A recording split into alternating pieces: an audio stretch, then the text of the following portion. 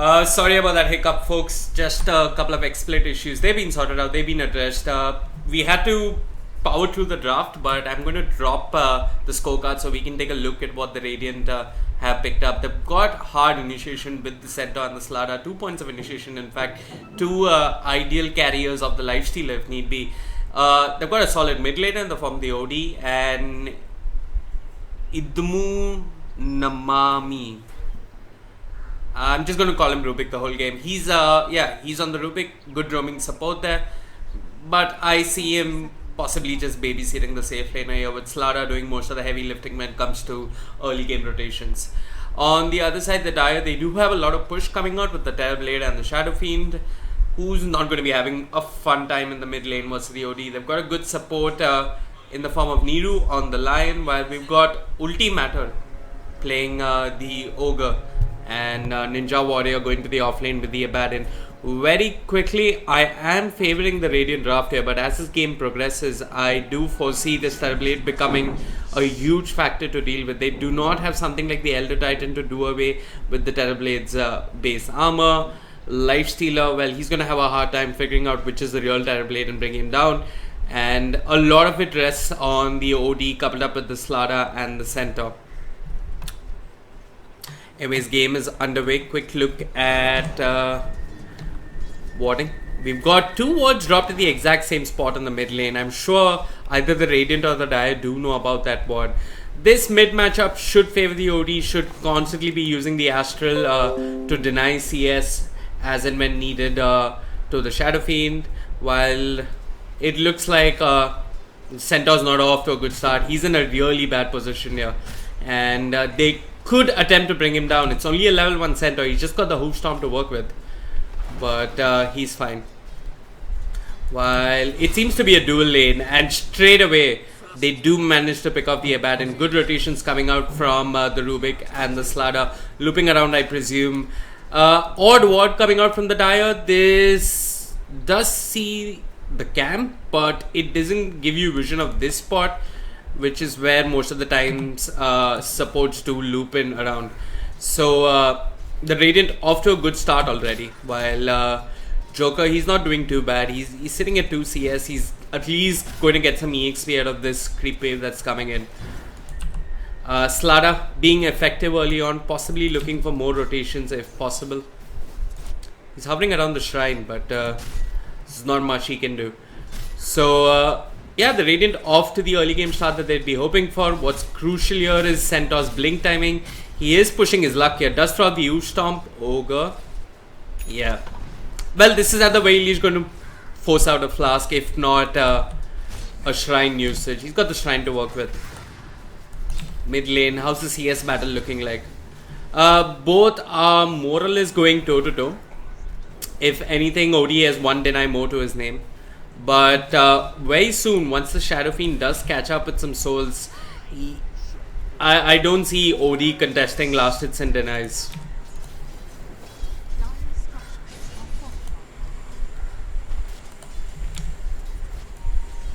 TB having the best start in terms of CS, sitting at 13 CS to his name. Mid lane, Rubik, Slada and the Obsidian, the Outworld Devourer grouping up together, getting a kill onto the Shadow Fiend. Good stuff coming out from them. And in the top lane, the Dire, they're not responding. I mean, in fact, they're just playing a purely reactive early game, and this could hurt them. I'm not sure why Ogre needs to spend his time sitting around the top lane. It's not like he's pushing Centaur out of the lane. He might as well move on to the mid lane and push OD out of the mid lane, and he'd be much more useful doing that. He's throwing out these ignites onto Joker, but they aren't leading to kills, and they aren't leading to the Centaur being pushed out of the lane either. So, not sure what he aims to accomplish here. Lion looking for a wraparound play. He's got the Impale and the Hex at the ready. Monster needs to be careful. Lion could just walk into the 2 supports coming out from the side of the Radiant, but smart positioning, and he backs out. We've got the Sentry D ward in the mid lane, so Shadow Fiend has less vision to work with. We've got TPs coming into the mid lane. It looks like it's Lion who's well, if he does walk into the mid lane, he is going to be scouted out by the Observer coming out from the Radiant. He's hanging around in the trees. And Rubik and Slada, it seems they have their sights set on another lane. Lifestealer not doing too bad versus the Abaddon. In fact, the Abaddon is doing really poor right now. He's sitting at 3 CS while even Centaur is sitting at 10. And this is with a Quelling Blade to start with. Okay, top lane, it looks like Drugs, Rubik and Joker have popped the shrine. They are looking for a rotation. Neat little sentry being dropped early down. We've got the sprint coming out from the Slada. Not sure who he expects to find. Joker not in range for the Hoosh Stomp. He's got the boots. Could try and close the distance. The Hoosh Stomp will miss. And it looks like it's going to be a disengage. They probably telegraphed that movement too, obviously. Meanwhile, Lion did get the T-Ward off in the mid lane. So this frees up his rotations if need be to the mid lane. We've got a lift onto the Urga. The Crush should follow this up. Ultimator will be brought down. He's not at the best start in the early game. He is tanky, but the double edge does seal the deal. Terrorblade pops the Metamorphosis. And he's trying to bring down Joker, but Joker can just walk away without any lockdown. Yeah, the Abaddon not having the best of starts. He's sitting at 5 CS, just 2 more than the Lion. Forced to use the Shrine. Sure, he's getting levels, but his CS isn't looking that good, especially when you look at the Centaur who's sitting at 10 CS. What's he building into? It looks like it's going to be the Tranquil Boots for now. Pretty standard. Might go into the Hood first, which Centaurs do more so often, especially considering the double edge is a lot of damage and the Hood does help you deal with that. Well, we did have a small push coming out from God Particle, but his meta has timed out. And these static lanes, I don't want to call them static. I just like to say that the Radiant have been moving a lot better in the early game. Rubik goes in, he's got the Telekinesis, throws back the Terrorblade. He's not got Sunder to work with. It's only a level 4 Terrorblade. We've got the Earth Spike coming out from the line. Joker giving chase. Another Telekinesis anytime soon? No, not for 10 seconds at the very least. Joker trying to loop around Terrorblade. He's in a horrible position right now. He does use the Reflection, but he's been caught with the Stomp, with the Crush, with the Double Edge, followed up with the Fate Bolt. It should be a kill for the Rubik, and Joker's not done. He's looking for more.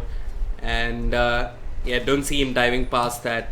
Once again, all this is more space for the Abaddon, but he's not having the best start in terms of CS. 6 minutes in, he's building into a Midas, which I do not see him getting anytime before the 12-minute mark. One gang coming out from the Radiant could absolutely shut down this Abaddon. Slada has been really effective. The Winley is really helping out early on to get into position, get those crushes off. Coupled up with the boots. Looks like he's building into the Tranquil, pretty standard. Does help him jungle a bit. I am not sure, but I noticed a small change in 7.05. Earlier on in 7.03 or 7.04, if you did pick up Tranquils and you drop them into your backpack, it would go on cooldown and the cooldown wouldn't happen. As in, it'd be static if you dropped it into your backpack. But now, at least yesterday when I was playing a game, I did see that the cooldown take place in the backpack itself. So not sure what that's about. But yeah, Tranquils, the movement speed is legit. It does help you jungle to some extent. And the, well, small armor buff coming out from it is worth noting as well. Lion has moved into the bot lane. He's got no boots to work with. Did pick up the ring earlier on. Looks like he's building into the Tranquils himself. The Dire, well, they have tried to reclaim some vision here. They've dropped an Observer. And one thing I'd like to point out is, as a Dire support, you're always better off dropping the Observer on this side as opposed to this side, because the tower vision is so much that you will actually see heroes creeping in from here. And it is a small buff that the Dire mid laner has, that he can't be ganked or flanked from one side of the map almost always. So yeah, in my humble opinion, this is always the better ward to drop if you're a Dire support. Top lane Ogre, once again just throwing out ignites every now and then, but he really isn't pushing Joker out of the lane. I'm not sure what this Ogre is meant to accomplish. As the game progresses, he's just going to become a bloodlust machine, and Joker really pushing his luck here. He hasn't got Stampede, but he does know that Ogre doesn't have much mana to work with. Abaddon makes a quick base trip, TP's back to the lane, throws out a Mist Coil, secures the creep. Quick look at the network graphs. Okay, I did not expect that. How does Centaur walk in and kill a Terrorblade with an Ogre around? This shouldn't be happening. And he pops the Stampede, will run out of there. Prances out of there like a beautiful gazelle. Mid lane, OD. Well, the OD did have a good start, but the Shadow Fiend has caught up, and that's what Shadow Fiends so excel at, flash farming. And he's now moved into the jungle. He's sitting at 48 CS. He's building into the threads here, which is standard, but it's going to be interesting to see where he goes from there. A Shadow Blade would be useful.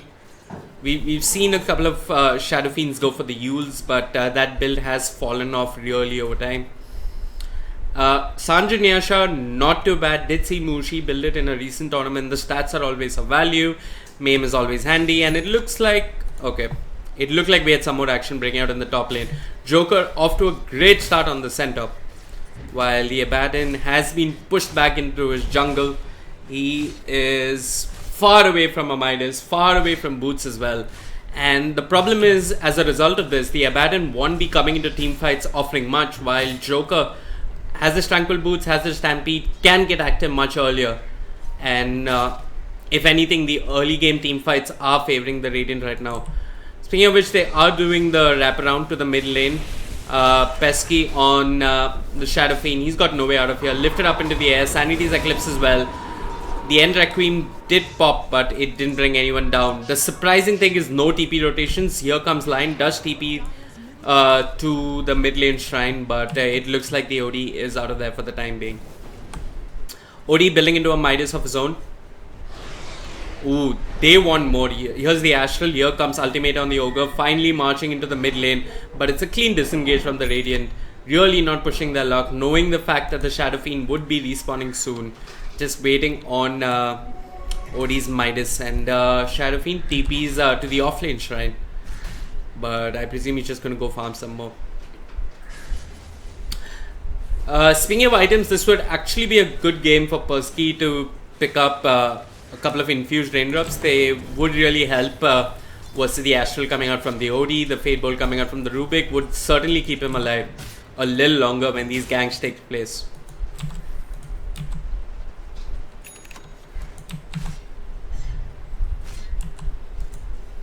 So the Radiant sitting at 6-0. Beautiful early game rotations coming out from the Slara and Rubik. We've got a Telekinesis on the Abaddon. Lifestealer pops the Rage, even uses the Infest, gets out of there safely. Ogre walks in, drops a Sentry of all things next to his very own tower. Not sure who or what that was for, and backs out. Probably just a misclick of hotkeys there. Niru's still searching for his boots, almost completed with it, and all the space that Shadow Fiend has created by moving into his own jungle has allowed Lion some quality time in the mid lane.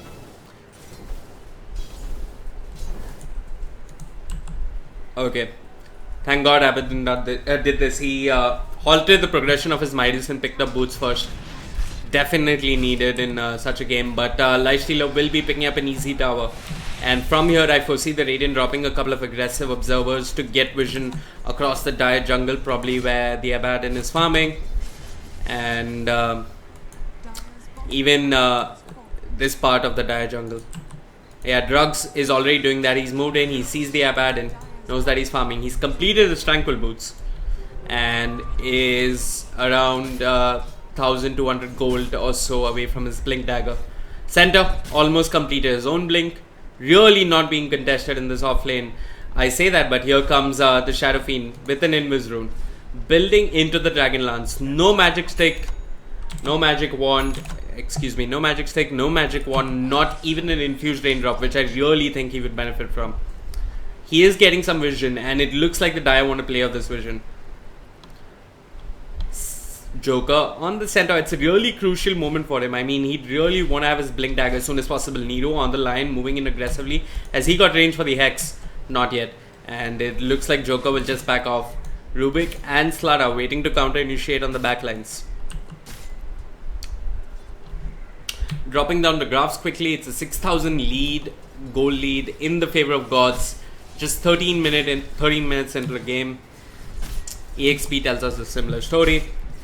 Lifestealer, what's he looking like in terms of items? He's gone for the Midas, which makes sense. I mean, if the game goes later and later, you would want that Midas, and especially when you're getting it so early on.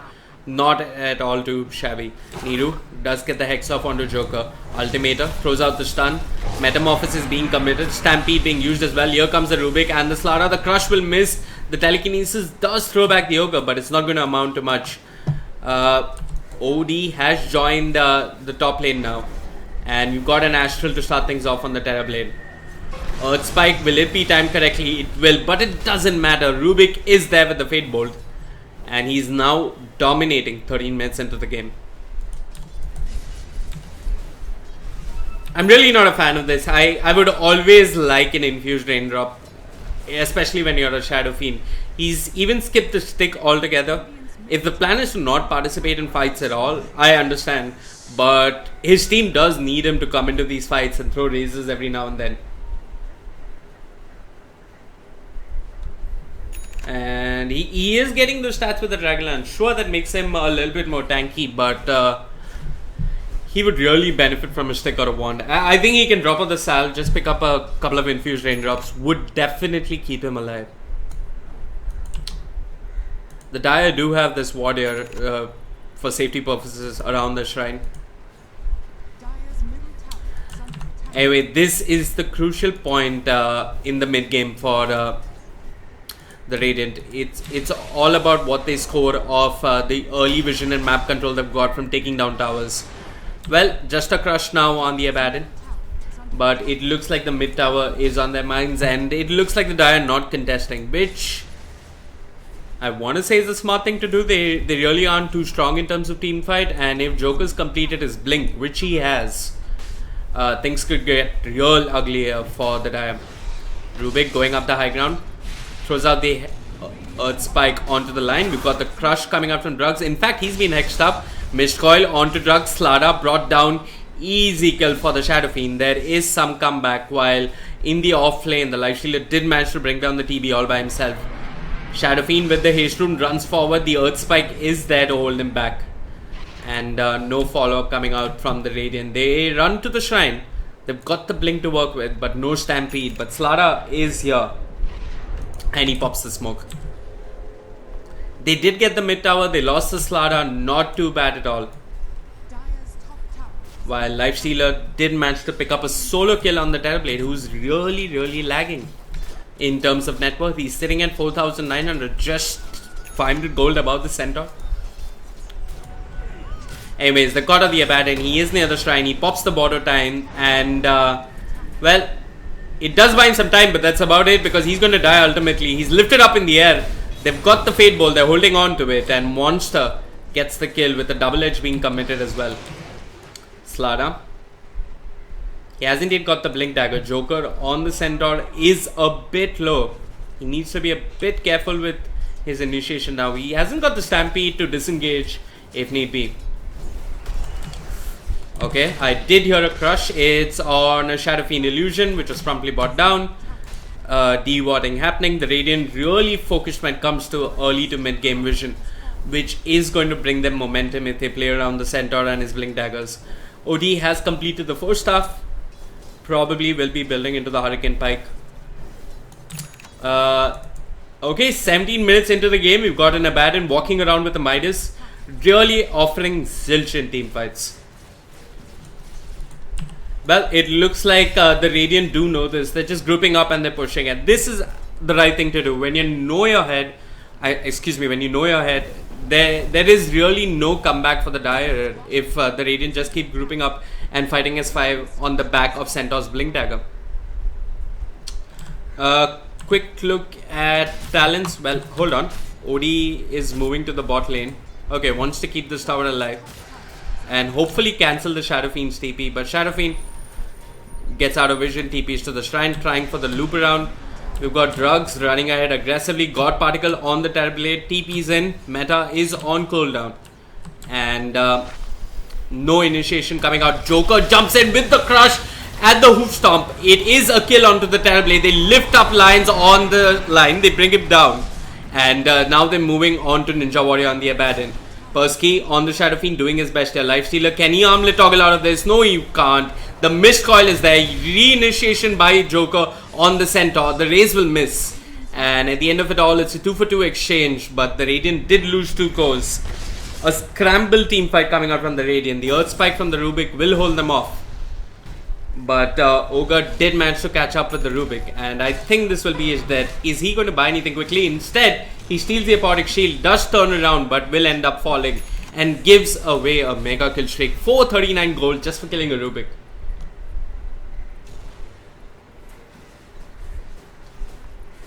Some signs of recovery there for the Dire. Much needed team fight win. And off the back of that, Shadow Fiend has completed his Shadow Blade. While Terrorblade is getting some farm in the offlane. He's got his Yasha, seems to be building into a Manta. Makes sense. The stats are needed. He can use it to get out of open wounds if need be. And yeah, the agility, always good. Lions sitting at level 7. Let's take a look at levels here because talents are really important. Who's got their talents up and running? Terrorblade has his, Centaur has his. Right now it looks like the 4 supports are yet to get their talents 20 minutes in, which makes sense. I mean, you usually as a support you do get your talents by level 23, 24 if anything. Rubik I foresee will be taking the plus 60 gold per minute talent. Makes the most sense. I mean, you really don't need the plus 60 damage. I don't think it brings much utility, and considering you're going to be the ward bitch for the game, the plus 60 gold does make the most sense. Okay, so the Radiant once again grouping up and pushing down the mid lane, or so it seems. The Lifestealer, he's changed track now. He was building into a Desolator, but it looks like he'll be the Lincolns. Good to some extent versus the line, but okay, he's completed the Desolator and he's queued up the Lincolns now. This item choice, I mean, sure it gives you a little more survivability, but do you really want to be investing a slot into a Lincolns?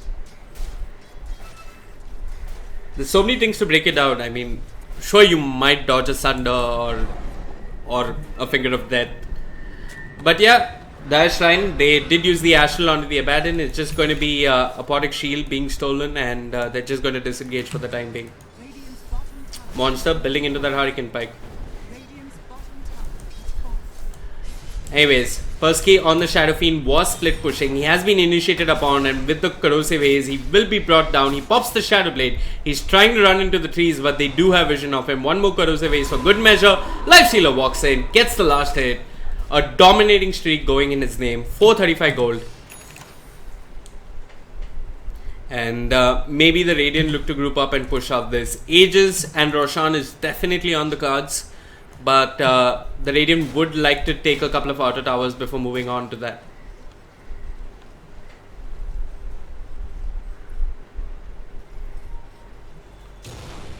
Mid lane, Cody all by himself, not spotted out just yet, so unlikely that he'd end up falling. Okay, so we do see a push coming out from the Radiant. The Dire, meanwhile, on the other side of the map, slowly rotating to the bot lane. I imagine they're going to give up this tower. Rubik has the Apodic Shield to work with, and there should be an easy tower for them. Yeah, no contest coming out from the Dire. Smart thing to do. Shadow Fiend didn't have souls to work with. You wouldn't see a big Requiem, which is the majority of Dire's teamfight damage. What talent did TB pick up? Plus 15 attack speed or plus 6 health regen? This is a tricky one. I mean, I think he's a bit nervous after all the ganks that came out from the Radiant early on, and he probably just wants to stay alive in team fights. But the plus 6 health regen definitely does allow him to move into the jungle if need be. But what jungle? I mean, the Radiant are taking almost all outer towers clinically, one by one, and the Dire just not responding.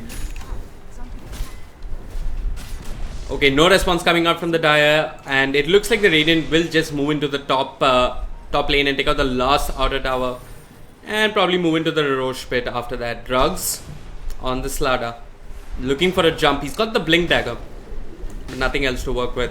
Graphs, how's it looking? 7,500 lead, 23 minutes in the favor of the Radiant.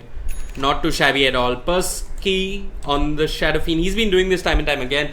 Just moves into the other side of the map, tries and clears as much of the wave as possible. Maybe threaten the tower, but it's not amounting to much. It looks like the Dire do realize that in terms of team fight, they are lagging behind and they're just holding on, waiting for what? I'm not entirely sure. What is the next big item that they need so that they can take team fights? A BKB on SF would definitely be good, but it seems like he's building into the butterfly. I do not advocate this.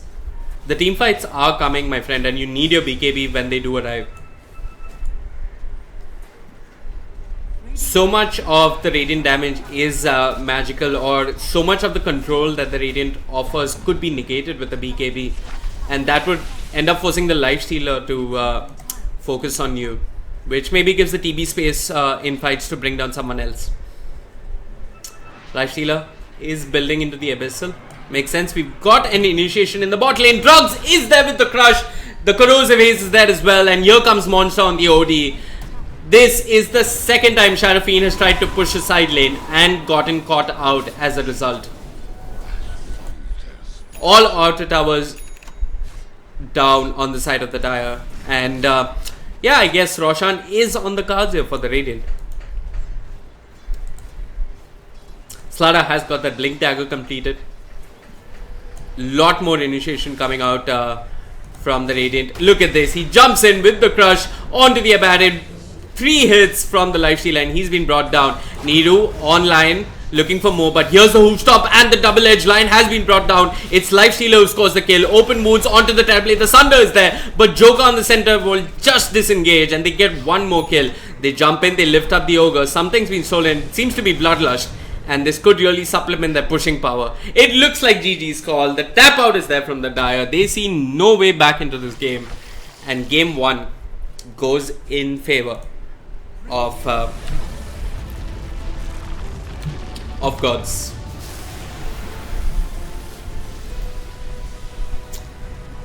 Anyway, folks, my name is Vivek. That was a very convincing game 1 coming out from gods there. Good drafting, good team fight coordination, solid initiation coming out from the center. Don't go anywhere. We'll be back with game 2 in just a couple of minutes. Thank you.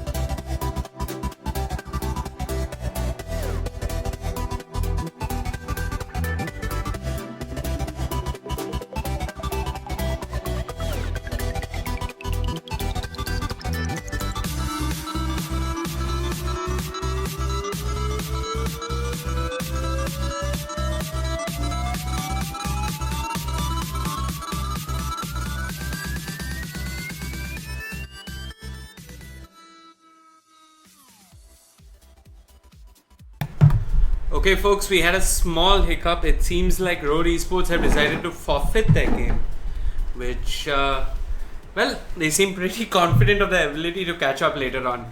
Anyways, I've got Cobx with me. You saw game 1. Yeah. Any thoughts? I mean, I was a little confused by the lack of a BKB on that shadow feed. Yeah. At that point, it was probably over anyway, but why would you go for the butterfly? Why would you even rush the Hurricane Pike in the first place and then go back for a butterfly versus such a disable heavy lineup? I'm with you. I think if they needed to fight, they needed that BKB. And what was really disappointing is that the Abaddon didn't really bring anything in the team fight. I mean, he wasn't soaking up a lot of damage. It wasn't like he was saving allies left, right and center. In fact, he just gave away his shield to Rubik, which kept the lifestealer healthy when they wanted to push. And it was an early tap out coming out from them. I mean, Terrorblade just called GG with all 3 outer towers down. And if anything in 7.00, I've seen more and more teams come back from mega creeps and super creeps and whatnot. The T4 regen is quite strong. They did have a chance, but not if SF went for a butterfly. I'm with you on that. I think if they needed to fight, they needed a BKB. So we have a couple of interesting teams that I've signed up for this tournament, by the way. There's unfortunately Roar Esports has tapped out, so they're not going to be making it to the top 8. But I do believe we saw Wipeout, we saw Aggressive 5, we saw... Isn't Wipeout Roar... Wipeout was Roar. I don't know if Roar and Wipeout. I mean, the registered team here is Wipeout. I don't know. That's upsetting then. Wipeout is out. But Aggressive 5 is still in. Wipeout is Excarnation's team. Right? Yes. I mean, it doesn't have Frenzy anymore. It has Excarnation and Zedisbug is their coach, and it has Deliverance, their 6k support player. But yeah, they're fun to watch. They were one of the teams that had great success picking the Rikimaru earlier on. Deliverance is a solid disruptor, but yeah, so, they won't be making it to the top 8. A couple of you that are in the chat that if you do want to get a heads up on what the brackets in the schedule look like, all you got to do is type !bracket or !schedule in chat.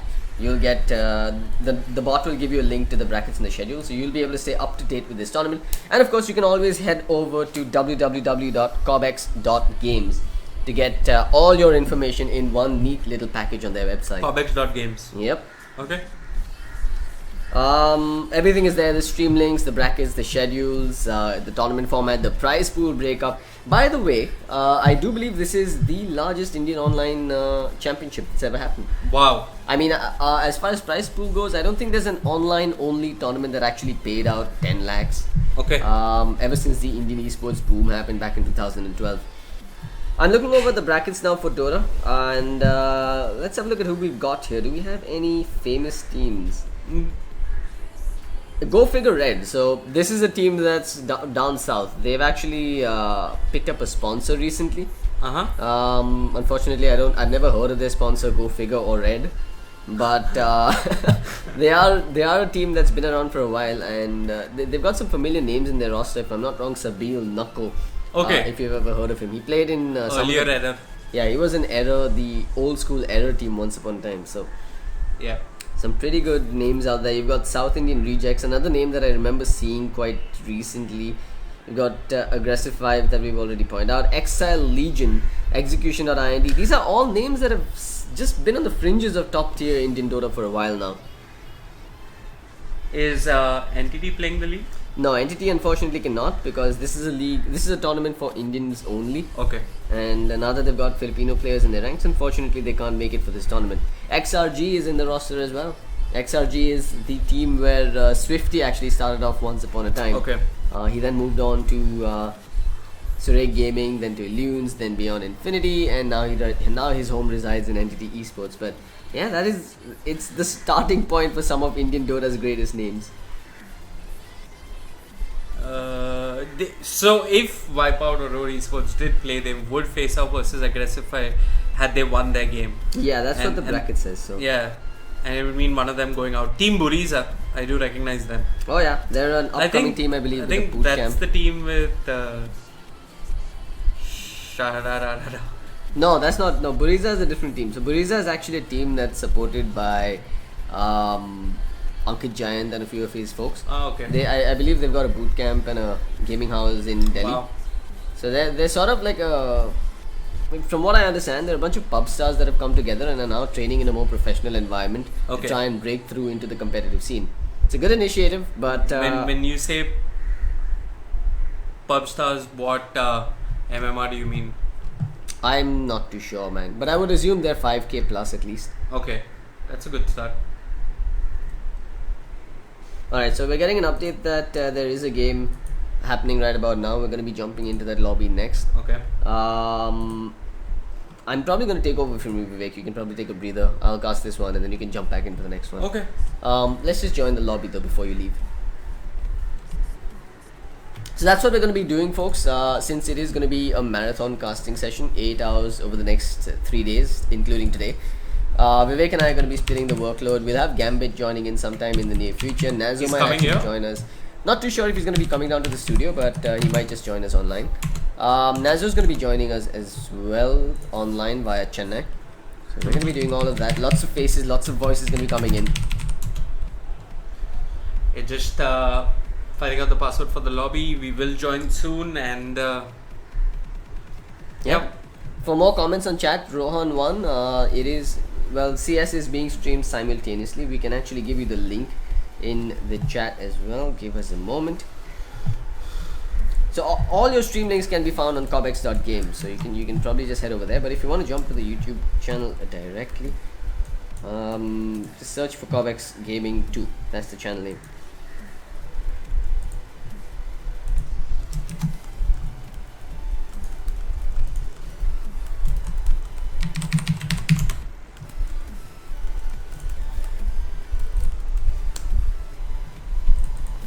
Hope you folks have been enjoying the broadcast so far, and we do appreciate you spending your Friday morning with us.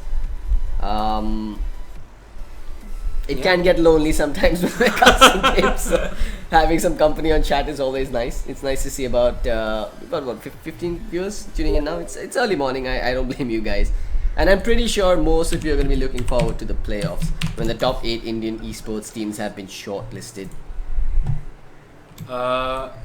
I am in the lobby.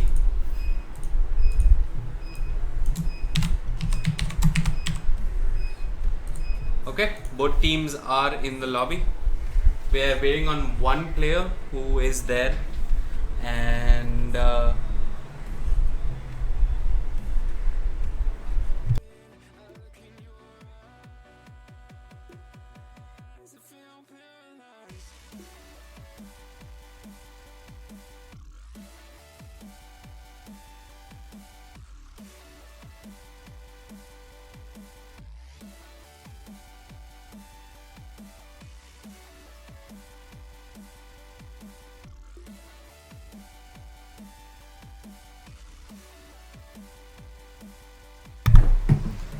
Alrighty then, gonna give Vivek a breather for now. I'm gonna be taking over from him. I'm CloudX, by the way.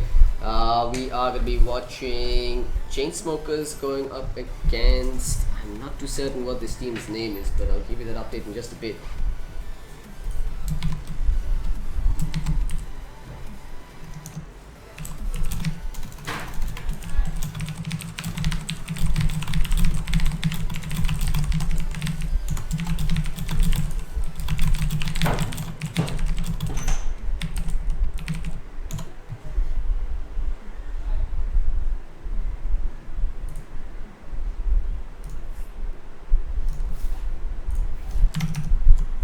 Alright, we should be starting in just a bit. I'm just going to quickly open up the brackets and check what team is up against the Chainsmokers. It is the Zeeks. So it is apparently the Zeeks on the Dire side and the Chainsmokers on the Radiant. I'm looking forward to this. I do love me some untainted, uncorrupted Indian Dota meta. I would love to see if either of these teams have what it takes to make it to the top tiers of the ladder. That's what this tournament is all about, though. It's about giving the Indian esports players a solid chance at breaking through into the higher rungs of the ladder. It is about identifying the top few Indian esports teams and rewarding them with a fat wad of cash, aka 10 hours. Sorry, let's just say 10 hours, 10 lakhs of Indian rupees up for prize pool. I believe the first place takes home a solid 2.5 lakhs. Let me just check that for you.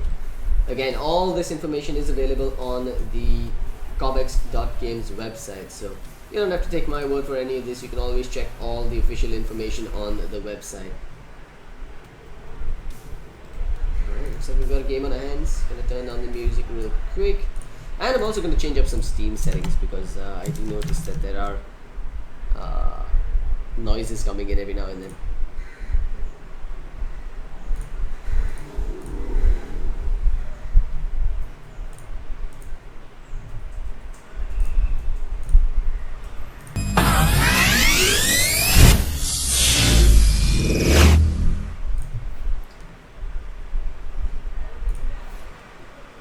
Alright folks, looks like something happened. The lobby did end up crashing over there. We should be going live once again. I believe one of the players actually disconnected there during the draft phase. A bit of a bug there. Dota, please fix yourselves. The majors are on.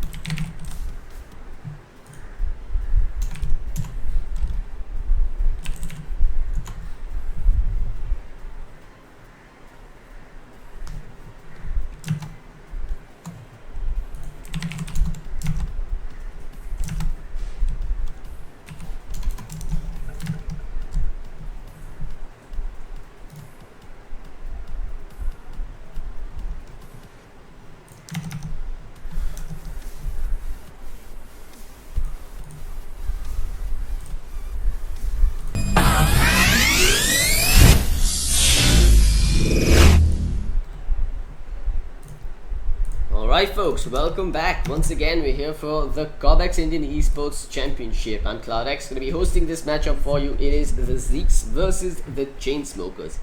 On the Radiant side, you've got the Chainsmokers. They've got themselves a fair amount of reserve time. No penalties applied to either side. 2 minutes and 10 seconds on the clock here for both teams.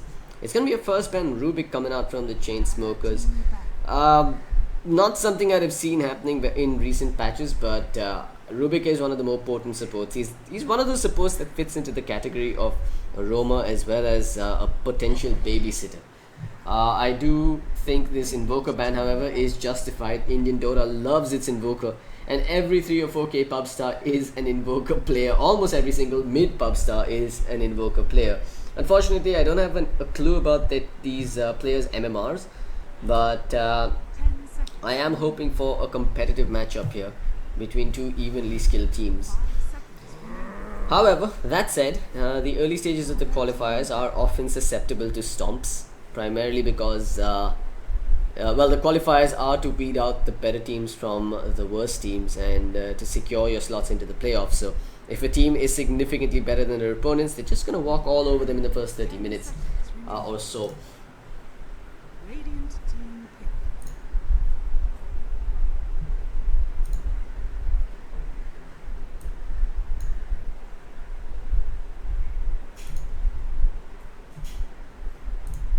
Gonna quickly check up if everything's okay. If there's any feedback that you'd like to give us on the stream, do let us know in chat. We do have our eyes open on the Twitch and the YouTube streams, so we will be able to watch and comment on you guys, and of course respond to queries every now and then. And of course we've got admins in the chat as well, so if there's any particular queries you have, feel free to message them and let them know.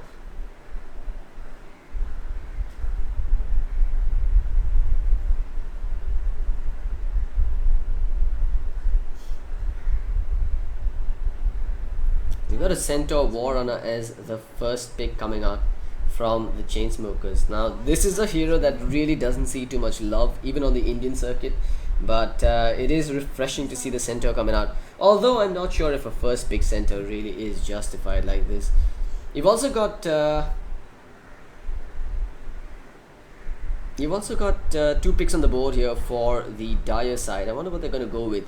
I'd like to see them reveal their 4-position hero, the Earth Spirit, the Monkey King, the Treant, all still in the pool right now.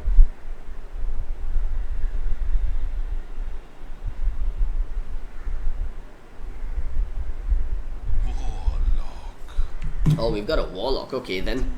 Very unconventional picks, but I guess it is commendable that they're not just following the meta blindly. They're picking what they're comfortable with. Going with the Warlock, which I assume should be their babysitting 5-position support. While the second pick on the board still up for grabs here.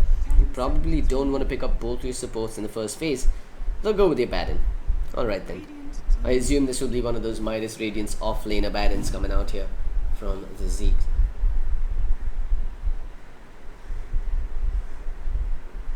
Abaddon really has become hot stuff today, and it does hold some value versus the Centaur Warrunner.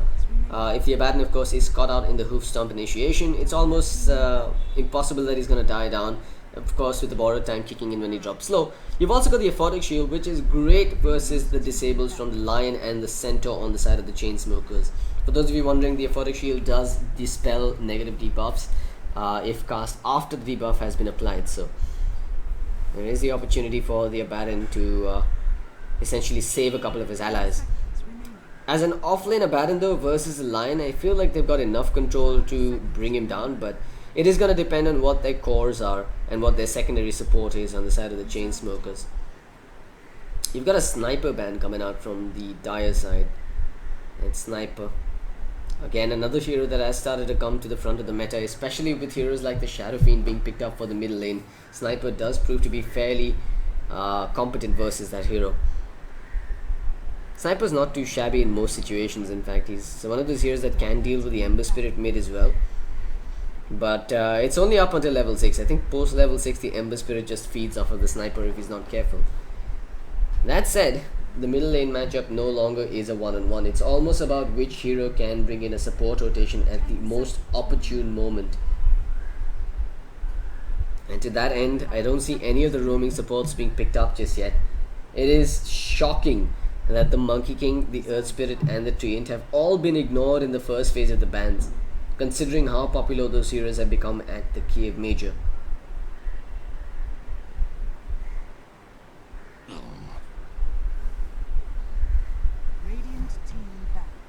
Well then, you've got an anti-mage ban coming out as well. This is another unconventional... Well, it's not exactly unconventional, but are they really that afraid of an anti-mage when they still have the opportunity to pick up enough and more disables on their side? I guess this could be an indicator that they're going to look at something like a Medusa pick or a Storm Spirit pickup. But on second thought, I wouldn't read into it too much. It's probably just one of those comfort zone bans. We don't want to play versus a split pushing anti-mage. We really don't want to deal with having to lock him down. And I guess that's probably why they've chosen to ban out the anti-mage after all.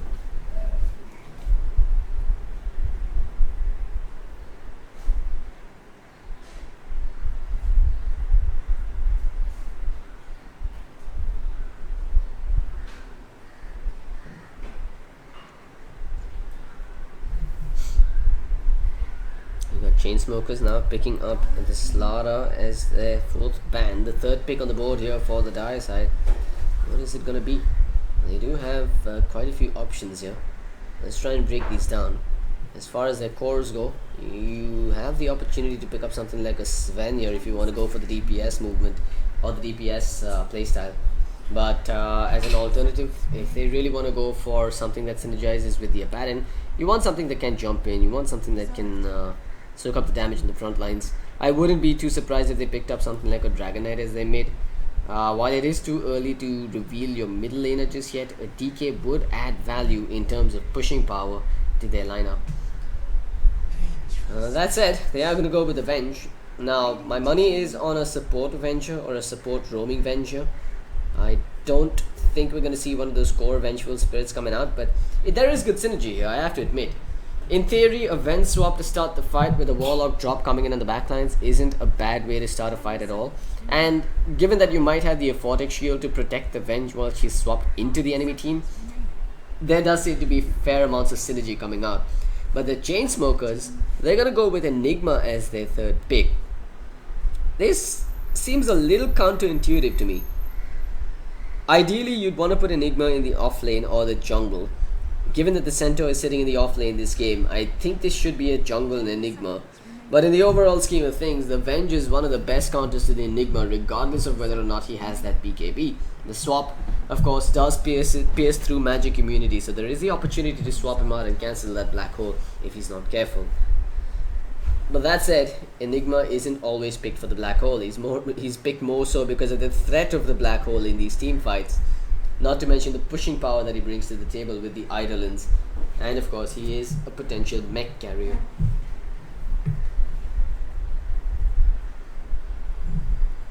Fourth pick on the board for the Dire. Are they going to switch gears now that the Enigma pick has come out here? Or are they just going to go forward with their tried and tested lineup? There is room for a Drow Ranger to come in here. Tinker. But they'll go with the Tinker for now. I'm in agreement with this Tinker pick. It's a good layer of defense that they've added, a good way to split push the waves, a decent middle laner that can score kills with rotations from the Vengeful Spirit, and it's one of those mids that really doesn't have a hard counter to it. I can't think of a single hero that essentially shuts down the Tinker at the middle lane. You do need to have successful rotations from your supports to stop him.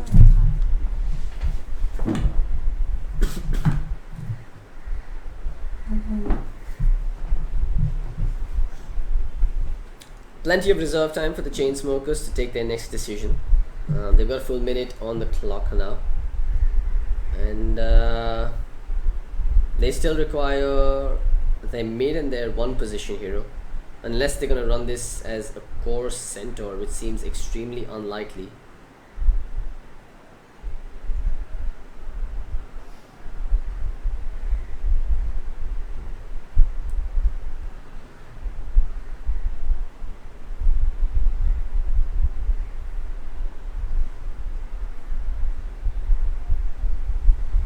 Seconds, they are actually running through their reserve time, and it doesn't look like either of them has disconnected.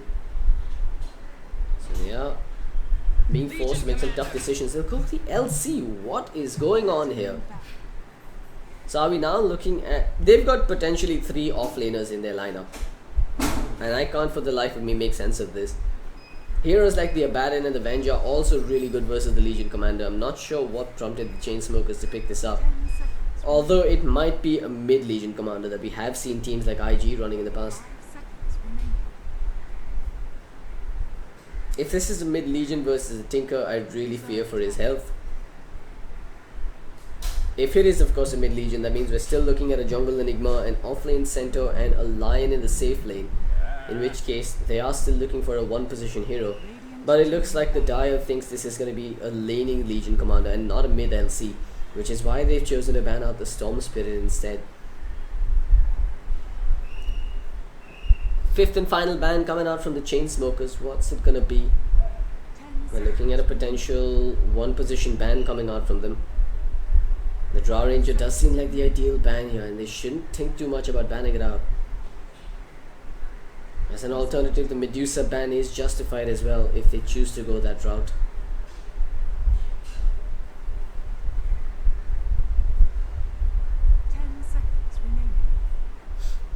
They are running out of time now.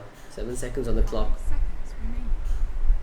4 seconds on the clock. Are they just going to end up giving away no ban? Yep, they've actually missed their ban, so nothing gets banned out in their final phase. That is the definition of panicking during the draft phase. Either that or going AFK during the draft phase. Last pick for the Chainsmokers. And I do hope that this doesn't end up being a random pick. They haven't disconnected, so they are very much in the game here, but they're really just panicking here. 7 seconds to go. They have to make a quick decision here. What is it going to be? It's going to be the Life Sealer. They have way too many cores for my liking here. But they've also got enough and more heroes to synergize with that Life Sealer here. But 3 potential Blink Daggers. Actually 4 potential Blink Daggers between the Centaur, Lion, Enigma and the Legion Commander. So the Infest Bomb is a very possible setup here. But you now have a last pick available for the Dire. They've got enough heroes to kite around that Life Sealer. And they're looking for a one position of their own. They're going to go with the Medusa indeed.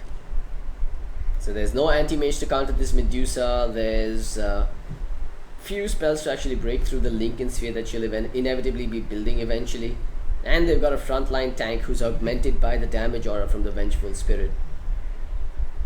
So it does seem like the Zeeks have the upper hand here in this game. At least in my opinion, their draft does seem stronger.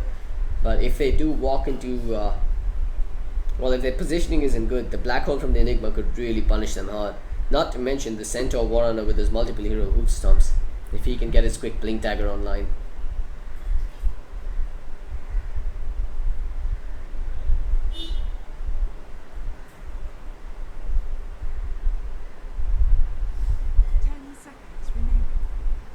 Well, for those of you that are just tuning in, you're watching the Cobx Indian Esports Championship. This is the Dota2 Open Qualifiers. It's day 1 happening here as Chainsmokers takes on the Zeeks.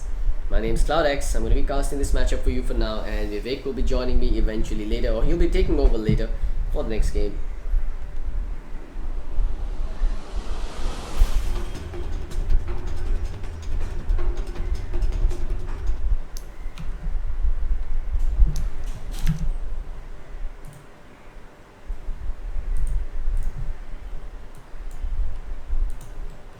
Alright, let's start off with a quick introduction of both sides. You've got Excalibur on the Enigma for TC5. You've got Danger, playing that Legion Commander. You've got Zenova on the Lion. Centaur Warrunner in the hands of Paradox, which puts Lifestealer in the hands of Falcon. Meanwhile, on the other side, you've got Faraz handling the Vengeful Spirit. Warlock's going to be played by Kiv. You've got Dark playing the Abaddon. Medusa is going to be played by Sparky Boy, and Tinker in the hands of Whoosh. A quick look at the starting items. Tinker started off with the standard build, 2 tangos, a salve, and a null talisman. I would have expected him to get the Iron Branch and a Fairy Fire and then call out the salve once he picks up the Bounty Rune, but he's sparing no expenses, just going to pick up the salve right from the get-go. Meanwhile, on the other side, it is going to be a mid Lifestealer? Is that what we're looking at?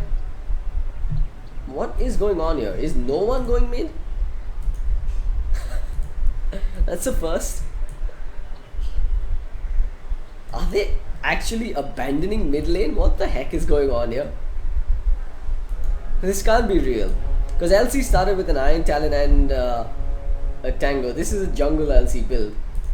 Excalibur's clearly gone for this strange laning / support build with a magic stick. He's actually popped a smoke right at level 1 as well. Solo smoke with Eidolons picked up. This seems like a mistake. But he'll get the ward placed down without being spotted. But okay, it's a mid Enigma then. A mid Enigma that actually bought his own wards and smokes. Is that what we're looking at? No, okay, I think it was just pool the wards and the smoke. Alright, Excalibur should be able to do okay versus the Tinker, to be honest. He's going to be able to overwhelm him with these Eidolons, push out the wave, and of course get some decent CS going in.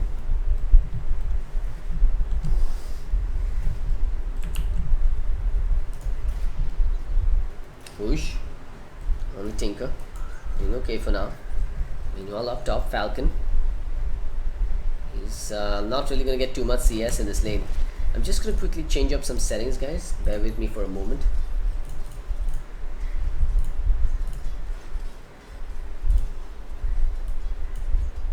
There we go. That's better. Alright, so as we were saying, it's going to be really hard for Falcon to CS in this lane. They are running this as a dual off lane with the Lifestealer and the Lion. They're going up against the tri-lane of the Medusa, Venge, and the Warlock. This is a really hard tri-lane to face up against. Not too many opportunities to kill the Medusa once she gets appointed to the mana shield, but that's where Zenova's mana drain will really come in handy. Meanwhile, Paradox on the bottom lane. He's up against an Abaddon. In a one-on-one matchup, I think the Abaddon does have the upper hand here. He had a Prodic Shield and the Curse of Avernus, doing some decent damage upon Paradox, who actually started off with a Magic Stick. Probably not the best idea to get a Magic Stick in this game for him.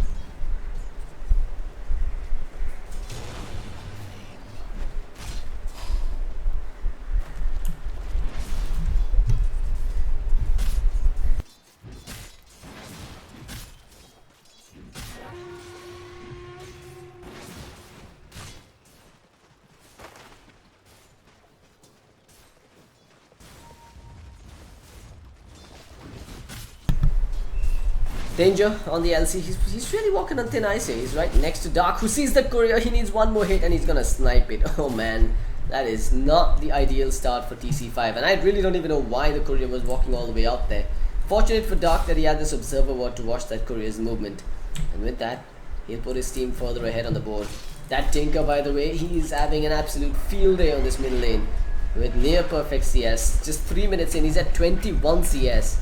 His boots of travels are going to come online really quickly at this rate.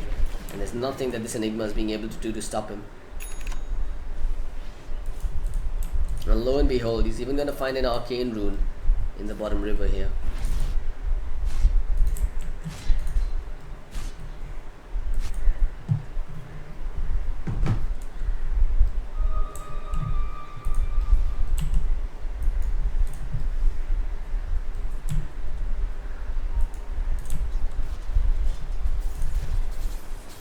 Meanwhile, Falcon, he's up to his boots now. That's all he's really got in his bank. But TC5, it's a desperate situation for them to be in on this top lane, because if they don't score a kill here, it means that their offensive dual lane has essentially failed. There's no opportunities for Falcon to really move into the jungle, because that's where the LC is hanging around for the early game stage, and in the mid game that's where the Enigma is going to be. It's such a risky lineup coming out from the Radiant side, but the only way it really pays dividends is if they manage to make some big plays with that first big black hole, or after the Centaur gets his blink dagger. After all, they did prioritize farm on him on the bottom lane, so they are aiming for an early blink. Meanwhile, we've got an initiation. Cave finally taking some damage, but he's got the Shadow Word to keep him healthy. And Falcon, that is just a level 2 life sealer without even a point in the rage. There's no way to bring down this Warlock. Avenge, meanwhile, is coming in. Zenova, meanwhile, stealing some mana. They get the magic missile off. This could be his death. There's this Mystic Snake flying through as well, but it's not enough damage. Zenova, he'll salve up, but that salve gets cancelled by the Shadow Word as well. Misplay coming out from him. He should be forced to use the Shrine to make a base trip, but the Shrine has been used already.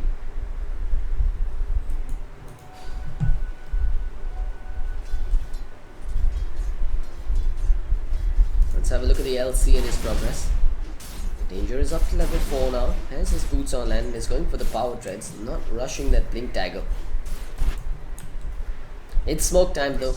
Both the supports from the Dire side are going to make their move towards the middle lane, where Whoosh is hanging around with 2 points in the laser and 1 in the heat-seeking missile. Excalibur though, his spidey senses have been tingling. He's standing a little further behind on his cliff, while Whoosh, he's maneuvering very aggressively, even going so far as to push out the lane with the March of the Machines. Faraz and Cave might actually do well to wrap all the way around from here and then come in for the gank. And yeah, that's exactly what they're going to do. They're wrapping around upon Excalibur. Faraz walks right into his face, throws out the magic missile, gets the stun off. Whoosh is thinking of coming in, but a bit of a miscommunication there. They will not be able to score this kill, as Excalibur will walk away and be able to tango up into fighting shape.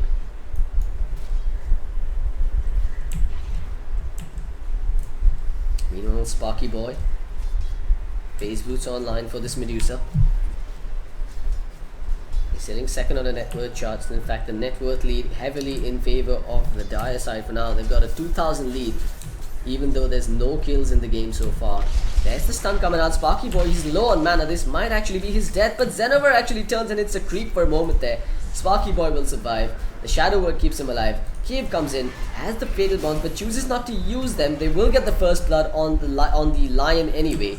As Faraz continues the chase, he's healing up with the Clarity Potion, giving him some mana, but it's going to be a while before he gets it. One more hit will do the trick, as Sparky Boy gets it from downtown. The offensive dual lane has essentially failed here for the Radiant side.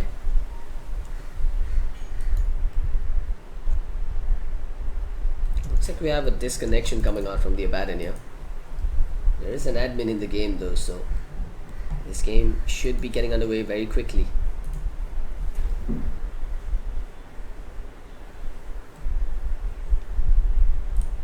Let's have a quick look at the items while we're at it.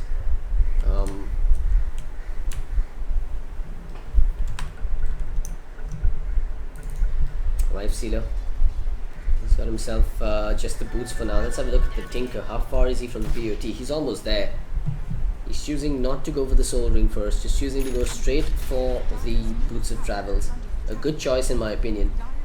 considering he's going to get it sub 9 minutes.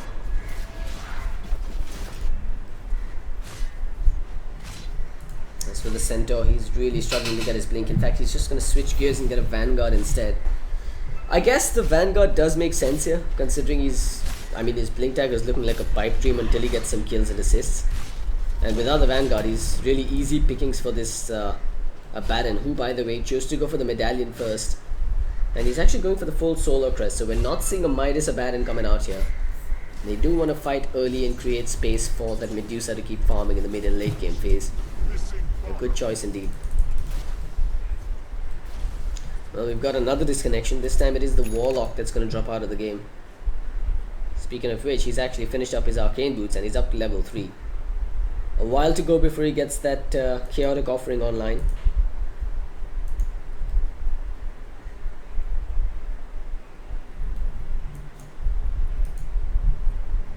As for the Tinker, he's now found himself the Boots of Travels.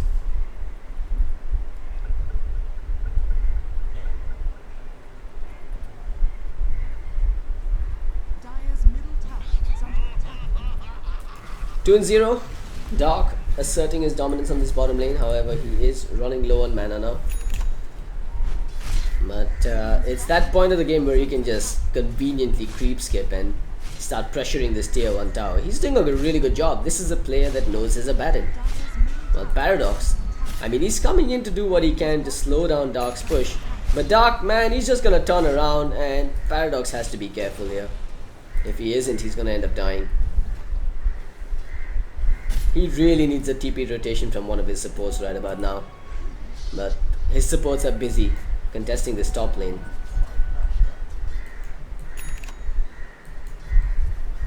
Haste Rune picked up by Excalibur.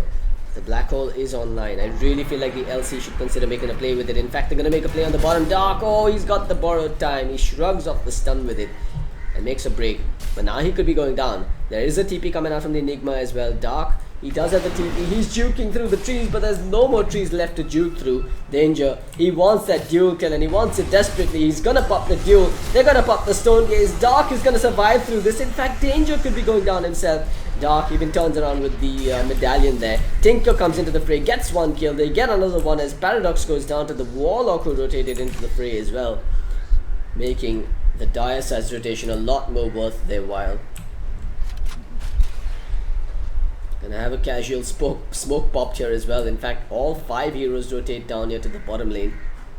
They should consider taking this tier 1 tower before they leave the lane, but at least TC5 will find some farm on the top lane now for their life sealer.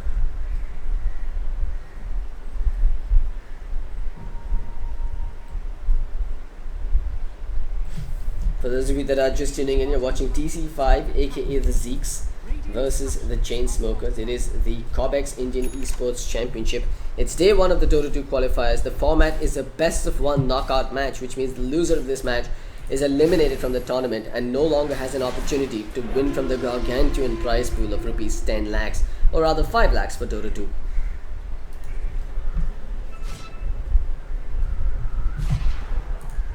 Fatal Bonds doing some work on Paradox here in this bottom lane. While Dark continues to push out this lane. Excalibur, remember, he does have the Black Hole if they want to make a play. But the borrowed time is back online. They'll start off with the stun. They'll steal away some of the mana. Excalibur walks forward, but look at the damage he's taken. He almost ends up going down to just the Euphoric Shield. As Dark runs forward, TC5 will use a defensive stampede to get away. And they're gonna have to sacrifice this tower despite their rotations. They are wasting a lot of time here, rotating 5 towards the bottom lane, not scoring a single kill, blowing some of their ults, and even losing the tower after it all. It's 4-0 and the Chainsmokers are looking hella strong.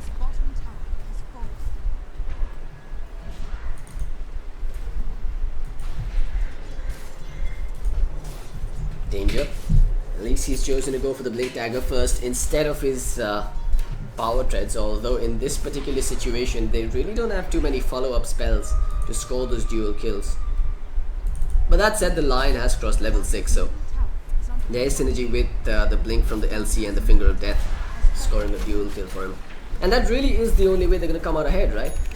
If they can score dual kills, that's how they start snowballing forward. Maybe get a blade mail, which works really well versus the Tinker, and then try and take fights on their terms. As for the Tinker, no sign of what his next item is going to be, but I would assume it's going to be that Blink Dagger. And once he has it, he's going to be significantly harder to bring down and catch.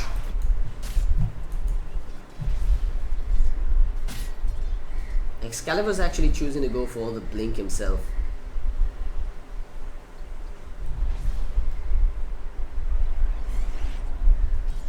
A quick peek at the net worth chart. Again, it is the Dire in the lead. And that is because they've taken a tower and they're 4 kills on top. Not a bad in. He's going to go back for the Midas after all, so they are going to hunker down for the late game. Top lane, Whoosh, going to get dueled up. He has been caught with his pants down, and this should be a dual kill going in favor. No! The dual victory doesn't get added to Danger's tally, but they do get the kill on the Tinker anyway.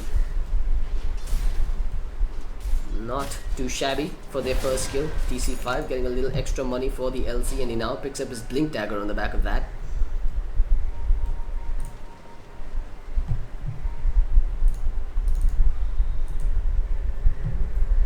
As for the Centaur, he's just 400 gold away from the Vanguard. Very curious build coming out from him. He actually chose to max out the return as opposed to putting more points into the hoof stomp. Guess he's prioritizing farm over fighting.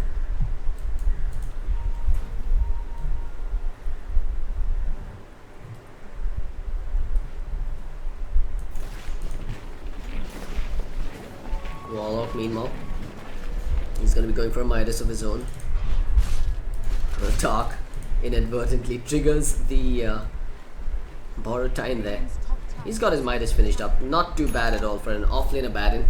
He scored himself a Midas as well as the Tranquil Boots along with the Medallion, all within the first 13 minutes of the game. But top, Xenover actually in trouble. Here comes the jump in. They've got the Stone Gaze popped as well. No Black Hole coming down. The drop is there. The Fatal Bonds as well. The Mystic Stick is doing work. Excalibur will go down, and so will the LC. They make it a 2-for-1 trade as the Warlock ends up being in the right place at the right time. But hey, at least the LC got a dual victory there off of the Vengeful Spirit. It's not a complete loss. And Xenober comes in. They will get the Infest Bomb off. They've got the Mana Drain coming through as well. The Hoof Stomp onto Whoosh. Whoosh is going to go down, and his Blink Dagger will get delayed. Another comeback coming out from TC5 as they score some very crucial kills. And looking for more. The Hex comes out on Sparky Boy, but Paradox is now out of mana. And Falcon, oh Falcon, he really shouldn't be chasing this. Xenober could be in trouble himself. They're going to go for Falcon instead. They'll turn around with the Magic Missile, but he has the Rage. He's going to get swapped further in. The body blocks are there. A couple more auto attacks will do some work, but they don't get the kill as Danger comes in and soaks up some damage for his teammates. Falcon will survive. Wasted efforts now coming out from the Dire side. Very sloppy engagement coming out from them. And it doesn't go unpunished by the Zeeks.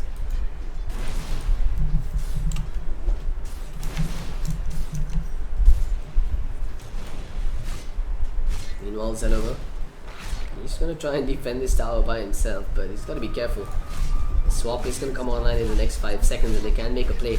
Here comes the TP from the Centaur. Dark is just going to man up and stand his ground. He does have the borrowed time, so he'll be okay. There's the Stone Gaze pop. Xenover has to turn and run. They're just going to go for the tower first, and then they'll turn around for Paradox. They still have the swap. They might consider using it. Indeed, they will, as Paradox is in a good position to get a multiple hero hoop stomp, but he's just going to turn and run instead while it's on cooldown. They get the kill on the Centaur. They do get the tier 1 tower, and all for the cost of nothing. While Excalibur continues to push mid and build towards his Blink Dagger.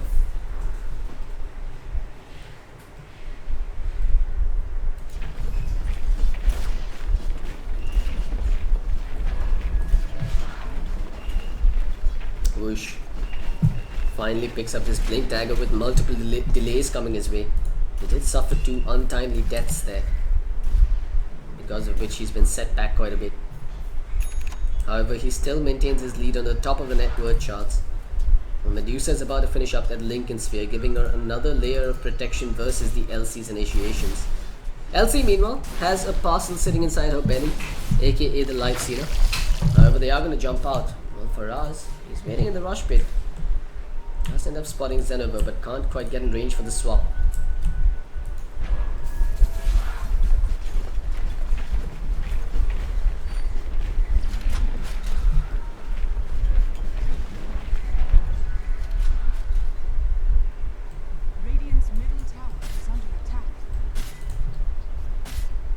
Excalibur now has his Blink Dagger as well, so they've essentially picked up 2 Blink Daggers on the side of the Radiant already. Their initiation potential has just gone through the roof, and their damage output is going to get even tougher as Falcon's about to pick up his Echo Saber in the next couple of minutes. Here comes the Enigma, they go in, they get the duel off onto the vent, they've got the stun, the finger of death, there's the drop, it connects only on the LC, the Stone Gaze is there, and so are the Fatal Bonds, so Excalibur is going to have a hard time blinking in. Tinker has his own Blink Dagger and starts to offer cover fire, with the rockets being spammed, the lasers forward as well. Xenova survives on a sliver of HP, while the tier 1 tower is about to be sieged down. Dark will man up and stand on the front lines, as if daring the Enigma to come his way. Not the best of fights coming out from the Dire side. I mean, the LC does pick up another 10 in dual damage before going down, but they do get the tier 1 tower anyway. But all while the Lifestealer could be in trouble himself on the top side. Tinker, he's going to jump forward. Faraz drops the magic missile, the laser as well as the rockets already expended, but now Whoosh is a little low on mana, but he does have the arcane boost kicking in from Faraz to help him out. And now suddenly it seems worth it, with the Lifestealer going down on the top lane as well. The fact that Tinker got the money for that as well, it's really adding up.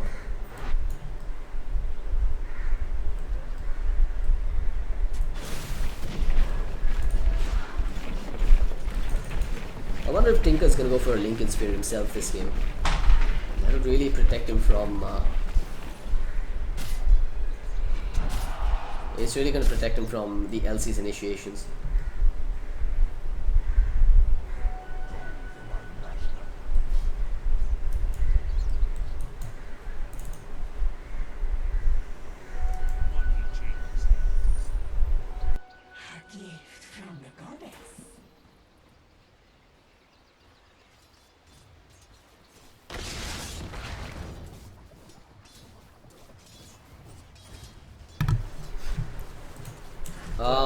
Lion is actually going for a really unconventional pickup. He's just picked up the point booster as his first item. Come on, man. I think a Glimmer Cape, a Blink Dagger, 4-staff, literally anything would have been better than trying to rush the Aghanim Scepter here. But then again, if by some stroke of luck they manage to catch multiple heroes in a major black hole and then pop a finger on top of it, who knows? It might just pay off.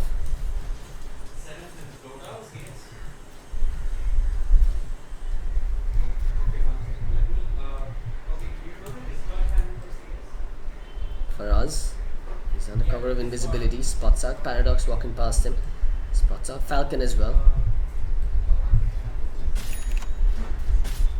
He should be able to score a kill. I mean, the Venge is not going to score a kill here, but they're going to try anyway. Paradox stunned up, Whoosh jumps in, dodges the hook stomp, but they can't quite bring down that tanky Centaur. And there's even a blink forward. Whoosh, what are you doing, man? He's gonna go down here. There's the black hole, connects onto just the Tinker, but it's worth it as Faraz is now gonna lose his life to danger, with the dual victory going in favor of the LC.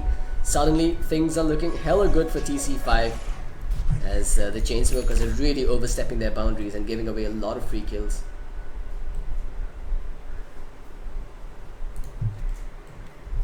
Well, unfortunately, there's a pause coming out here.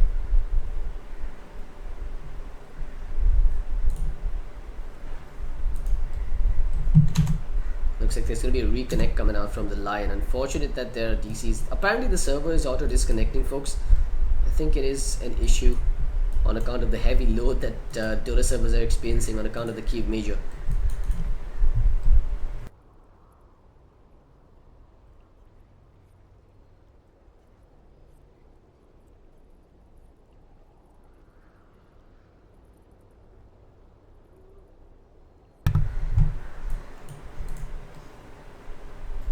Let's just hope it reconnects quickly here, because this is now turning into quite an interesting game. Look at this, there's a 10,000 net worth lead in favor of the Dire, but it still doesn't feel like they're winning this convincingly. TC5, they're fighting back and they're fighting back hard. But they are on the clock now. There is a 180-second cooldown on that black hole, and perhaps this is when the Dire side decides to man up and try and take some more towers. Or heck, even maybe take down Roshan. Although, I'm not certain they have the damage to bring down Roshan. Abaddon almost has his Radiance finished up. That's a really good sign for them. And all three cores are really farming well on the side of the Dire, so their late game is going to look really strong. Not to mention their mid game, which is already looking quite explosive. We're also seeing Warlock rushing an Aghanim Scepter. I'm not sure if that really is justified. I mean, you probably want to get some utility items like a 4-staff or a Glimmer Cape. The best way to deal with the Life Sealer is to be able to kite around him.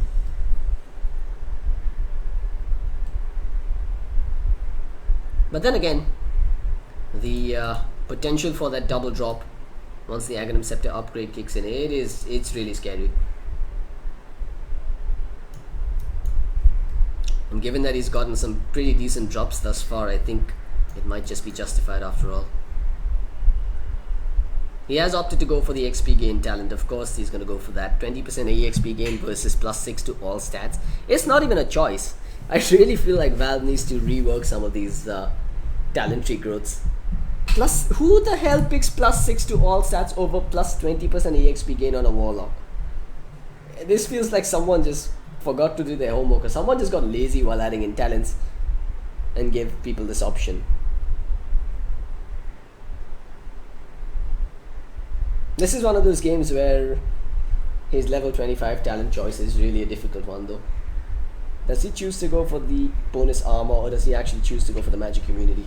Magic immunity is going to be good versus the Aghanim Scepter upgrade on the Lion, but armor would be really useful versus the Life Sealer and the LC for that matter.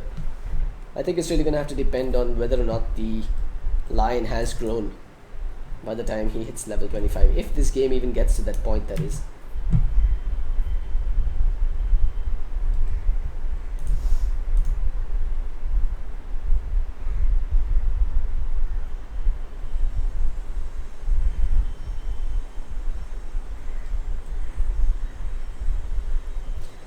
Big shout out to everyone tuning into the Dota live stream. It is an absolute pleasure having you guys here. Of course guys, if you are enjoying, do hit the subscribe button on the YouTube channel, or do follow Cobx on Facebook as well. You can find them at facebook.com/CobxGaming. All your tournament related information can be found in one neat little package on Cobx.games.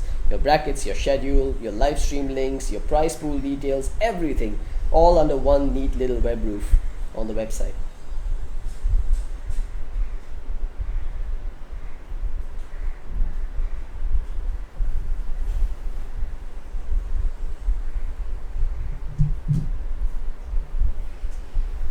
Well, Lion still disconnected for now.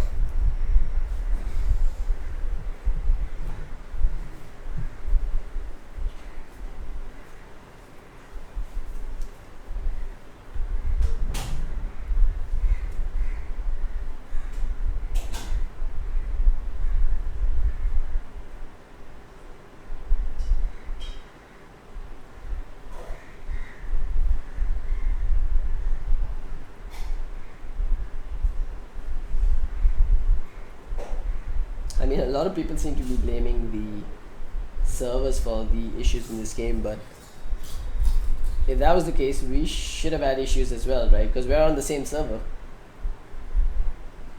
I don't think the server is the issue at all here. I do think it is on the player's end.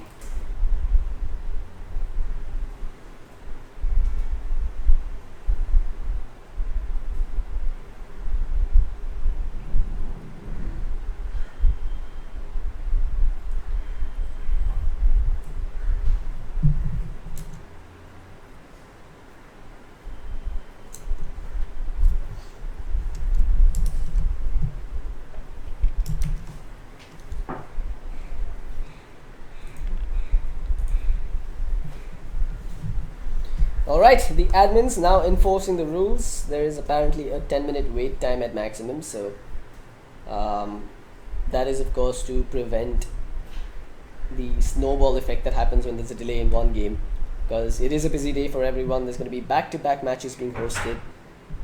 If one game gets delayed by 10 minutes, it essentially means the entire schedule gets delayed by 10 minutes, and if there's a delay in the next game, the delays just simply start adding up.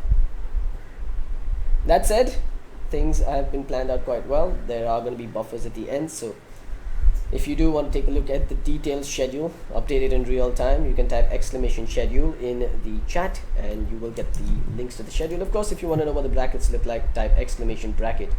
You can get all your information there as well.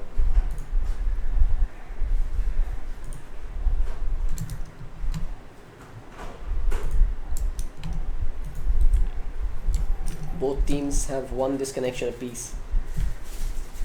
Just your average everyday Indian Dota matchup.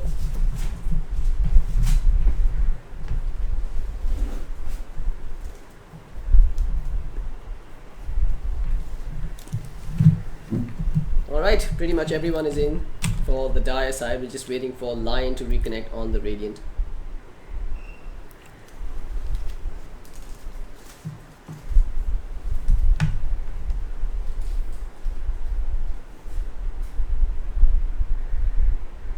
Once again, for everyone that's just tuning into this matchup, you're watching the Cobx Indian Esports Championship. The prize pool for the entire tournament is 10 lakhs, split across Dota2 and CSGO. All the details, all tournament related details can be found on www.cobx.games.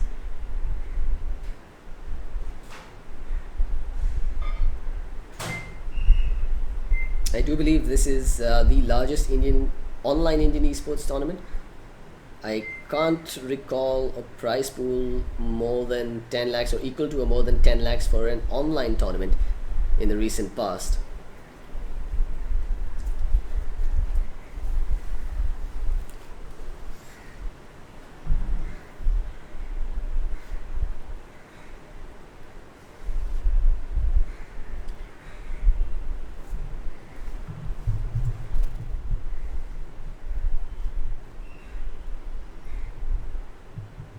Of course, if there's any issues, guys, do let us know on chat. We will fix them on the fly. And no, that isn't a new cooler that you hear. That's actually just the fan.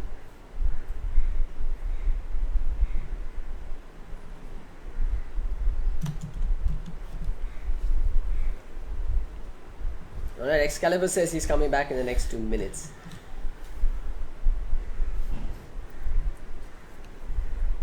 We've actually got our stopwatches started here to find out if he actually does come back in the next 2 minutes. Well, I've actually got Vivek sitting right next to me. Unfortunately, I don't think you've been watching most of this game. No, but it is an interesting draft coming out from the Radiant. The lanes don't make sense at all. And people in chat were asking, is this an all-random game? Is this a random game? This was a mid-Enigma, man. It's been so long since I've seen one of those. I haven't seen a mid-Enigma. And that mid-Enigma was versus the Tinker, and look at the net worth chart, man. You can see the difference that's happened because of that laning stage. Right. It's also because the supports on the side of the Dire rotated a bit more, but yeah, he's really hurting in terms of net worth. The only way the Radiant are coming back is on the back of the Legion Commander, it seems, and the dual victories that he's been scoring every now and then.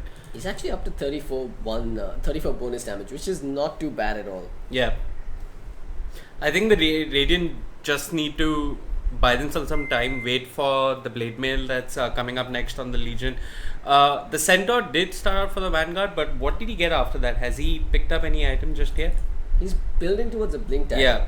I think they wait for these two items. They've already got wards around Roshan in case the Dire do try and sneak it. Yeah, so they probably just wait for these two items and then make the next play. I feel like this is one of those games that the Dire should have won very convincingly, but they just did not punish the greed coming out from the Radiant's lineup. Even though the Dire are a good 10,000 ahead in terms of net worth, they're struggling now. The Abaddon's the only one that's really doing any sort of work now on the side of the Radiant, on the side of the Dire. Medusa's doing a little bit as well, but I feel like that Tinker has just been throwing a lot. We've seen him jumping in time and again under the tier 2 tower, getting smashed because of his greed, and that eventually ends up being a dual victory for the LC as well. Looks like this DC is happening constantly on both sides here. Yeah, those 2 minutes you spoke about are over. My Maggie's ready. I'll see you later, folks. All right, man. But yeah, we should be seeing the game resumed pretty shortly. Could be a server-side issue. I don't know. I don't know. 2 out of 13 people in the lobby. No, 2 out of 10, 11, 12 people in the lobby are experiencing issues. It's not a server issue. Correct. Do you think the Dire could have benefited a bit by picking a support that could contest LC in the jungle? Because as it is, Centaur had a shit time in his lane, and Enigma wasn't having too much fun. The only way the Radiant are coming back is on the back of that LC. Maybe another support. Of course, the Venge makes sense with Medusa. Fatal Bonds is good. I'm not saying there's anything missing, but they could have probably tried and contested LC in the jungle. Yeah, the problem is because they had a Venge isn't the best to contest in the jungle, right? Yeah, and Warlock can't. Warlock probably dies if he goes and contests. Yeah. Interesting skill build coming out from LC as well. He chose Press the Attack and Moment of Courage over Overwhelming Odds, which is what everybody in my MMR bracket does, which is when they go jungle LC, which is my MMR bracket. But yeah, but I guess for a jungle LC, yeah, for the jungle LC, it is the right approach, which is also one of the reasons why I think he wasn't winning those duels earlier on. I mean, if you do max out Overwhelming Odds, you probably drop it and then run in and get your duel off.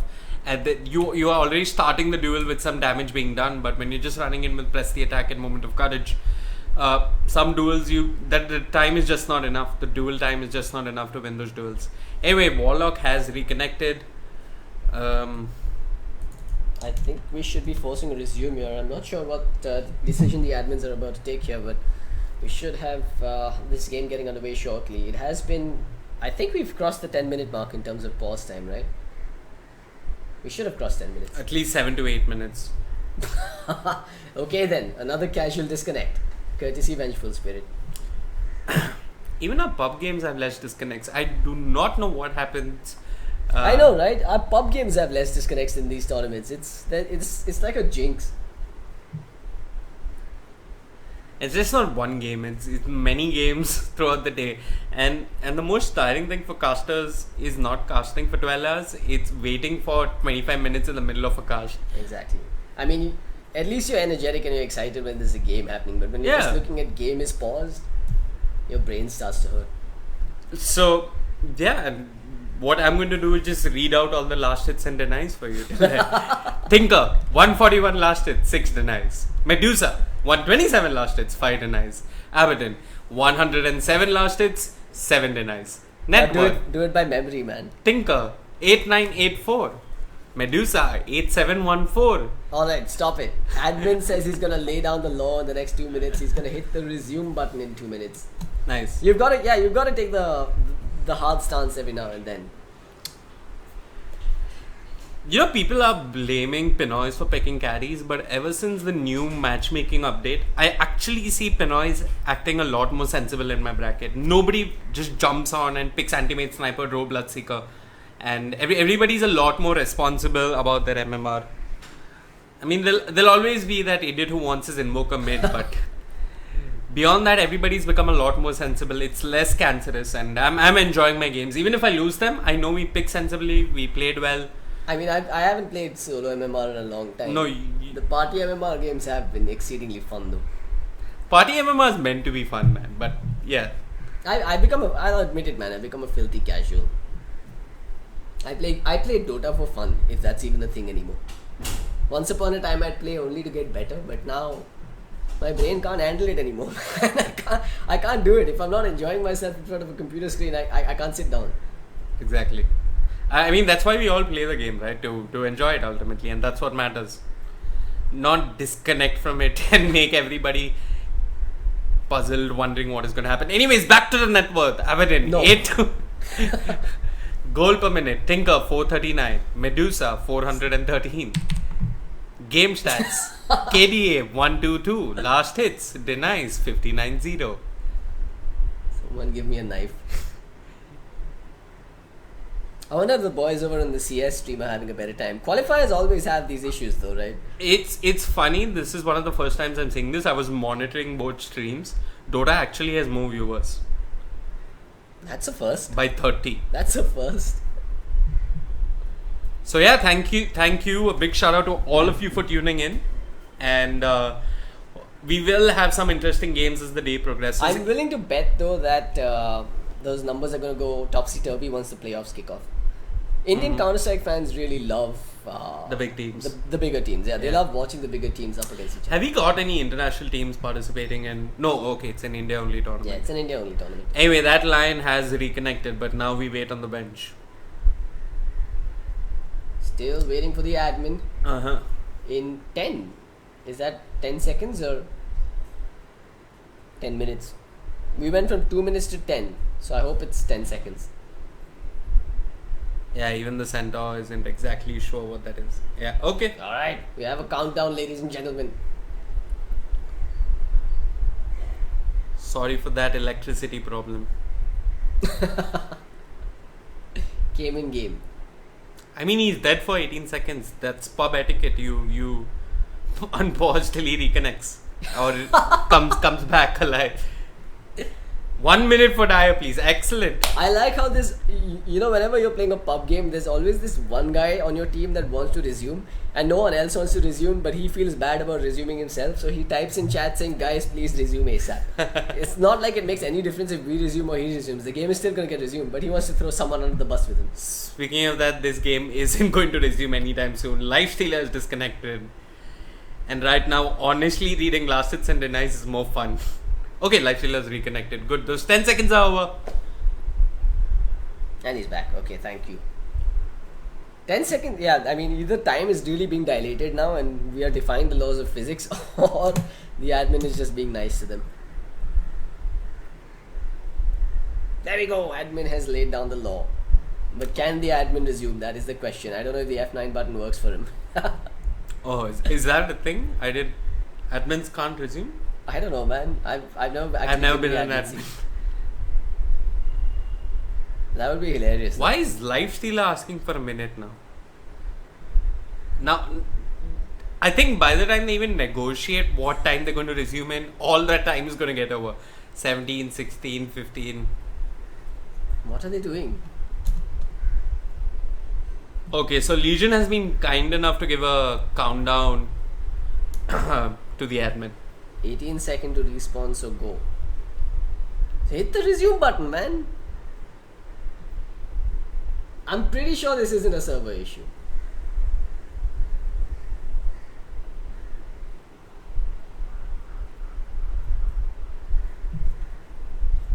There we go. Boda Shira has said go ahead. Okay, I'm just gonna get some coffee and join me. Alright, I'm pretty sure Boda couldn't resume himself. I think that's just the way Dota is. You can't hit the resume button if you're sitting in the admin slot. The game is hard. But yeah, we do have this game underway. For now, it's a 4 versus 5, but the Dyer has assured us that Venge is going to reconnect ASAP. They have exhausted their pause time, so as per the rules, the game does get resumed. And Venge is back, just as we respawns. Great timing there for us. I hope you stay in the game now.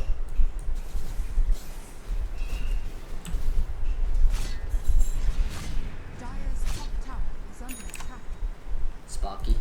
I really do like this Medusa Mana Shield animation.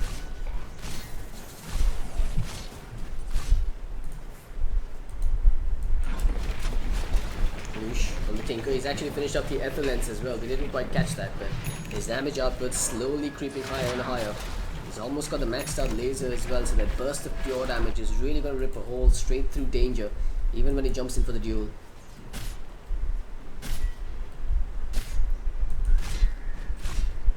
Remember, the black hole is still on cooldown since the last time we saw him.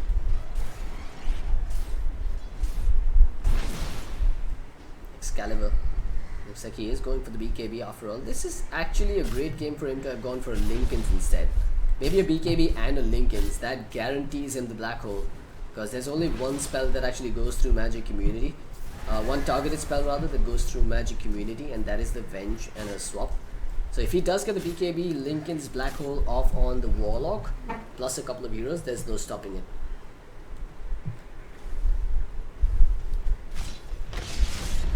There's the push coming out. They know that the black hole is on cooldown and they're going to try and make a play on the back of that. Sparky Boy just chipping away while Whoosh comes in from the side and starts to spam down those marches, offering cover fire while they push. However, he isn't timing this quite right. There's the jump in. Paradox jumps in with the Lifestealer in his belly. Lifestealer says, hell no, I'm not getting out of your stomach just yet. That was a silly initiation. And he is fortunate to still be alive considering he has that haste rune. He's going in for another try. Whips on the hoof stomp on Dark. And Dark just comes back and applies the Curse of Avernus on that tower. There's the jump in. Excalibur again jumping in blindly. That Mystic Snake doing a fair bit of damage. Dark fully healed up with that Finger of Death. Paradox still has the Lifestealer in him. He's not coming out. Now he pops out. But it's at the cost of the death of the center. And Falcon is low on life. What was he doing in there without any HP? It's a double kill for Dark's Abaddon. That Radiance is now complete. And the Solar Crest is not too far off as well.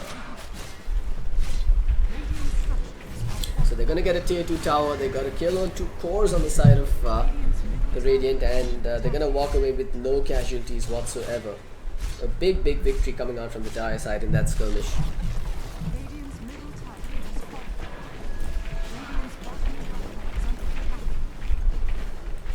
Meanwhile, Whoosh, I'm wondering if he's going to go for the Aghanim Scepter now.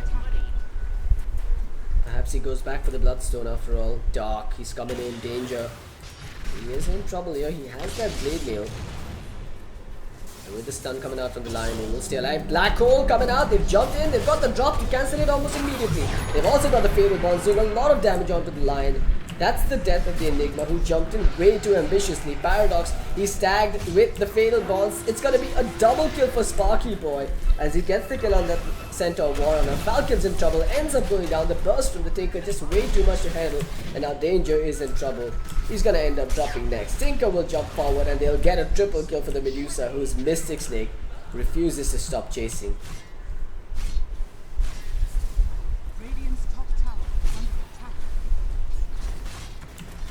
Casual 4 kills in favor of the Dire side. The Chainsmokers will continue their onslaught. They're not stopping just yet. They know that the Black Hole is on cooldown. And Dark's Borrow Time is now coming back online as well. This should be a tier 3 tower in their favor. However, they are low on mana, so they've got to be careful. Sparky Boy. Okay then, who dodges an Earth Spike by going further into the enemy base? Kind of left out to dry here, but he's just way too tanky. He really doesn't care. Paradox, watch for the Infest Bomb jumping coming out, but there's no blink on the Centaur Warrunner just yet. He's gonna have to walk in and try and make it happen. There's the jump from Excalibur, but he has no Black Hole. He's gonna get swapped further behind and should end up going down. There's the duel coming out from Danger. Faraz is gonna drop, and indeed it will be another duel victory coming out, but Tinker is just going ham behind, ends up going down to the Lifestealer after all. He actually bought back into this game, and he's coming back into the fray. He's jumped in further again, going for Danger, rearms himself, gets himself an ultra kill and ends up going down. It's a dieback, but it's worth it, as it's another 5-man wipe in favor of the Dire. Every single hero has a buyback on the Radiant, but not a single one is choosing to use it. They're just gonna give up these barracks. And that looks like a mistake to me.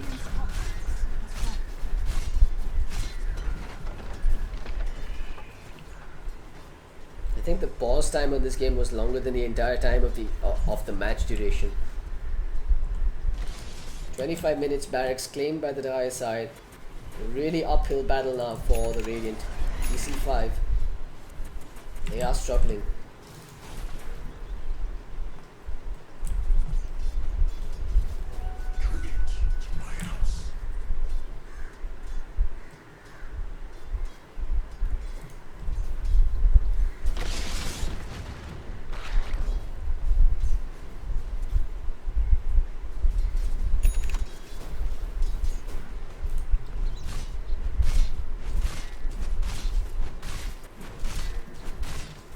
Well, they're gonna get the shrines as well near the secret shop now. This prevents any sort of contest on Roshan as well. That's exactly where the Dire are going next. Chainsmokers. They do have the firepower now to bring down Roshan quickly. Got a Baron. Very confident to soak up the damage in the front lines himself.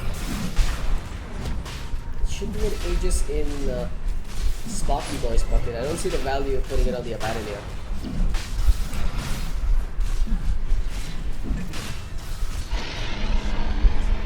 with that, says Sparky Boy. He's gonna give it over to the Abaddon.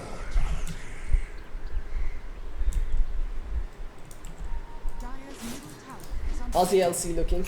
Still about 900 gold or 800 gold to go before he gets his Desolator online. As for the Tinker, that dieback has proven extremely costly. Man, he still hasn't respawned. His teammates actually took out a shrine, took down Roshan, and Tinker is still dead.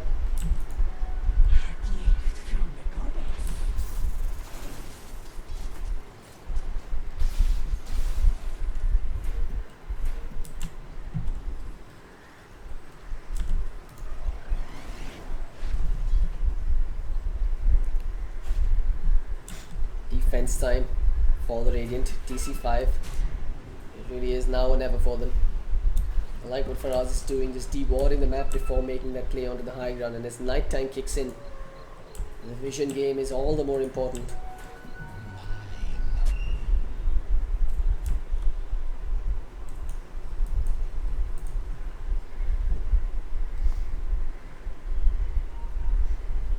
Excalibur. He's gonna have to make the biggest black hole of his life if they want to make a comeback here. And now they do have the blink on the Centaur as well to help them make that play.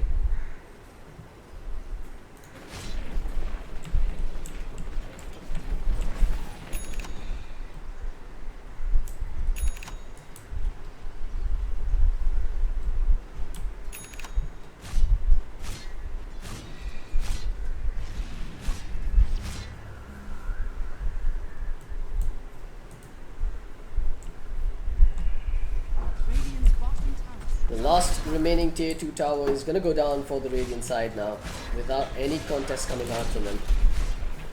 It's just more money going into their pockets. They've taken out every single outer structure including the shrines. They've got a mega net worth lead and a massive EXP lead going their way. This should be a comfortable victory and a comfortable high ground offense from them. A blink back from the Centaur, so he chose to run away instead of going for the fight. Can they really take a fight though? I mean, Dark has the Aegis as well as the borrow time available. Sparky Boy's got a Scotty. Paradox is just walking into his demise. It's a two-man Fatal Bond coming out as well, and they will be forced to retreat for now. As they continue to pound away on the barracks, Excalibur, he's gonna die without even channeling up the full black hole. The onslaught is just unstoppable here, as it's a quick 5-man wipe by the Dire.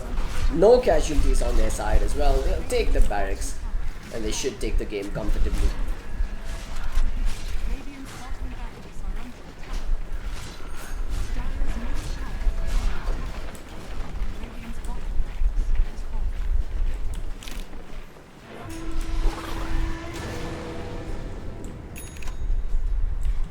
Sparky Boy.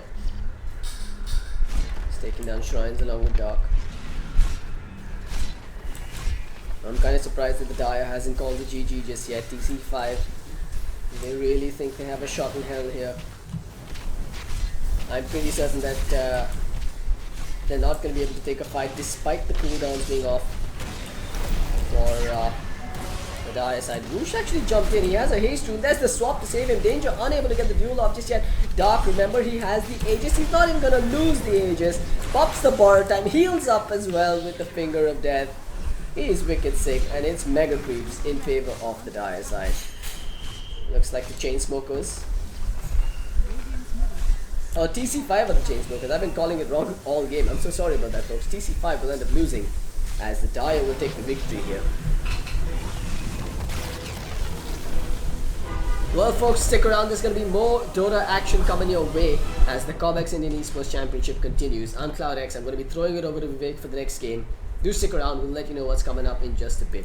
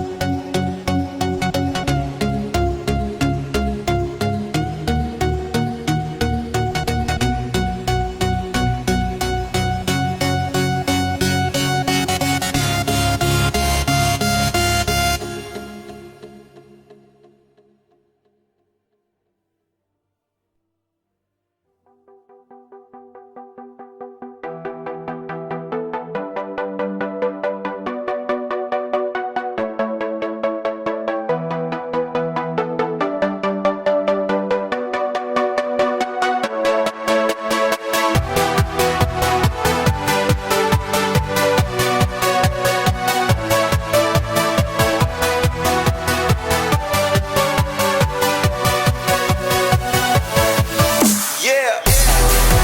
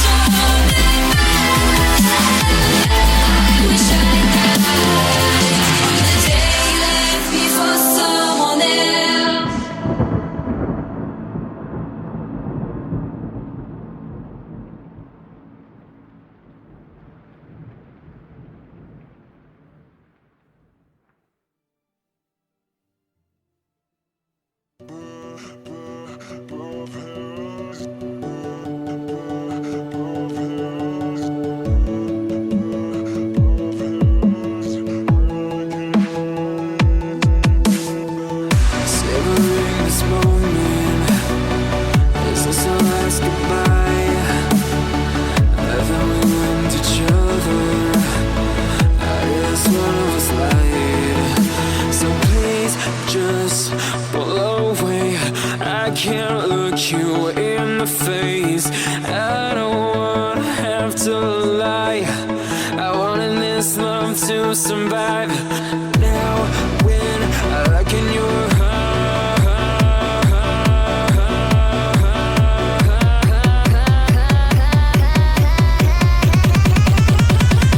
I feel paralyzed.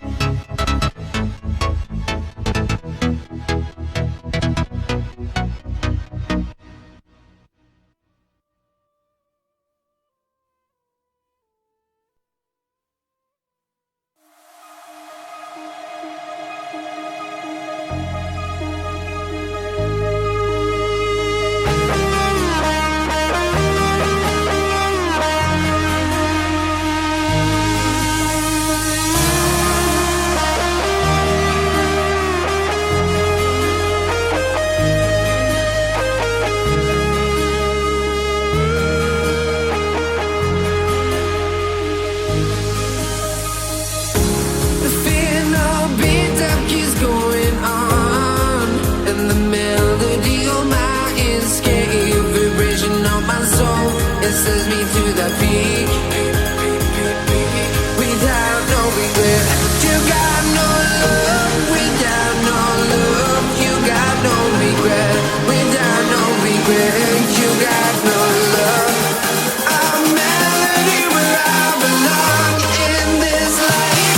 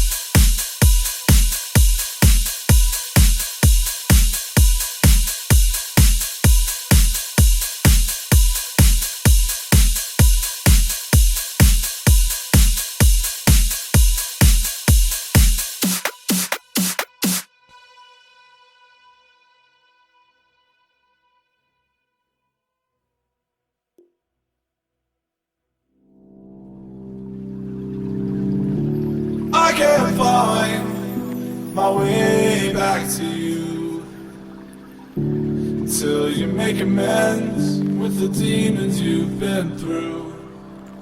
And I can't regret leaving you alone, until you find your way back home.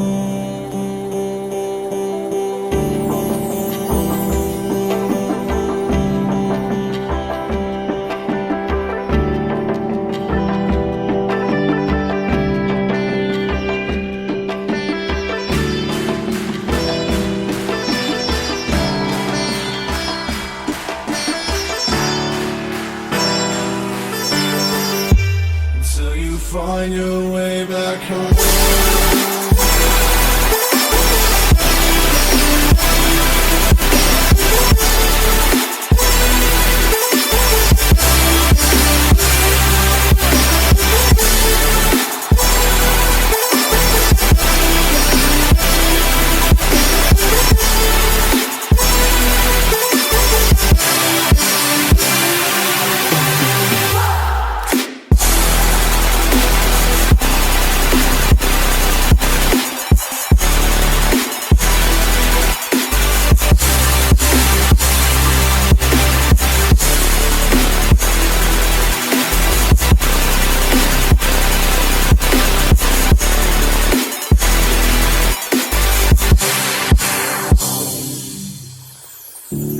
Don't let me drown.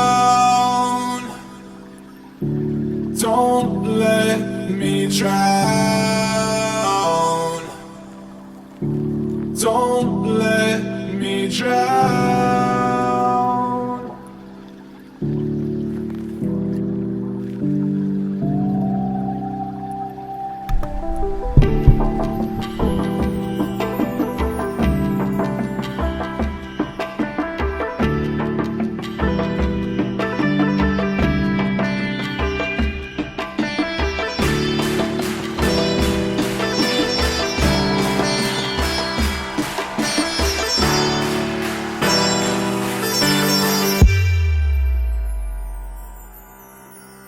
Until you find your way back home.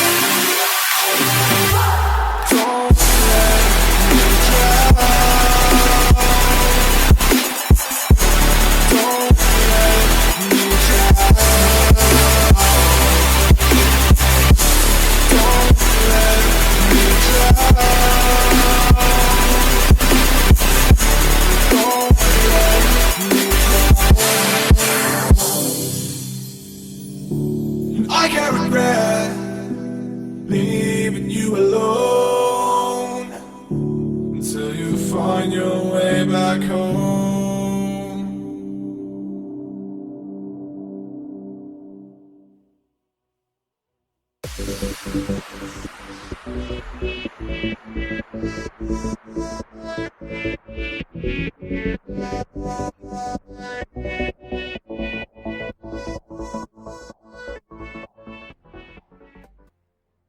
Team back.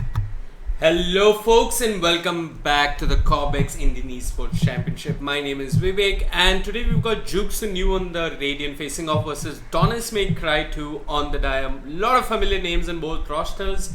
We had Isolation, who was the next aggressive fire player. If I'm not mistaken, he was at position 1 and played quite a mean Luna earlier on last year in the ESL Premiership. Jukes knew there are some familiar names that I do recognize. Rest in peace. He was a safe laner for not able to remember the team, but he did have some standout performances. And I think a lot of you were asking earlier on today, what is the average MMR of these teams? Well, I think these two teams are very evenly matched and are at a reasonably high skill. So we will be getting some excellent competitive Dota here. And yeah, this is the qualifiers. It is single eliminations. We have a whole lot of teams that have registered. So you are going to see teams of varying skill levels, and hopefully the best make it through. For those of you just tuning in, earlier on in the day, Road Esports, or Wipeout as they're now called, did forfeit their game, and they were one of the stronger teams along with Aggressify, Burries, and many other teams, but we won't be seeing them play in this tournament. Donis Make Right, they ban out the Silencer, they ban out the Slaughter. Not sure what to make of this. Jukes are new, they take out the Nyx Assassin and the Juggernaut, pretty standard bans. What's interesting is, and I've seen this happen time and time again, especially in India, is that the Indian meta takes a while to catch up with the international meta. I mean, Earth Spirit, Monkey King, Treant, these are the trending picks, the flavor of the month, at least at the Kiev major, and no Indian teams are given any love to any of these heroes. We did see an Earth Spirit earlier on in the tournament, but oh yeah, it's like they hurt me and they want to prove me wrong. They pick up the Monkey King straight away, so we'll be seeing the roaming Monkey King. It will be interesting to see if he picks up any courier snipes making use of Mischief, or is he going to level up Jingo Mastery and move into the enemy off lane and shut him down. I mean, at level 1, if you're trading hits with the Monkey King or Jingo Mastery, it is really hard for you as an offlaner to come out on top. Alternatively, you could just go the 3 dance route and generally scout out for information, set up ganks with Primal Spring, usual Monkey King mischief that we're all used to and we all love so much. Jukes are new, they've got some team fight in the form of the Magnus, and they'd be pretty pleased that Donis May Cry actually ended up banning out the Silencer themselves. They would benefit from a hero that has flying vision, maybe something like the Keeper of the Light, or maybe a Night Stalker once he gets his Ags, so that they could deal with the Monkey King, cut down his tree, at least keep tabs on him. Alternatively, Timbersaw has been one of the common pub ways to deal with the Monkey King. You could also pick up the Beastmaster that scouts out the Monkey King, and you've got the axes as well to break down trees and get that stun. Donis May Cry's second pick on the board is going to be the Abaddon. This hero, I have no love for this hero. I mean, he's boring to play. He provides not exact team fight initiation. Whatever, man. He just puts a shield and runs at you. It's painful. But if he doesn't get his farm off in the early game, he really struggles, and that is the trick here for Jukes and you. All they need to do is shut down the Abaddon early on, and we won't see much effectiveness coming out from him. Earlier on in game number 1 of day 1 today, we did see an Abaddon who just had his Midas and maybe boots and a stick and a wand or something like that come 25 minutes in the game. And there's not much he does really. I mean, the shield damage isn't that undealable with. He can be dealt with, and he needs his farm to be effective. So you got an offlaner that does demand a lot of space across the map, that does need lanes, is farm dependent, and hopefully Donis May Cry too will find that space for the Abaddon. Next set of bans, you got the Slug getting banned out. The 2 bans coming out from Jukes and you were rather interesting. They banned out the Viper and they banned out the Winter Wyvern. So it probably indicates that they're looking for something really risky in the mid lane so that they don't have to face off versus a Viper. What comes to mind is Shadow Fiend, but I am not sure if that demands a Viper ban. It could be that they want to go for the Ember Spirit, and Ember does do well with the Empower coming out from the Magnus, and yeah, Viper would crush Ember, but yeah, a lot of heroes can deal with Ember. The last thing you want to do is send a Storm mid versus the Ember, because early on in the game, the Root does deal with the Storm Spirit very effectively, and Ember could potentially kill off the Storm Spirit. Next pick for Jukes and you. So they've got a roaming support in the form of the Ogre. They need someone to babysit the safe lane. I am in favor of Disruptor here. Does have synergy with Magnus with the RB. Glimpse is good for bringing back the Monkey King or the Abaddon. Thunderstrike gives vision of Monkey King to some extent. And what else? I don't see him trading very effectively versus the Abaddon early on, but it could work. Okay, so I was right. It is the Ember Spirit that gets picked up. The Viper Band pretty much telegraphed that pick coming out from Juxon. The question is, how do Donis May Cry to deal with Ember? 10 seconds. How do you deal with an Ember? You don't deal with it. You just pick your other support and move on. They pick up the Vengeful Spirit. And Jukes on you, next pick on the board for them. They definitely need somebody to babysit the safe lane. Now, once again, I'm thinking of the Disruptor, but it's going to be the line. So they've got a lot of magic burst damage coming out from the Ember and the line. They've got solid team fight with the Magnus. It'd be tempting and YouTube worthy if line did land an Earth Spike on top of the RP. But life is never YouTube worthy, especially not Dota, and especially not Indian Dota most of the time. We had a 25-minute game and a 20-minute pause earlier on in the day, but it's the way things are. Donis May Cry, next pick on the board for them. They could pick up their mid laner here and not give away too much. It's going to be the Arc Warden. I mean, over time he does end up getting an Orchid after his Mjolnir, and maybe then he deals with the Ember, but I don't know, maybe Ember has his Manta style, or maybe a Yule's completed by then, which should definitely be an interesting item choice. So Jukes on you have pretty much just banned out everything that would be a nuisance to the Ember. And right now, I think this is a mid-arc warden. I mean, I've seen Black in the Kiev Major played on the safe lane, but I've seen him run in the mid lane as well. 10 seconds remaining. And yeah, you shouldn't have too much difficulty dealing with the Ember early on. I mean, if you're just dropping your Spark Wraiths early on, you can push him out of the lane.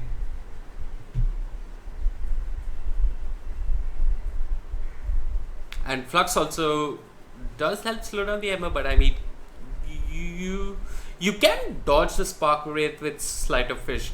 I mean, it's got a projectile that's quite visible, so it is going to be an interesting matchup in the mid lane. And if Arc Warden doesn't get the farm that he's hoping for, he's not going to have a fun time. Last ban coming out from the Dire is the Troll Warlord. It's funny that Jukes on you themselves banned out the Juggernaut, which did have some synergy with Magnus and the Ember Spirit. They could round up their lineup with something like Lifestealer's banned out. Swen comes to mind here. They could run a safe lane Swen on Jukes on you. Last pick for Donis May Cry, it's going to be the Dazzle, and now I am confused.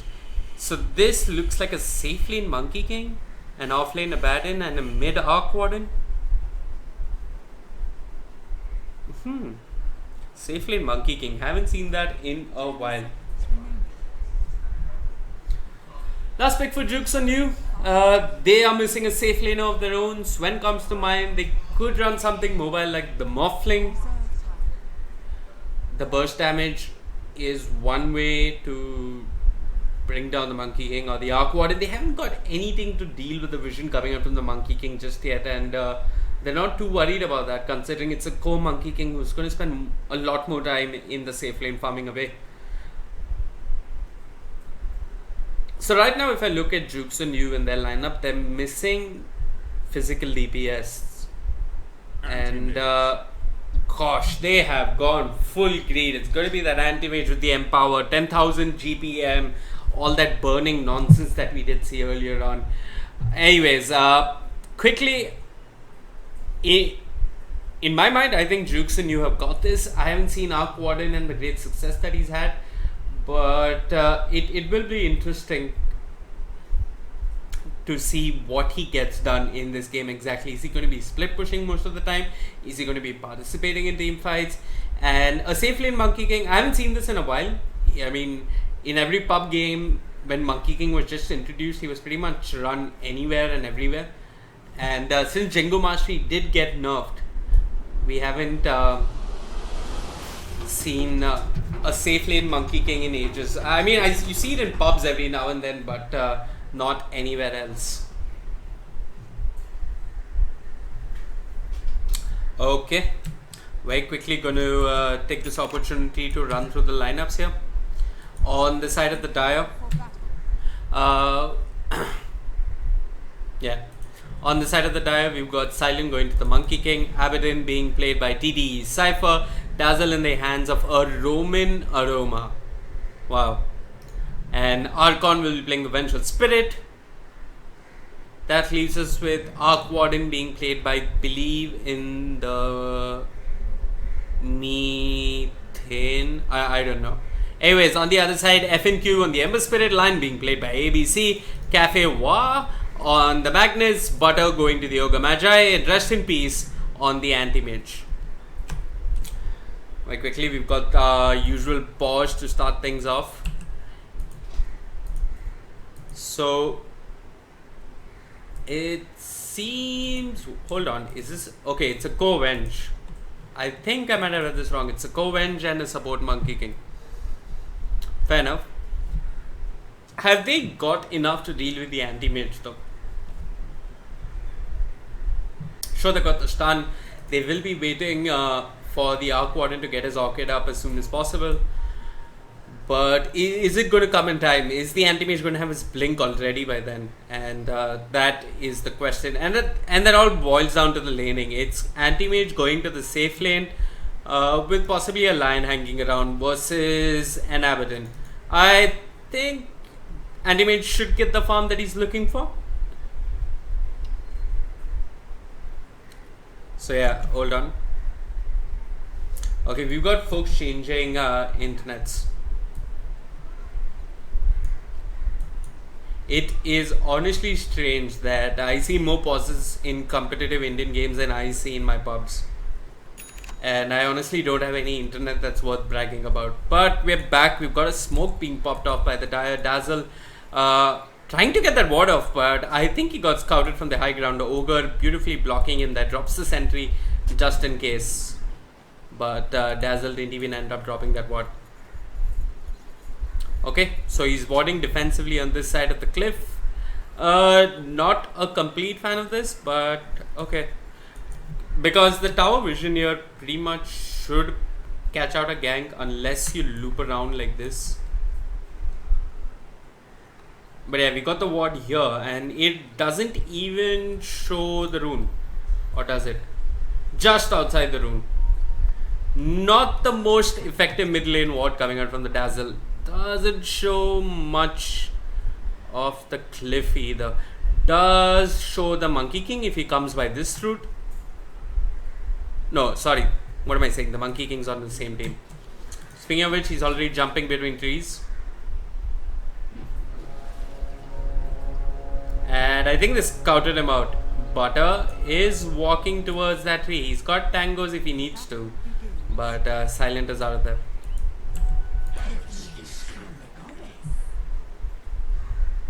Okay, we've got a disconnect. It's Rest in Peace. Already disconnecting. Probably going to do a quick reconnect. Probably do a quick RT of burning before he rejoins the game.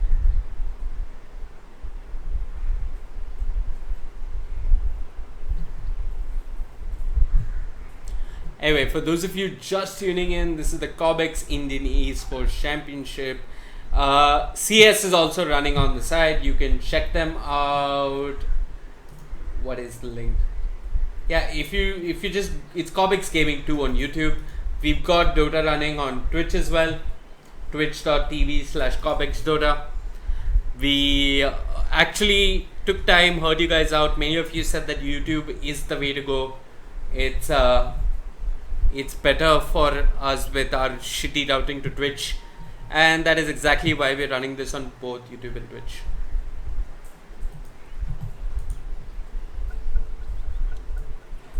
Silent in the middle of two trees. Does jump back, but they do know where he is.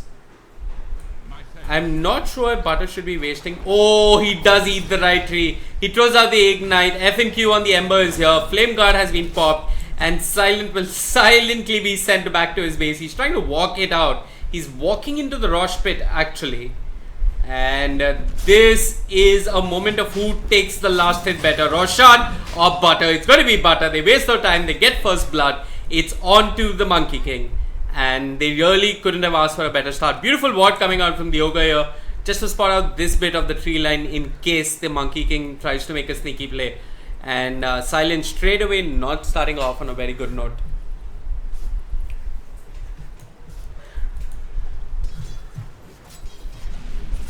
Rest in peace. He has skilled up the blink, not the mana burn just yet. Silent once again. Well, it looks like there's been some shrine usage. Butter walks straight at the Silent and now he's running for his life. What has Magnus skilled up? He's skilled up Empower. It is a decent amount of damage. Will at least force Silent to consume a couple of tangos, if nothing else. And this is not the start you want to have on your Monkey King. Both shrines on the off lane being popped early on here. Magnus committing to the lane over the neutrals. Will be looking for at least that level 2 so that he can have Skewer to get out of them. The cleave coming out from the Yoga.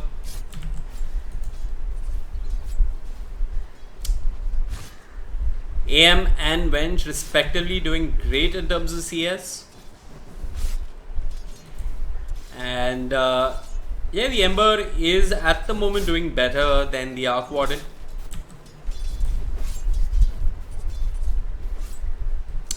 In terms of levels, I mean, if anything, the Dire have had a horrible start with the Monkey King. He misses his own rune, forgets stealing the other rune. And now this Ignite being an absolute nuisance to him. He turns around, he hasn't got Jingu Mastery. Here's the Poison Touch coming out from the Dazzle. Butter is so tanky, he's not going to fall to any of that. And Cafe Wa waiting patiently on the sidelines on the Magnus.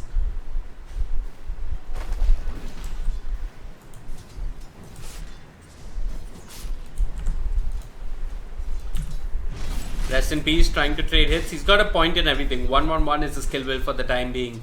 But he is struggling to push Cypher out of the lane. And once again, Silent on the Monkey King. Not where he should be. And he does jump off the tree just in time. His Primal Spring is on cooldown, but Tree Dance is in time. I think he'll be fine for the time being. Meanwhile, Cypher really making life difficult for ABC on the line here. And it looks like this will be a solo kill for the Abaddon. Chases down the line with the shield, brings him down. Elsewhere, Silent dies for the second time. Gosh. The Dire not off to the start that they would like for. Mid lane, spark rates being dropped. To an extent, these spark rates really control your movement in the lane, and you could drop a couple of spark rates, maybe force Ember to take another route, maybe not go to the rune, maybe not go back up his cliff. It really limits how you can move across the lane. And now Cypher making life difficult for Anti-Mage himself. Really, this Abaddon is off to a great start, and it looks like Butter has recognized this. He's moving to the bot lane. Cypher has no mana to work with. He's got the PMS and a boots as well. He will be fine for the time being. Butter just walks past the Monkey King. What? Okay, I think Monkey King trying to steal the enemy rune here. Will give him his level 2. Probably skills up the Boundless Strike. And he's scouting out all these rotations. Ooh, Sentry was dropped by Butter though, but he just missed Silent there.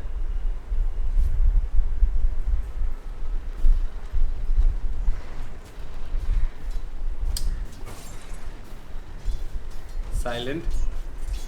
Waiting patiently though. They do have vision of Butter. But I'm not sure they can bring down this Ogre. Not without any help. Mid lane, Arc Warden dropping low. Good TP coming out from the Dazzle with the Grave. And Ember did do a significant amount of damage, but he walks it off to Shrine, heals himself up, and gets back there. Butter trading hits with Cypher here, and now it's Rest in Peace. Really the curse of heaven is coming out from the Abaddon is too much. Here comes the Boundless Strike. Butter is dropping low. Cypher did end up getting the kill there. And This Abaddon being an absolute nuisance in the offlane. So much so that he's forced Line to make a desperate rotation to the mid lane. That rotation to the mid lane was pure desperation. I think this is one of the scenarios where scaling up mana drain actually makes sense for the line. Yeah, he does just that.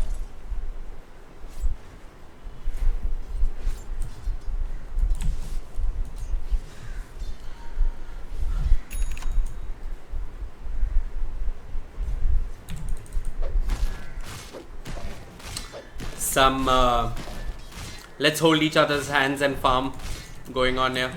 Arc Warden chased all the way to his shrine. Does throw out the Flux and the Spark Wraith. The Spark Wraith kind of holding off FNQ from running in a particular direction here.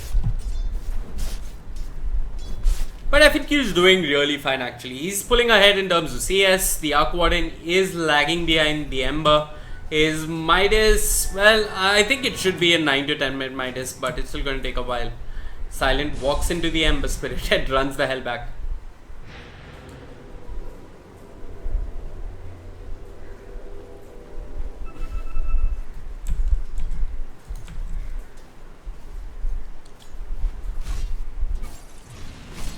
Cypher uses the shrine, drops the shield, trades hits with Rest in Peace. Here comes the Boundless Strike. It is on 2. He's got the Primal Spring, but it looks like it's going to miss. Actually, it hits on the line. They get the kill with the DD rune. He's got the Jingu Mastery stacks on the Ogre, but now chases on. Rest in Peace wants the Abaddon. Silent, you have no mana to work with. You're really pushing your luck. He's got 3 Jingu Mastery stacks. Make that 4 now, and the Life Steal has kicked in, but Butter will back off just in time.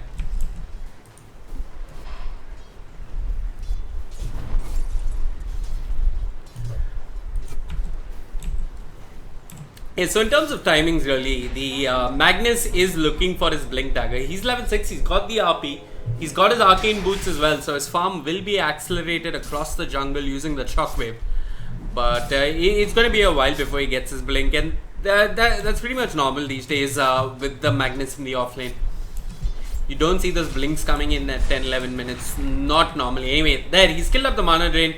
He's making life difficult for Cypher here. Cypher has no mana for another shield. And now that his shield is popped, he's not got any consumables to help him out there either.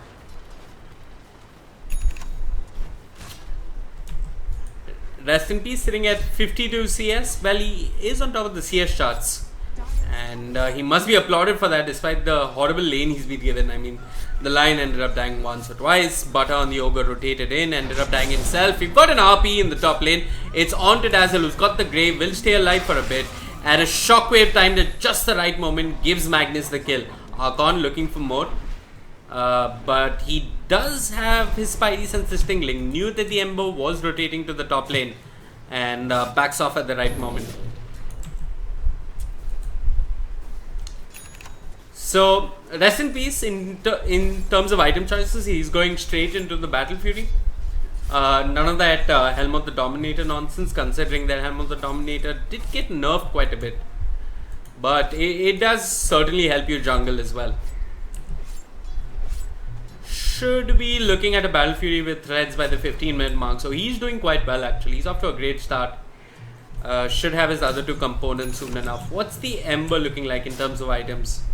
He's got the Aquila. He's queued up the BOTs.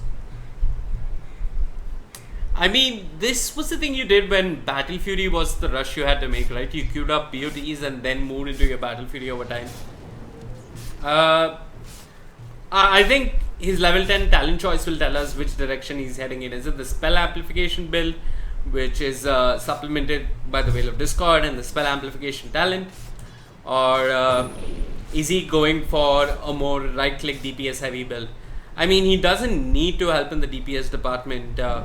The physical DPS department, considering he's got an anti-mage on his side, so I think Veil would do well for him here. Radiant's middle tower is under attack.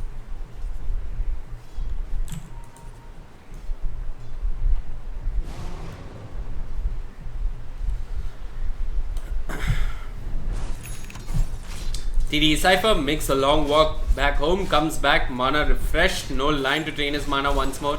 Rest in Peace, trying to trade hits the best he can. Cypher is out of mana now. But rest in peace. I mean, he's got that perseverance. Will heal up slowly but surely over time. While the Abaddon, has he got any consumables to work with? No, looks like it's the phase moving into the Midas.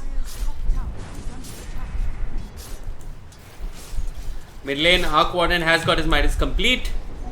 And FNQ sees that as a sign to move in. There's the Impale, the Flux onto Lion Hex as well. One quick remnant forward, that's a kill. And the rotation coming from the Dazzle was a bit too late, but FNQ once more, he's got the haste rune, he's got the chains. The chains will miss, it's on the creeps, and Vengeful Spirit forced to rotate into the lane. But FNQ, he's got bottle charges to work with, he's got stick charges as well. He'll be fine. While TDE, Cypher and Silent are trying to push out this bot lane. I mean, the game is rather even right now. Both teams are scoring kills here and there. What is worrisome though is that the Dire do sort of fall off beyond a point. I mean, if you're looking at a late game scenario, I would side with the Radiant here. And the Radiant are getting an easy top lane there, a top tower there. Tier 1 being taken down by Magnus and Noga. This gives Magnus his blink dagger at 11 minutes 25 seconds. That is a ridiculously good timing coming out from him.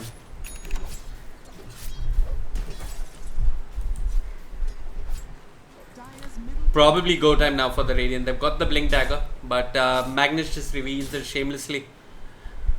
And Archon, what's he looking like in terms of farm? He's willing into a Midas of his own, so everybody's already prepping up for the late game here. Arc Warden has his own Midas.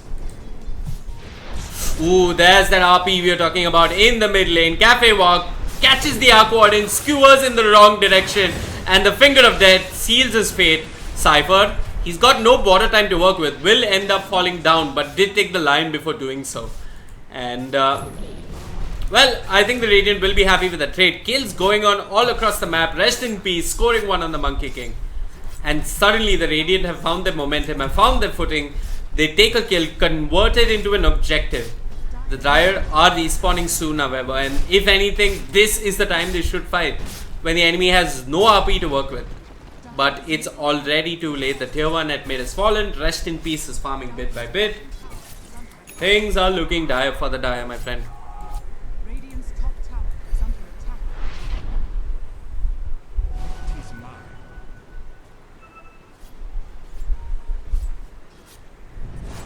A quick look at the network graph. It's a 5,000 goal lead in the favor of Joy, the Radiant, versus Donis. Oh, I mean, there is some. I don't know why that tag showed differently in game and in the scorecard, but yeah. And EXP tells a similar story. I mean, Venge as a core does scale, but does take time to scale if not off to a good start. And I haven't seen the impact of this Venge just yet. Maybe with time we will see it. Fun fact, the Venge did max out the magic missile over the aura. The aura would supplement the damage coming out from the Arc Warden. Oh, we've got action happening on the other side of the map. A Roman Aroma based romance on the Dazzle, caught out of position, uses the Grave on himself. I am not sure if he's going to be getting out of this. The chains are there, he'll be brought down. Ember leaves the kill to the Ogre Magi.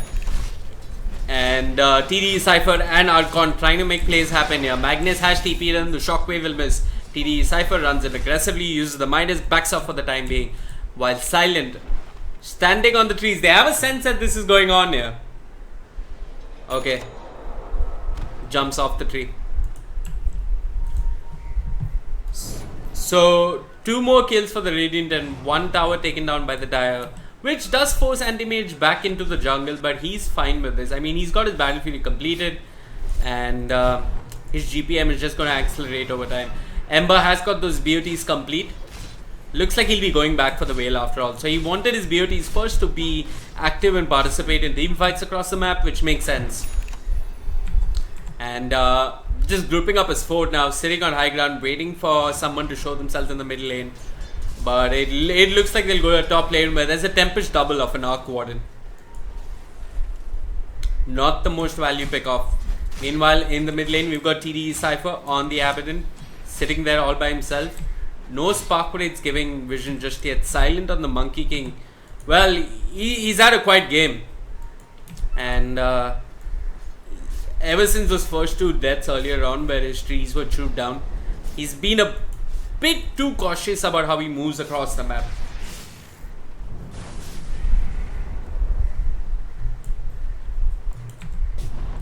Rest in peace, moves to the bot lane. Looks like he'll be going for the classic Manta style. Nothing too wrong here. Does help with Flux. Does help when you're swapped out of position. And all round healthy stats for the anti-mage. Arc Warden looks like he'll be going for the Shadow Blade first instead of rushing the Orchid. He's got both his Arc Wardens here. But Rest in Peace says peace out and gets the hell out of them. Meanwhile, we've got a push coming out in the top lane from Archon and TD Cypher. Silent on the Monkey King is hiding in the tree line there. Dire's bottom tower is under attack. It's interesting that he's not standing on top of the tree. Mid lane, Butter. Will he get the Boundless Strike off on the Monkey King? No, he won't. He'll stand and watch once again while the Radiant are taking down the Dire offlane tower. RP being pump faked, giving us casters a nervous moment there. Radiant's top tower. He's got the Blink Dagger and looks like he was considering a Midas, but had second thoughts and is building into the first half. More positioning, always better for a Magnus. I think even a Shadow Blade wouldn't be too bad.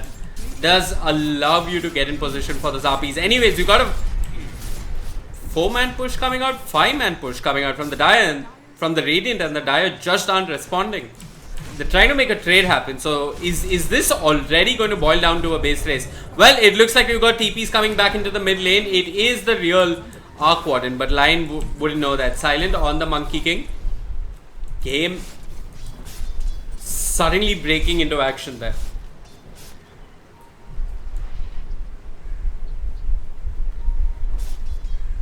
Quick look at the graphs. It's starting to flatline. Maybe Donisho are slowly inching their way back into this game, but you can never catch up to a farming anti-mage who now finds a solo kill on the Arc Warden. We've got TP rotations coming in. It's the Abaddon. He's doing his best there. Arcane, he's got the stun ready if he wants to. The Primal Spring channel too long. The Boundless Strike will miss as well. And Butter getting out of there. Rest in peace. He does one last Bloodlust before he falls. Turns around with the stun, buying time, buying space for his team. While his team say, thank you for the space, sir, we let you die. Bye-bye. Dire's middle tower is under attack. Ooh, tempting invisibility rune there for the Ember Spirit. Could try and make a play off this. I mean, the Dazzle is surely a kill if he's all by himself and if he can use his spells to its fullest. But I think he's just going to hold on to this. Hopefully get vision behind the mid tier 2, which they will attempt to push. Here comes the Tempest double. Uses the Midas. He pops the invisibility immediately. And retreats. I say retreats, but he walks straight into a sentry. Dazzle knows he's there. Is this going to force out a Grave? Well, a Grave has been forced out. Has Ember Spirit got a defensive remnant? Now he does. He uses a Sleight of Fist. Will get out of there. But FNQ in a bit of a tricky spot, goes to the low ground, pops the TP, and he is safe for the time being. Meanwhile, Silent, getting vision, nowhere close to his Midas or his Solar Crest. I mean, he could have the medallion if he wanted it right now. ABC, how's he looking on the line? Not too bad, building into a blink. And yeah, you've got the Primal Spring coming out from the Monkey King. Is the Boundless Strike going to connect? Yes, it will. TD Cypher, can he get in position for a couple of auto attacks? It looks like he can with the Flux. This should be an easy pick off on ABC. It's Arc Warden who gets the kill. Butter and FNQ moving in aggressively. Cypher does have border time at the ready. And this might just force it. Swap coming out from Archon. Archon, I am not sure you wanted to be so valiant, my friend. Then moving on to the Monkey King and the Dazzle. We've got the bubble coming out from the Arc Warden. 2 fluxes coming out from him. We've got a Sleight of Fist, but it looks like FNQ is dropping on the Ember Spirit. Does Remnant out just in time. And nobody ends up falling other than the Magnus Primal Spring onto Butter. 1 hit. coming out from the Monkey King, 1 coming out from the Arc Warden, and they score that kill. 2 heroes fall on the Radiant, but no RP was committed.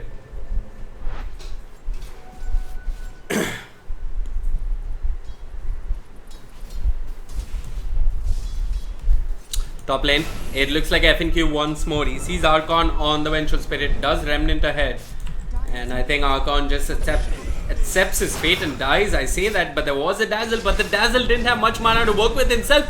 Will end up falling too. It's a double kill for FNQ. He is dominating, and no catch or response coming out from the Dire there, while Rest in Peace farming away to his heart's content. This anti-mage is going to become a problem for them. I mean, he's got the Manda style, so the Orchid isn't going to be a problem coming out from the Arc Warden. Their only definite lockdown is the Boundless Strike and the Magic Missile. Skewed up the Butterfly next. Makes sense considering a lot of the dire damage is purely physical, so that evasion would be handy. What are AM's talents? Plus 150 health or plus 20 damage. I think you get the plus 150 health. And minus 1 second blink cooldown or plus 20 attack speed. I'm going to come back to that later. It looks like we have some warding, de-warding action going on here. But building space for his team. But where is his team? Boundless Strike ends up missing. We've got a Remnant from the Ember Spirit hanging around here. TDE Cypher, he's got his Blads. And he's sitting at 1.9k gold, but hasn't really progressed to another item. I think the Axe is the way to go since it redirects damage over AoE. And since there's a lot of AoE damage in the form of the RP and the spirits coming out from the Ember, it would be really handy. But TDE Cypher is dropping low. Elsewhere they pick up Dazzle, they pop the borrow time. Here comes the Tempest Double from the Arc Warden, but this isn't the real thing. It does squat to the Radiant. They soak up the damage, run back in, kill it again. It gives some gold, gives some EXP. They take it happily, and now they are pushing for high ground. Excuse me, not high ground, the tier 2. He's got the Maelstrom complete on the Ember Spirit. Does get swapped back, uses the Sleight of Fist, Remnants out beautifully. The timing was perfect. RP being pump fake too much. Here's the Wukong's command. It's a clean disengage coming out from the Radiant. 2-man Earth Spike, and follow-up is coming out from Silent here on the Monkey King. FNQ in the middle of everyone will end up falling. I'd say that, but he's got a Remnant out. We got an RP on no one coming out from the Magnus. What was that? And now they just have to disengage. The Boundless Strike is there on button on the Ogre Magi. It looks like they'll get this kill. He plays the role of the sacrificial lamb, while Rest in Peace is taking down Rax here. And look at him microing his illusion, getting it out of there while he stands and takes down the melee barracks. Not a care in the world. AM split pushing while his team makes space for him.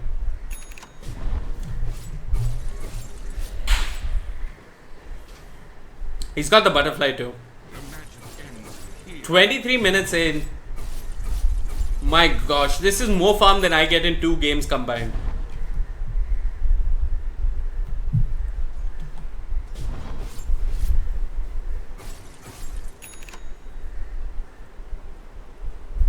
As you can see in the net worth charts as well, he's sitting a good 9k ahead of the closest competitor in terms of net worth, which is his own teammate, the Ember Spirit. And now with Empower on top of all of that, he's just going to hit like a truck. 1 RP into Anti-Mage being anywhere nearby is really going to hurt. FNQ, this is the real Arc Warden though. He's popped the Shadow Blade. Arkin comes to the party. Has FNQ got a Remnant out? It looks like he doesn't. He uses the chains, gets the kill, did have the Remnant. Why did I doubt that man even? He's on a mega kill streak. And ABC trying to get the D-ward off. Tempest Double, not much that it can do.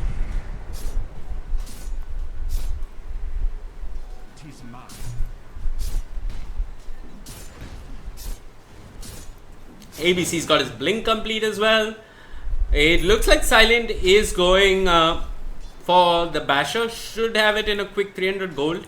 If he does get the space to farm, that is. But it looks like the Radiant have realized that they are at an advantage and high ground is on the cards.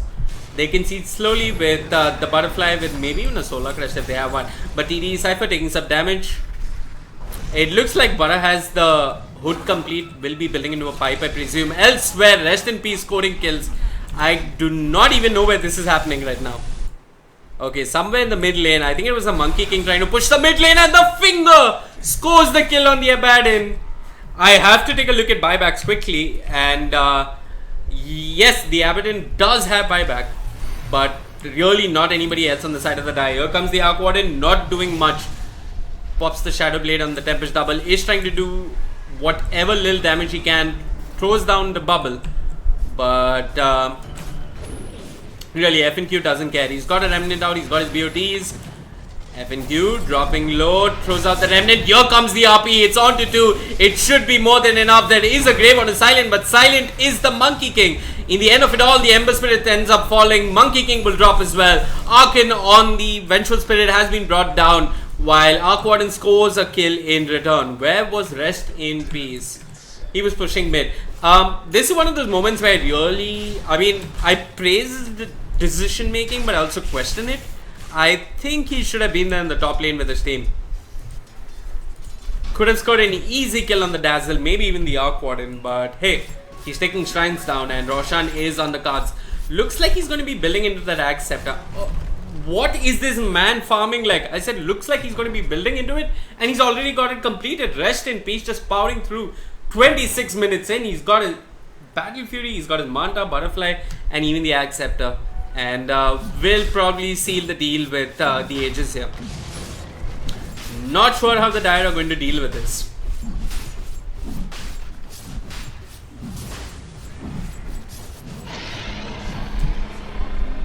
Okay, net worth 20,000 plus in favor of Joy.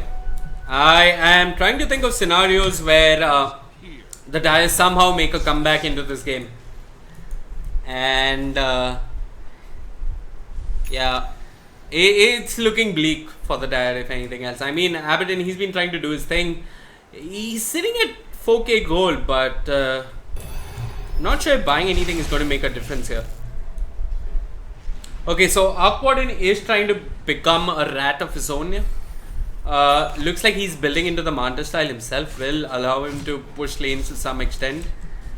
But yeah, his Tempest double doesn't really last that long. Sure, those Manta Illusions can do some work. But is that really the item you need here? I mean, you definitely need some form of lockdown versus the Ember Spirit and the Anti-Mage. Anyway, Magnus Cafe was sitting with that Blink Dagger and the Shadow Blade, will be looking for initiation. Even a skewer back is good enough. Silent on the Monkey King, scared to climb up a tree for fear of being brought down rapidly.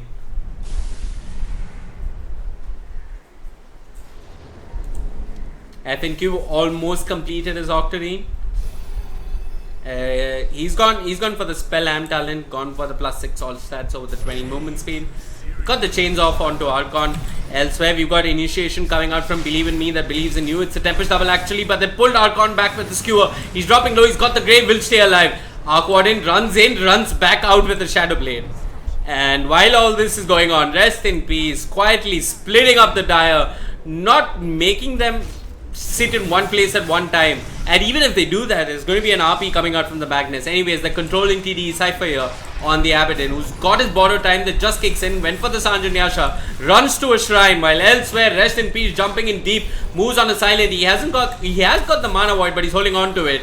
While Dazzle just drops the Grave and the GG is called. The Dire have tapped out, and Joy is your winner, and they will advance to the next round. Anyway, folks, do not go anywhere. My name is Vivek. We've got more action coming to you.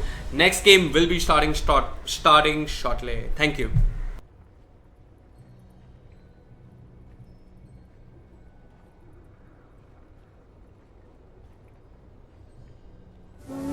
Just believe me, this really will ruin fast. Stay with me while we leave. Stay with me while we leave. Don't worry, just believe me, this really will ruin fast. Stay with me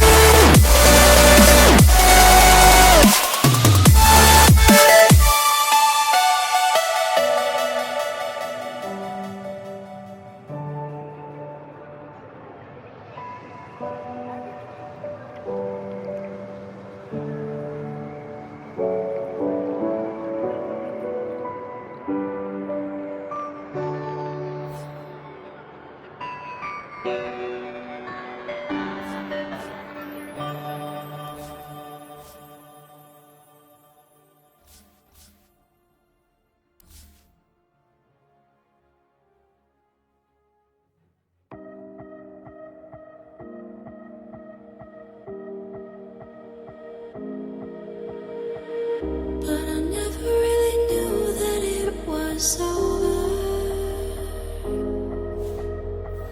Till the quiet and the echoes became colder.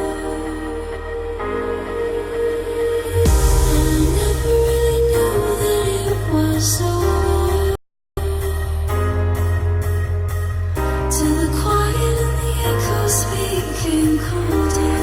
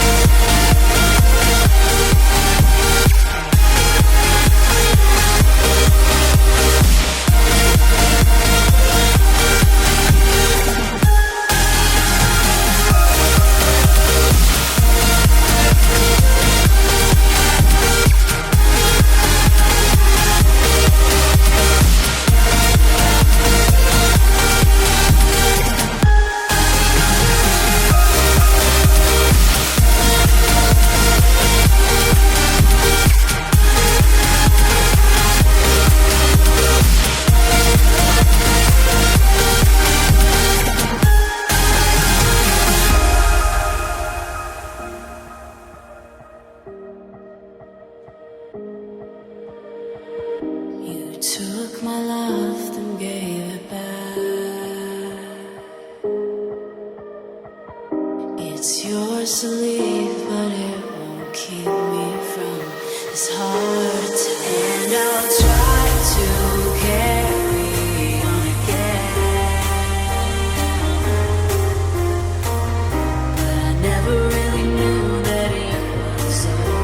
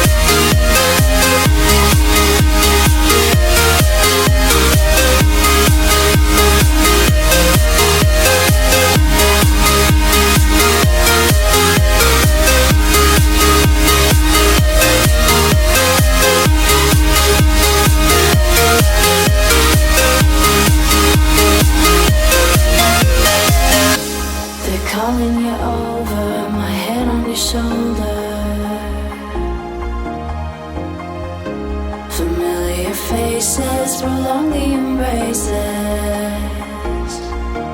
We were always one toward the breakaway,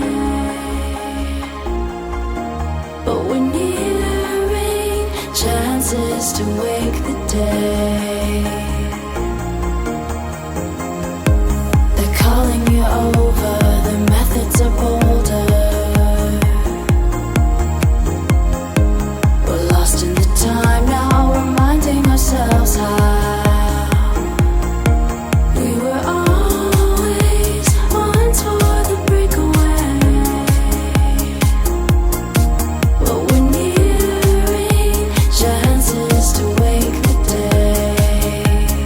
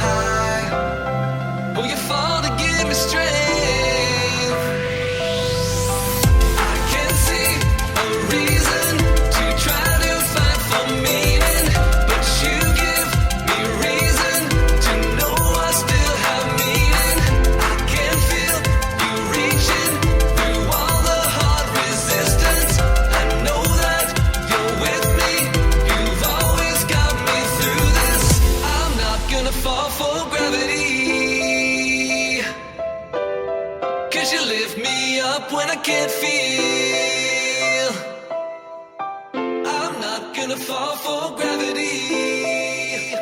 Cause the world will doubt, try to bring you down, but your love is real. I can see a reason to try to fight for meaning, but you give me reason to know I still have meaning. I'm not gonna fall for gravity. Cause you lift me up when I can't feel. I'm not gonna fall for gravity.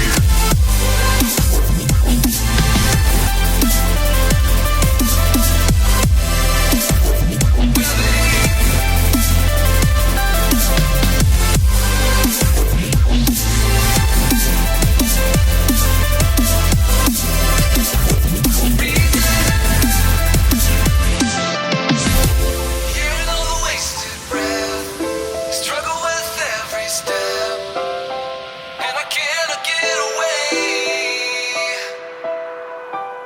But you were such a paradise, standing up a mile high. Oh, you fall to give me strength.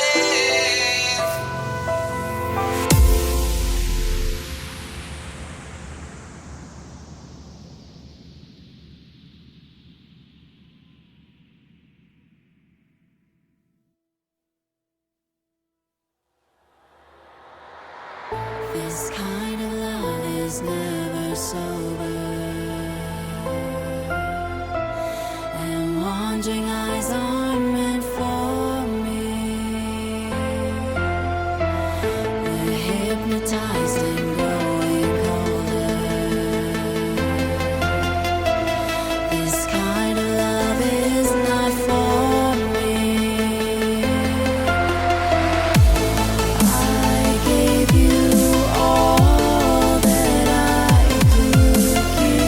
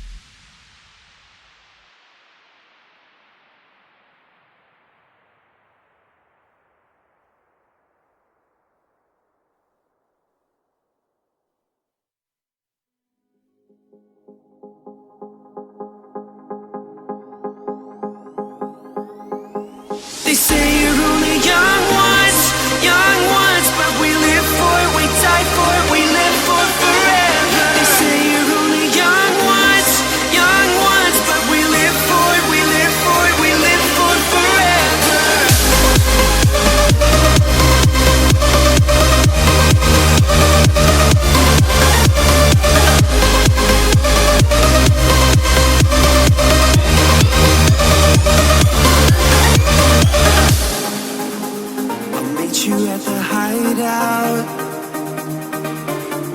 can dream again.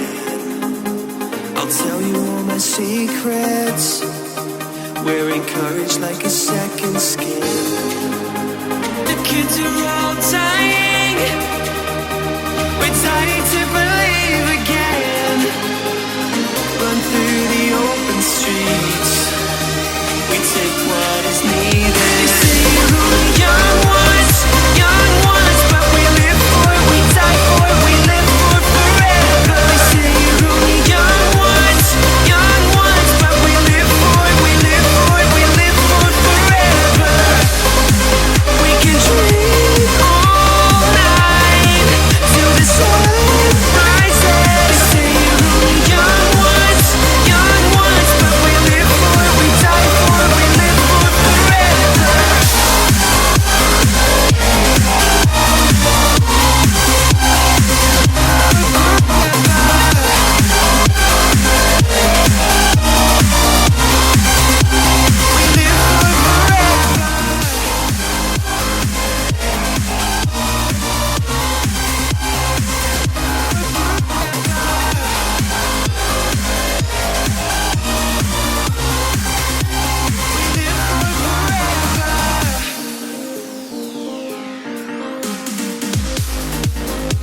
I'll meet you at the airport. You know that we can touch the sky. Dancing in the aisles. We're skating on the clouds of fire. The kids are all dying. We're dying to believe again. Run through the open streets. We take what is needed. Open up the skies, see the heavens clearer. I could change your mind. We know where we came from. Set our hearts on fire. The dreamers are all here. We could change your mind. They say you're only young ones, but we live for it, we die for it, we live for it forever. They say you're only young ones, but we live for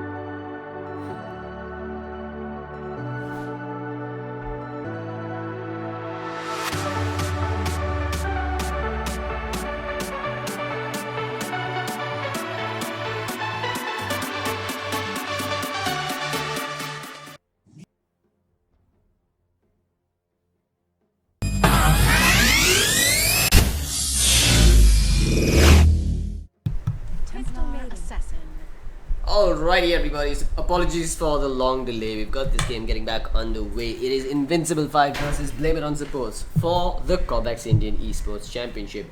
I'm your host for this matchup, Cloudx, and we are going to be watching a best of one, where one of these two teams will unfortunately be knocked out of the tournament. The winner, however, will move on through the brackets and will live to face another opponent, getting themselves one step closer, of course, to the playoffs.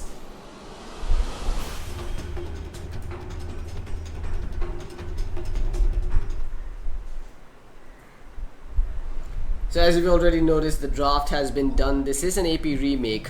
We were unfortunately in the previous game by the time the draft got underway. So we did an AP remake. The players took a little longer to join the lobby, and yeah, we now have a game on our hands. For those of you that are wondering what on earth is going on here in this tournament, the format is essentially a best of one knockout qualifier. The top 8 teams in this bracket will then make it through to the playoffs. That means that this open qualifier bracket only runs till the quarterfinals, and all the teams from the quarterfinals then move on to the playoffs. The playoffs themselves are a little more secure. Every team faces each other twice, rather every team has to lose twice to get knocked out of the tournament. It is a double elimination bracket, and what's best is that it is a best of 3 double elimination bracket. So it truly means that only the best teams will be rewarded with the most prize money. That's going to be one game every single day. That is, every evening you're going to get to watch one best of 3, starting on the coming Monday, going on for the next 14 or 15 days, all culminating into one finale. The prize pool, a total of rupees 10 lakhs, up for grabs among Dota and CSGO participants. Dota2 has, of course, a prize pool of 5 lakhs, and same goes for CSGO. The prize pool breakup, of course, is given on the website. If you need more details, if you need to know the streaming schedules, if you need to know the brackets, head on over to www.cobx.games, and that's where you'll find all the necessary information to follow this tournament.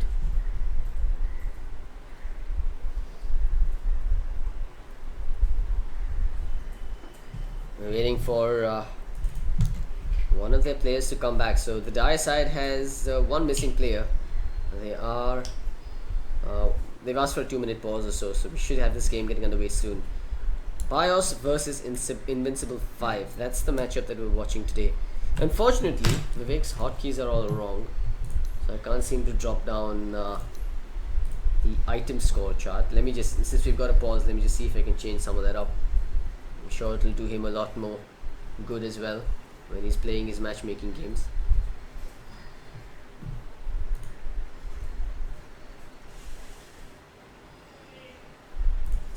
Scoreboard change. I think that should have done the trick.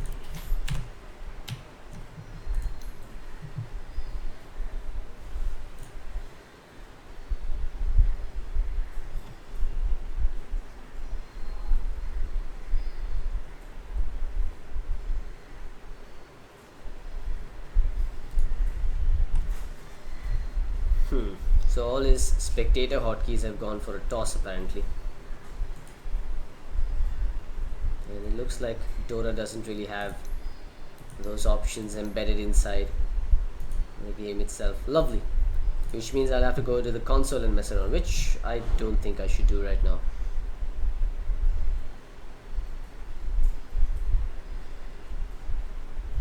Thanks, Vivek. You had to screw up the hotkeys, didn't you? Anyway, let's take this time to do a quick introduction of both sides. You've got Mama's Boy on the Templar Assassin. Lifestealer is going to be played by Nylar PMA, or is that Neeler PMA? You've got Rabbit handling the Crystal Maiden, Centaur Warrunner played by Maxtor, and Mr. Abraxas will be handling the Treant.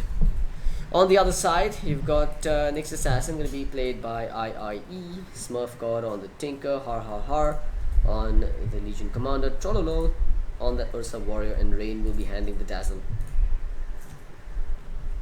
For a second that courier looked like a life sealer. Kind of looks like he's back. Looking purely at the lineups, I do want to say I'm in favor of the Radiant draft at first sight. Not too much damage over time. In fact, the only thing that is available to burn through those refraction charges is the Poison Touch from the Dazzle. Not going to count the March of the machines because it's very unlikely that the Templar is going to stand around while the March has been spammed. they have the Ursa Warrior to deal with the Life Stealer, which is great, but at the same time, that's where Mr. Abraxas' living armor will really kick in and help.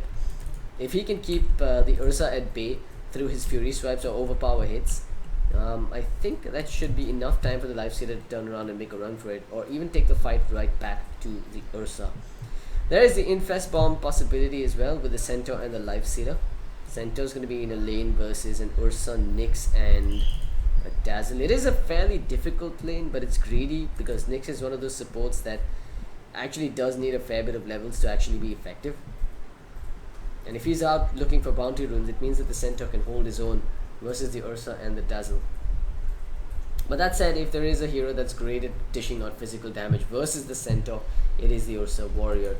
And at least for the first couple of levels, I don't think Mr. Abraxas is going to have the living armor available. Ideally, he'd want to get 1 point in the Lead Seed, 1 point in the Nature's Guise, and try and use those two to be aggressive and score some kills on their own off lane. Who, by the way, is going to be on their own safe lane, I should say. Who's going to be up against an off lane Legion Commander. Alright, looks like we are good to go. This game will be getting back underway. And we're going to quickly see who's heading where. Har will pick up the Poor Man Shield and move towards the bottom lane. So he's chosen to go for resistance over and above regen.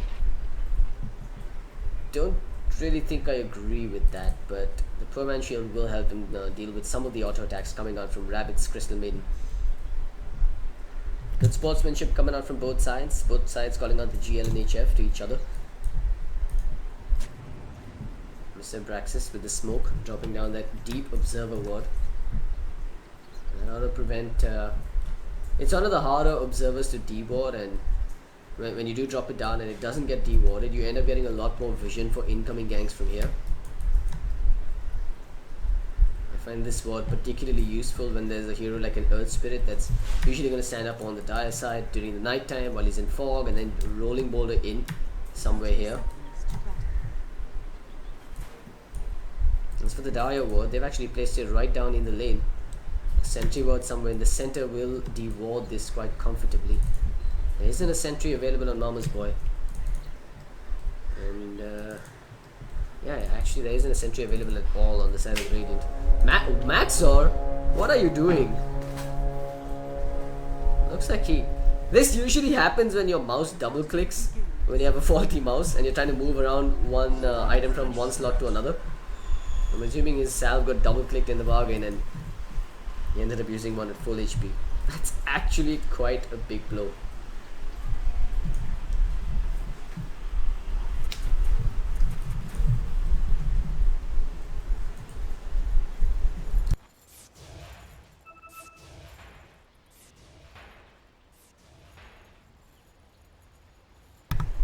Yeah, looks like there will be a deward coming out immediately. Rain will want to claim some of the money there. Well, they are now going to walk around and find Maxor. Rain has started with the Poison Touch, so he should be able to dish out some damage on the Maxor. And there we go. He actually ends up taking a bigger hit than he dished out there.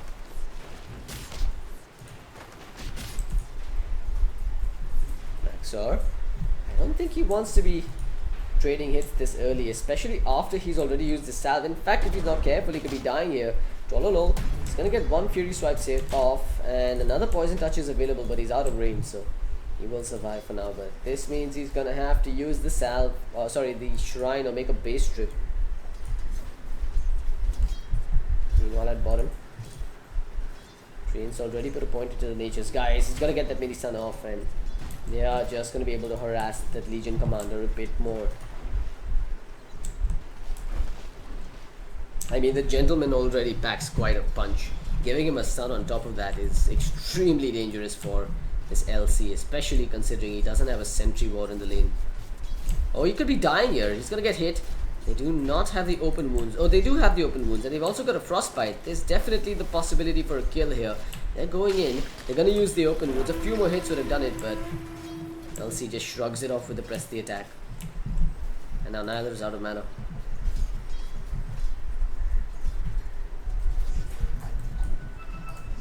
Maxor, he's going for the shrine, and Rain is actually here to punish him, preventing him from going and using it. Even his bounty rune was stolen away by the Nyx assassin, so they're really going to all possible lengths to keep the Centaur Warrunner at bay. But fortunately for him, the creep wave has come under his tower, so he will be able to get some EXP and possibly even a few last hits. Meanwhile, Templar Assassin in the middle lane. She's looking good in terms of CS. 10 and 5 up against the 7 and 5 on the Tinker. Tinker's yet to burn through his consumables. Whoopsie, missed first blood. Looks like the Ursa and the Dazzle end up scoring a kill on the Centaur after all. And that puts the Dire side in the lead.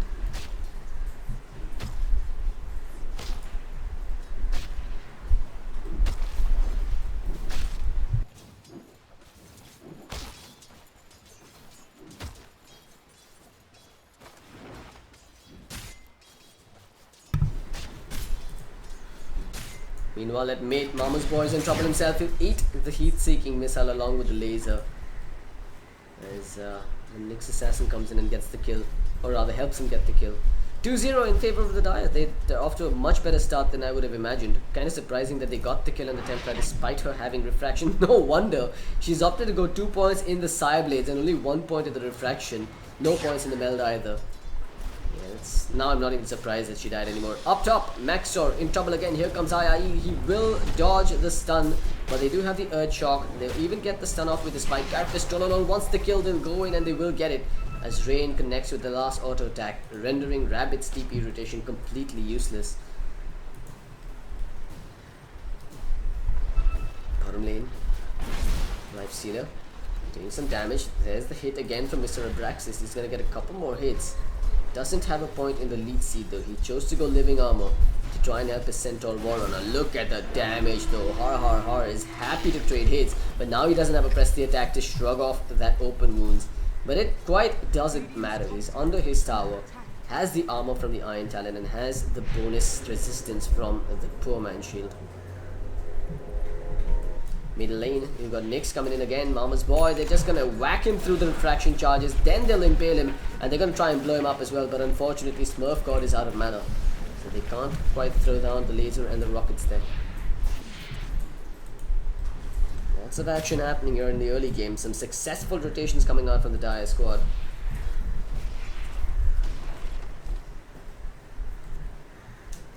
Got a pause coming out, just a moment guys.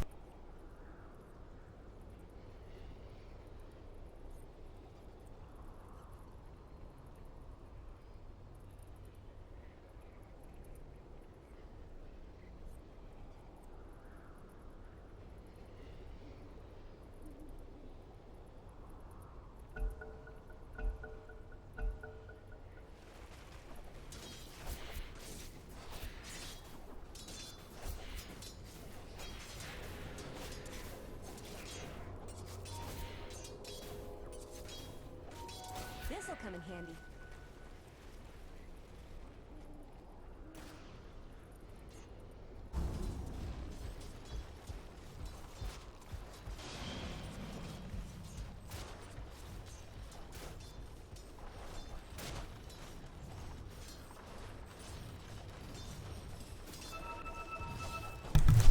Apologies for the hiccup guys, just checking if everything is okay on the stream. Maxor meanwhile, walking around with that Centaur Warrunner, probably gonna get brought down by IIE soon enough.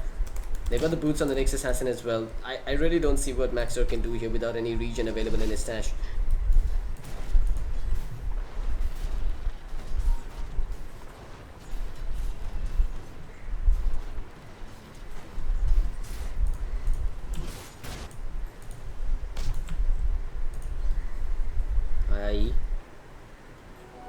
He's gonna snag another bounty rune. This Centaur, man, he's gonna be crying here, losing every single bounty rune. This is some insane pressure being applied by the Dire side. Maxor is just going in. He wants to get that shrine. He wants to get the stun. Now it looks like the Nyx could be trapped as well, but he does manage to scurry on out and find a path. Pop the shrine. Smurf God is coming in with the haste rune as well. They really want a couple of kills. Trololol is gonna go in as well. IIE, they've managed to surround Rabbit and bring him down. Another quick kill secured for the Dire, making it 4-0 in their favor. Dire's middle tower is under attack.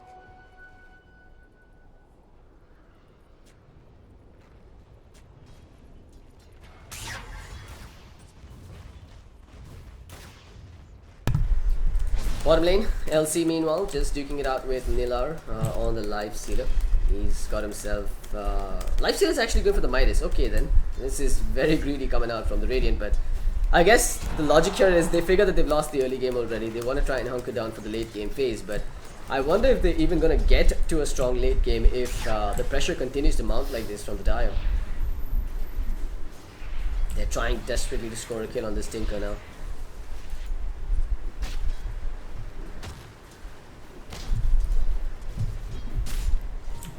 Lol. Magic stick up on him. Meanwhile, mid. Looks like there was an attempt on Smurf God's life, but it ends up Rabbit who goes down. Primarily because the Nyx Assassin was here as well. And that Nyx is yet to hit level 6. Once he does cross the level 6 mark, he's going to have the Vendetta and he's going to be much more of a threat across the map here. This is not looking good at all for the Radiant side, but it's looking fantastic for the Dio. As top lane, the Ursa. How's his net worth looking? He's actually on top of the net worth board with his phase boots finished up and the Morbid Mask in his stash.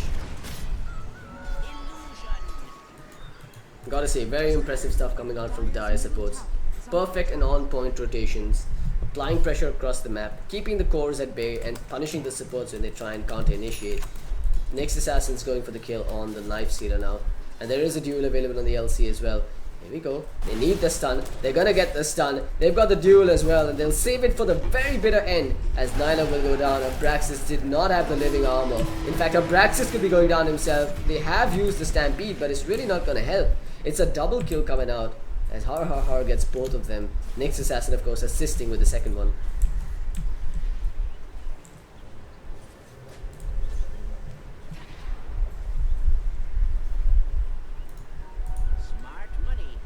And LC, he's got himself phase boots along with the Iron Talon now, and even has the 10 dual victory damage added to his tally. It's been a fantastic start coming out from the Dire side, and all they've got to do is keep it up now and get their early blink daggers. Although it seems like the LC might just end up going down to neutrals here if he's not careful. Yeah, I don't think he can tank this. Up top, Maxor, he has managed to get some sort of recovery going for himself. Not the best CS, but he's managed to get some levels, which is quite reassuring for him. But here's the problem when you play versus a tree. Either you go and take down the entire tower, or you end up watching it heal up in your face all over again.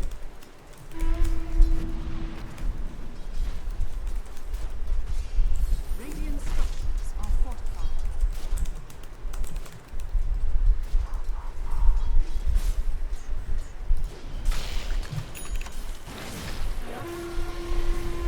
Nilar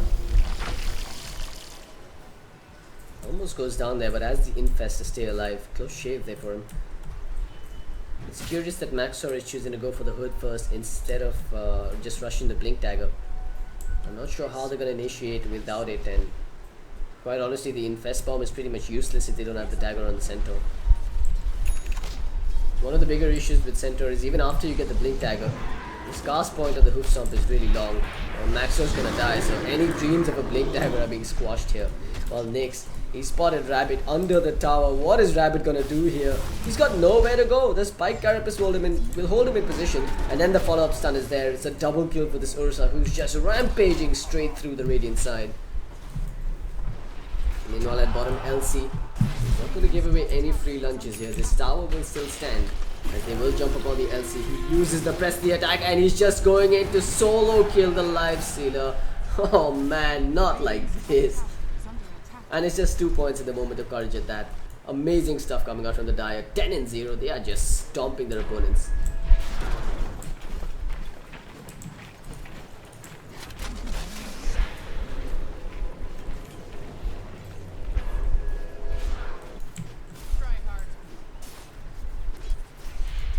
Mama's boy, he's got himself 67 CS on the Templar Assassin, but that Tinker has snowballed further and further ahead. He's already picked up the Boots of Travels, and I mean, there's just no stopping him now. He's almost got his Soul Ring finished up as well. LC's even choosing to skip the Blink Dagger altogether for now. He's just going for the Armlet to be a force to be reckoned with himself. We're already seeing him one-on-one or 1v2 the life stealer and the Treant coming out on top. It's only going to get more potent as time progresses. Meanwhile, Maxor again has a bug scurrying around him. Even Rain's coming in now. In fact, so is the Tinker. Maxor is not surviving this, and I fear for the safety of this tier 1 tower post. He even got the courier. Could things get any worse here for them? Maxor, that return damage will end up being his own demise, and they're gonna just blow him up now. They've got the living armor. There is the frostbite coming in from Rabbit as well, but Rabbit, very cheeky from him. He could have gone down himself there, but ends up surviving. Meanwhile at mid, a double damage Templar Assassin threatening that Tinker and threatening his tier 1 tower, but they can't quite get the job done.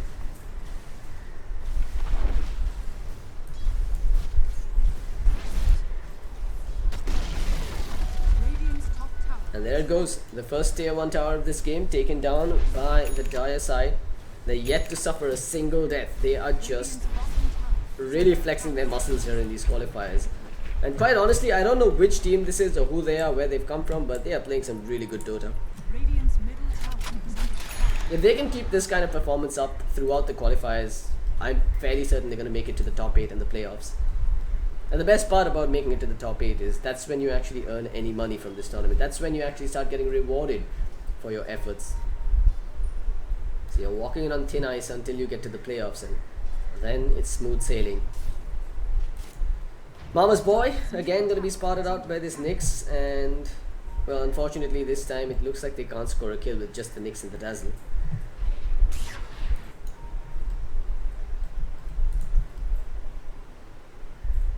We'll have to wait and watch if this Armlet really was the best choice for the Legion Commander.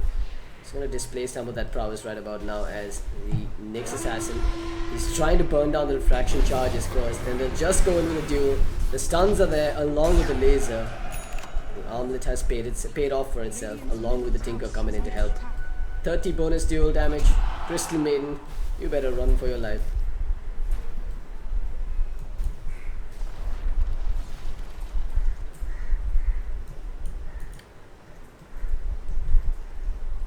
Knife Sealer, he's got to think twice before making that play. Another tower goes down, this time at the middle lane. While Centaur again survives by the skin of his teeth as the Tinker jumped upon him on the top lane. That is a blink tagger now complete, and an Aegis even picked up. What is happening this game? It's just complete and utter domination by the Dire.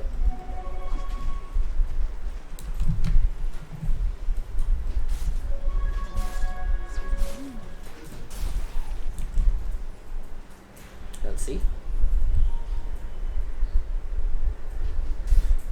30 damage upon himself. We've got Rain coming in from the side as well. I don't quite have any detection for that Train Protector though. Abraxas is level 6. And the Overgrowth is a possibility here if they want to try and start the fight on their terms. We've also got the dagger finished up on the Ursa Warrior, which means that we're not going to see any sort of contest coming out from the Radiant on that bottom tower. Abraxas is just going to be left here to TP out when he's safe.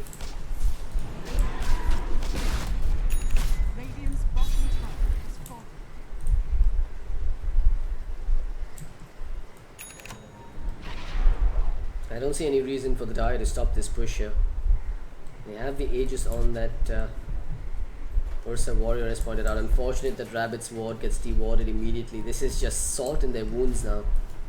Look at the vision coming out from the Dire. They've got observers on both sides of the map. They've got good coverage near the tier 2 towers. And they've even managed to deward almost.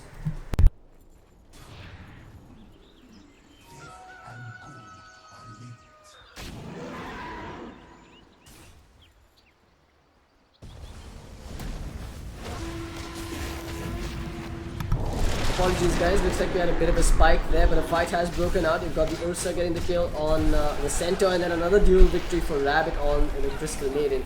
Meanwhile, Mama's boy is making a run for it. They've managed to take down the Aegis, but it's still 0 deaths on the side of the Dire.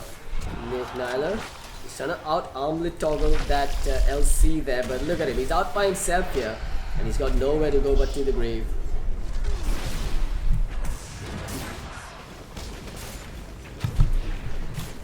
Well, then another whitewash in that skirmish coming out from the Dire side. Not a single death on their side just yet. More dual victories being added to his tally, and another tower goes down. This time it's a tier 2. Radiant's bottom tower has fallen. Who is this team and where the hell have they come from? Because they're playing some really good Dota.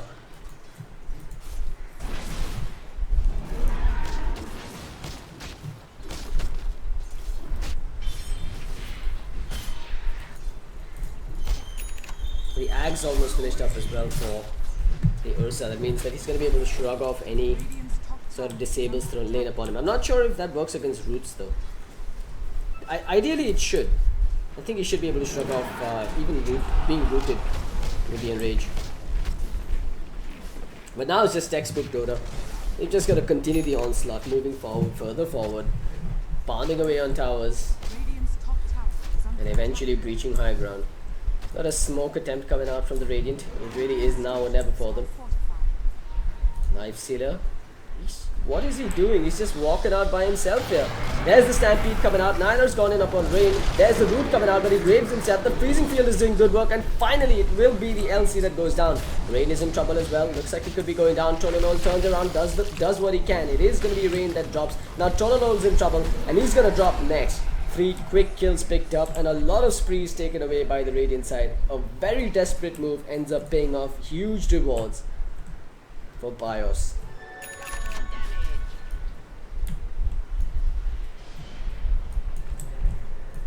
Tinker wasn't even a part of that engagement. Look at the spike in the gold graph. It's a pretty massive turn after those 3 deaths, and it really feels like the Dire have now overstepped their boundaries. TA gets a step closer to her Desolator with that. She opted to go for the Blink Dagger to have the ability to kite around that Ursa warrior.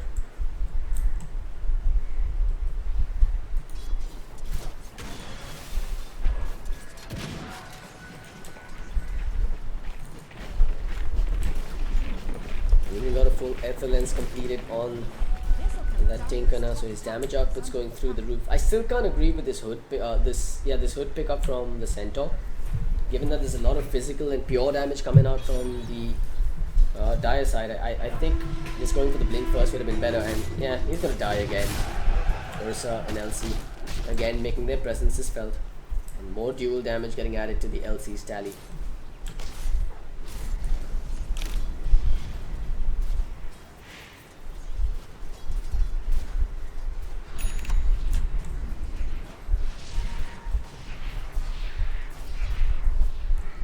Mama's boy struggling to get that Deso, but the Life Sealer on the other hand has now picked up an Echo Saver, so his Midas is suddenly starting to pay off.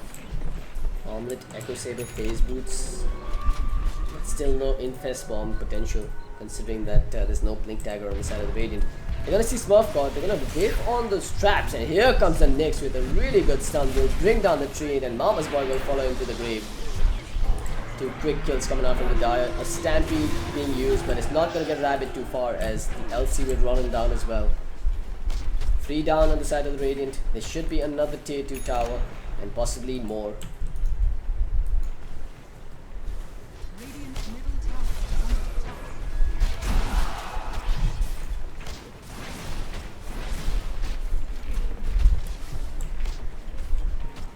under attack. Maxor really shouldn't contest this tier 2. He probably should just rotate towards the top side and try and slow this down. But then again, that might not help either. They might just be better off defending their high ground. Radiant's top tower is under attack. They do have the freezing field available, so it is possible that a few wrong moves from the Dire side could end up seeing them punished once again.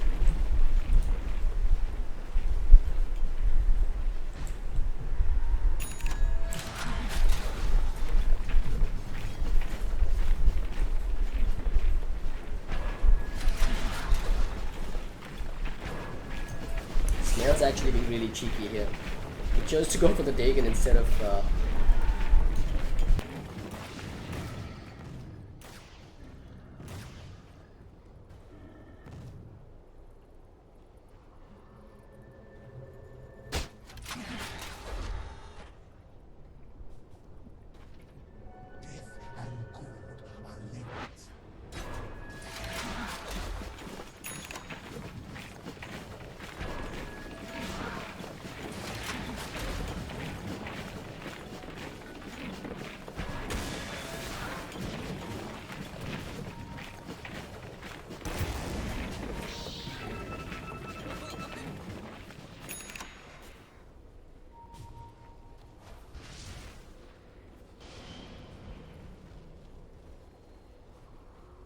Apologies, folks. Looks like there was a bit of a hiccup there with the stream.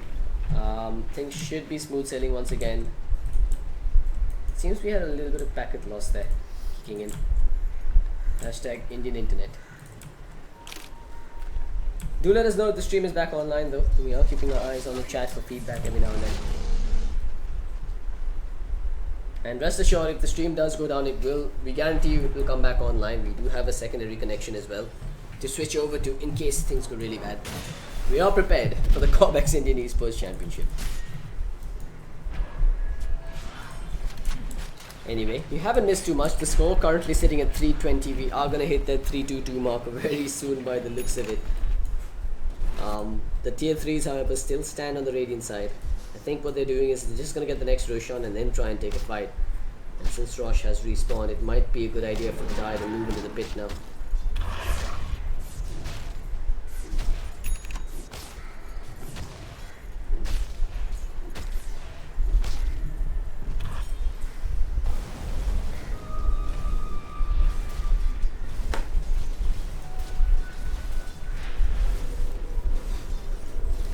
At the risk of utter humiliation, let's take a look at the net worth graphs. It's 20,000 in favor of the Dire. BIOS is... I mean, they're on a knife's edge right now. They're one team fight away from just being knocked out of this tournament, and that team fight is going to be an absolute disaster considering Trollolol has now picked up the Aegis as well as a Basher on the Ursa. Can this guy get any bigger?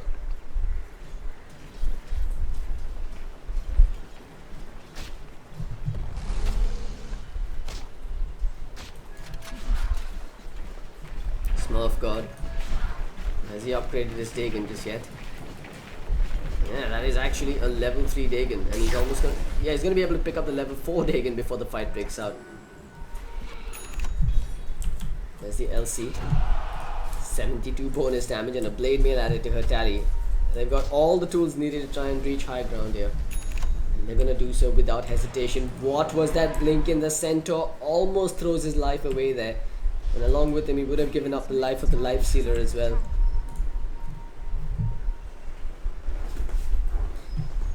If BIOS can manage a successful defense here, they're going to make a full-fledged comeback. But there's the jump in. The Centaur's going to get rained down first. But there's the duel kicking in as well. Nylar's going to end up going down first. They've got the route to prevent the duel victory. But the Dagon will do no such thing. It will blow them up as they come in and just clean house.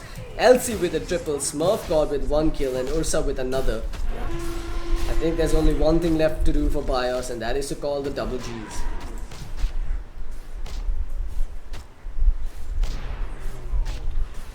I want to say it was a valiant attempt from them, but without sugarcoating it, they have been demolished here.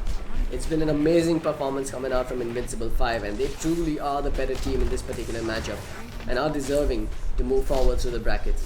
Radiant's bottom barracks is under attack. Radiant's bottom barracks is falling. He's just taken on one lane of barracks though for now. And I mean, remember, they've still got the Aegis, so all they've got to do is move into another lane. But instead, they're going to go take some shrines, have some fun as well. Never mind. They've actually, half of them have gone in. So that's a godlike streak now taken away by the Life Sealer. That's how you throw a game, my friends. But the cavalry has arrived. Har jumps in, goes for a Braxis, can't quite get the duel. Now he gets it, and they'll get the kill. As the Nyx Assassin will get the stun to get the kill, along with Rain kicking in. They've also got the kill on the Centaur Warrior, and then they'll bring down the Templar Assassin. Another quick death on the Templar Assassin in quick succession. And this essentially means they can bring down the second lane of barracks. There is a buyback from the Centaur. He whips on the stun. Remember, Trollolol has that Aegis still available and in tow. They've also got the Enraged to break out of the Frostbite. They've got a press the attack thrown upon an Enraged Ursa who just beats the hell out of the Crystal Maiden after bringing down the Treant Protector. Really? I don't think you can turn around like this on him. He's just gonna man up and fight his way back here.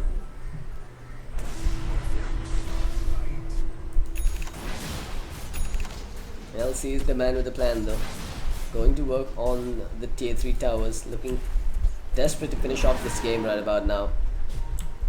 He's a jumping on Ursa, but he's got a blink dagger of his own. EMA.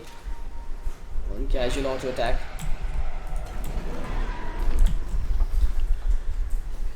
The duel is ready once more, and so is the blade mail.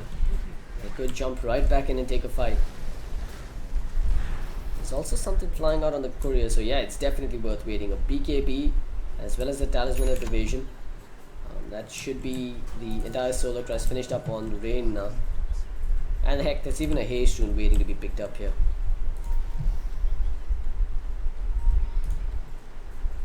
But they've got spirit. BIOS definitely has spirit. They're trying to fight their way through this, despite an overwhelming net worth and EXP lead in their opponent's favor.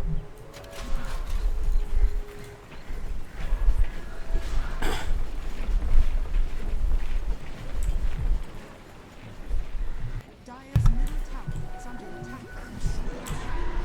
Here we go. Ursa coming behind Mama's boy. Oh man, he's melding up there. They don't quite have any detection to scout him out though. They're pinging him out desperately. They know he's right next to the Ursa, but what can they really do?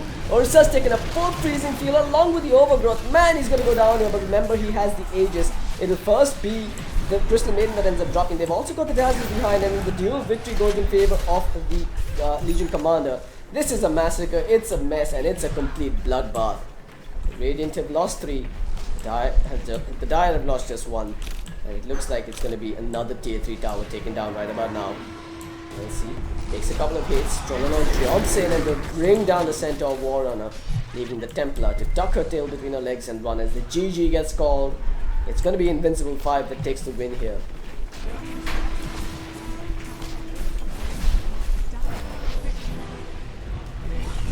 Well, that was utter domination by Invincible 5. It is back to the drawing board with BIOS. Unfortunately, this is where their journey ends through the Cobx Indian Esports Championship. Hope you guys have enjoyed. I'm CloudX. We'll be coming back with a couple more games for the day. Vivek will be taking over for the next one. Stick around, folks, and have a good time.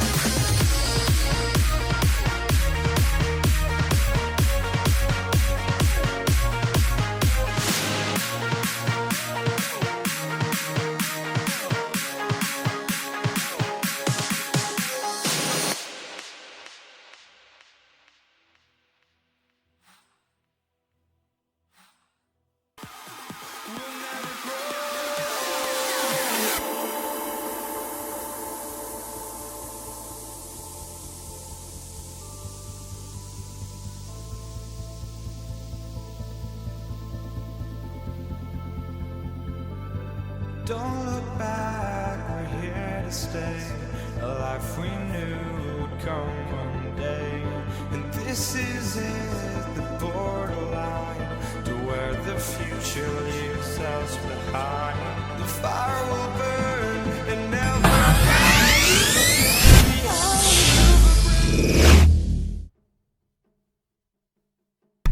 Hello folks and welcome back to the Cobx Indian Esports Championship. My name is Vivek and we've got Hellraisers on the Radiant facing off versus Born to Lose on the Dire. We've already had a couple of close games, some whitewashes, but the game versus Joy versus... damn, I forget the other name. The game 2 games ago. Oh, it's a really bad way to put it, but that was one of the more fun games to watch. Anyways, Hellraisers, DX Power is a known Dota player. He's been around for a while.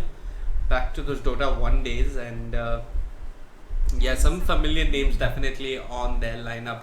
Born to Lose, I haven't heard much about them. So as the game discovers, we'll find out what they're all about. However, they do have 2 interesting profile pictures.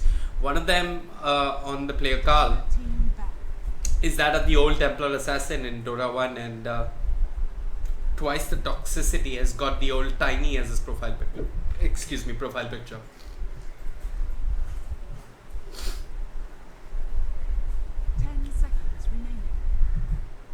Draft so far pretty standard. Abaddon a usual nuisance. Hellraisers don't want to face off versus the Tinker, who almost wins any mid matchup that I can think of. I mean, one of the few heroes that does well versus the Tinker would probably be the OD, and even that's a close matchup. I think Templar Assassin and Buck come to mind there for me. Born to Lose, getting rid of any pesky heroes that they might have to face. Do not want to deal with an overfarmed, overpowered Meepo. And don't want to fall prey to any cheese strats. It is, after all, a single elimination in these qualifiers, after which we go to double elimination. So yeah, currently, if you lose one game, you're out of the tournament. And this really weeds out the best from the rest. And only the best go through. Or that's the hope, at least. Slada getting 1 second. I think we are having an audio issue. Let me just check this and get back to you.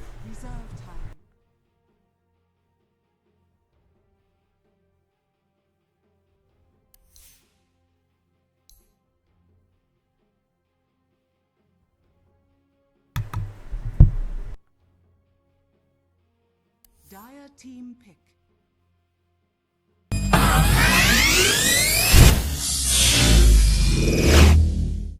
Radiant team pick. Okay, folks, I think everything is fine. A-OK, as Slacks likes to say. Thought we were experiencing an audio issue, but everything is fine. Anyways, back to the game.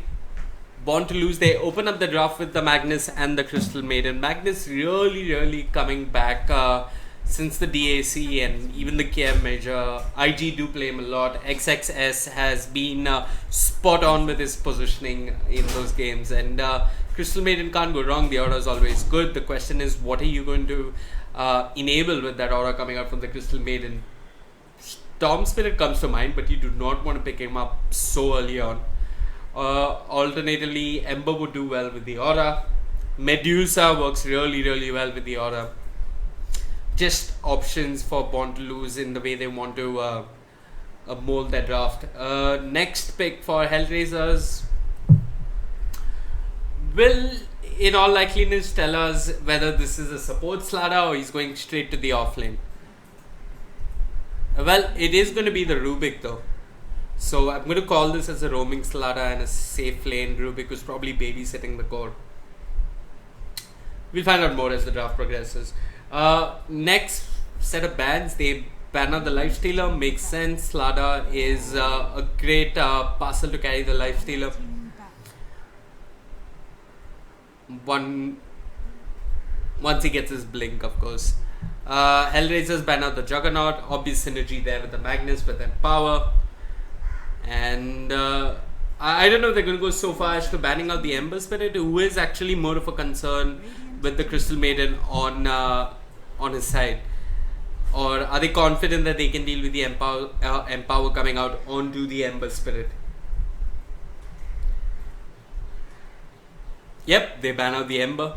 And Born to Lose did ban out the Ursa. So this could indicate a pickup like maybe Timbersaw or Sven. I'm not too sure. 10 seconds remaining. Something that the Fury Swipes goes through. Maybe even the Dragon Knight.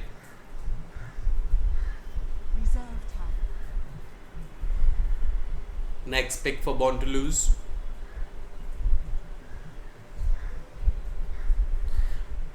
Could pick up a support here and not give away too much in the draft. But it's going to be the Slark for them. So Slark is their go-to core. Not particularly great with the Empower, but not too bad either. Folks, for those of you who are on YouTube or Twitch, do let us know if we are experiencing any technical difficulties, and I will attend to it. We did have a little bit of packet loss in the earlier game, but nothing too bad. Anyway, so Hellraisers, they pick up the Sand King.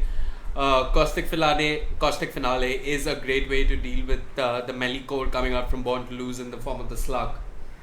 And the Slug not going to have the most fun time earlier on in the lane. 10 seconds remaining. Next pick for Born to Lose.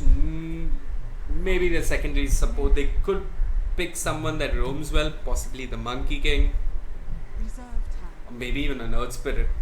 But come on, it's India. Nobody picks Earth Spirit and Wisp.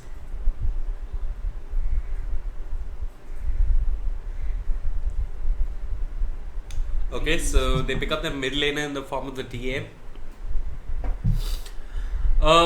One thing that does deal well with the TA, which doesn't get picked up so much in India, but is quite the flavor meta of the moment, is the Venomancer. But sure, they've got the Sniper, works fine as well. Stays far away from the TA as much as possible. But once Slark probably picks up a Shadow Blade and TA has a Blink, they are going to be focusing their attention on bringing down the Sniper as soon as possible. 10 seconds remaining. Last ban on the board for Born to Lose. Would want to ban a safe laner here. Reserve time. I want to say Morphling. That would be a decent ban. If nothing else, what makes life horrible for the Slug? Of course, there's the Bloodseeker, but nobody thinks of picking Bloodseeker to deal with the Slug. But the last ban is going to be the Weaver. Do not want to deal with two heroes that have high maneuverability. And a very sensible last ban coming out from Hellraisers here. They ban out the Warlock, who has obvious synergy with the Magnus and the Crystal Maiden. RP and Freezing Fields and Fatal Bonds and maybe a drop and top. Great ways for Born to Lose to start the fight and control it. Last pick for Hellraisers will be something for the safe lane. I'm thinking 5 seconds remaining.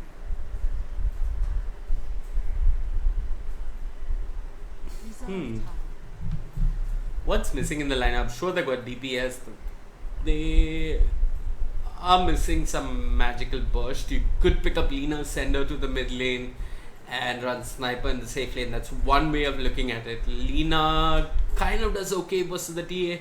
You have to be a bit cautious about your movements across the lane, especially with the side lanes. But yeah, the burst damage is good. You could do something really cheeky and disgusting like pick up a Brood Mother, but sure, Empower deals with the Spiderlings. I haven't seen last pick Brood Mothers in a while. They are lacking a bit of push. I mean, sure, the Sniper does have some form of push, and it looks like it's going to be the Spectre for Hellraisers. Great way to get on top of the Magnus even before he gets his RP off. It's one way of looking at it. Haunt, don't let him RP, and hopefully win the fight on your terms and move on from there to objectives. RP cooldown is 120 seconds. Haunt cooldown at level 3 is 120 seconds. Earlier on it's 140 seconds. So Yeah, can definitely deal with the Magnus. Next pick for Born to Lose, they are missing the last support, and it looks like it's going to be the flavor of the KM Major. Dream Protector gets picked up, and Born to Lose, they have something to keep the Temporal Assassin healthy in the mid lane. They have Overgrowth, which adds to team fights, which is a route which I do not think you can impale out of, but you can still channel Epi in route if I'm not mistaken.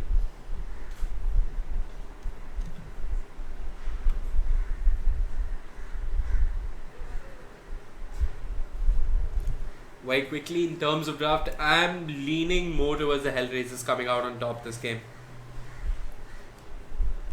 But both teams do seem reasonably well matched in terms of draft. If anything, Born to Lose has a little more team fight. I mean, Magnus and Overgrowth gives you that impression.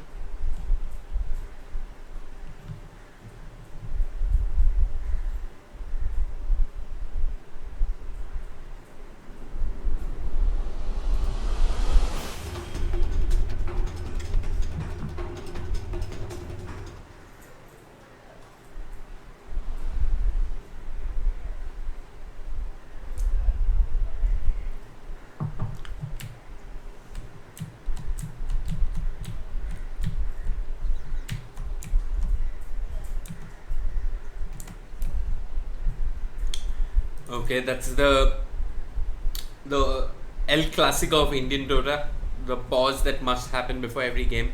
Anyways, let's take that time to run through the lineups. We've got Idan going on to the Crystal Maiden. Templar Assassin will be played by... Hold on. Yeah, Templar Assassin will be played by Carl. Train Protector will be played by Pew Pew Pew. Slug in the hands of twice the toxicity. And that leaves us with Magnus in the hands of Imba EXE Born to Lose. And thanks for that name, my friend. I'm just going to be calling you Magnus for the whole game now. Slada will be played by Flamer. Sniper will be played by BC. Spectre will be played by Radiation. Radiation will be playing Rubik. Spectre will be played by hold on. Okay, classic CloudX. He's casted a game and changed all my controls and made life difficult for me. Ares will be playing the Spectre. There you go. Wait, I just saw it.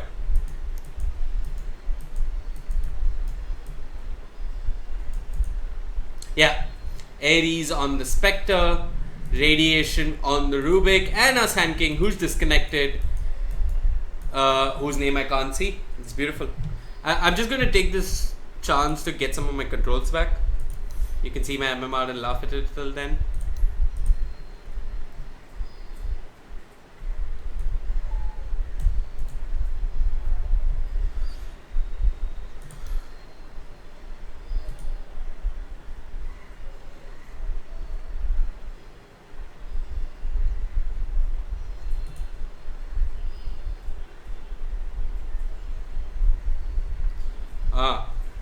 That's his scorecard.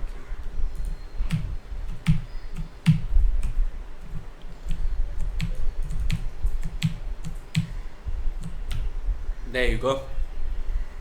So it's DX Power playing the Sand King.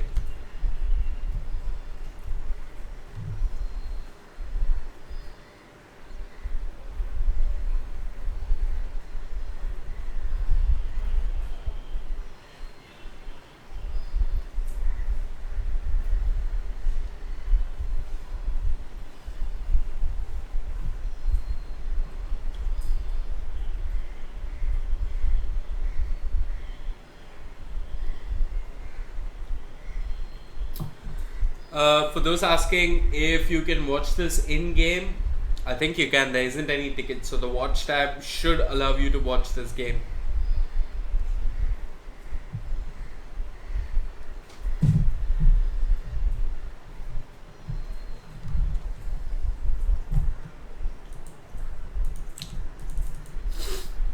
A lot of initiation coming out on the side of the Radiant here. Multiple forms of initiation with the Spectre even haunting to start things off. You've obviously got the Sand King with the Burrow Strike. And Slada, provided he gets his blink at a reasonable timing, will also be a secondary source of initiation. Strong team fight and initiation on the side of the Dire as well. So it's all going to boil down to perfect timing and execution in team fights. As far as cores who scale late game, obviously nobody scales better than the Spectre. With even a backpack slot being viable with a refresher orb on, it's something we did see Matumba Man do in the recent KM Major. Slug kind of snowballs in the mid game. TA somewhat similar, but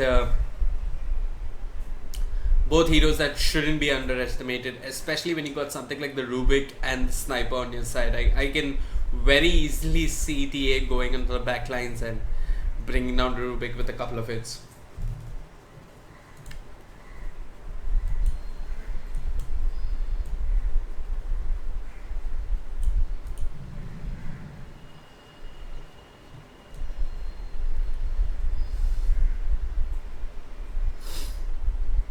Neat little cosmetic for Sniper. I am not sure how he looks through what seems to be a bar of soap on his forehead.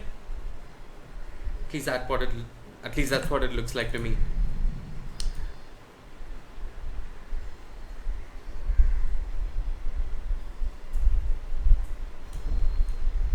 Ooh, nice choreo.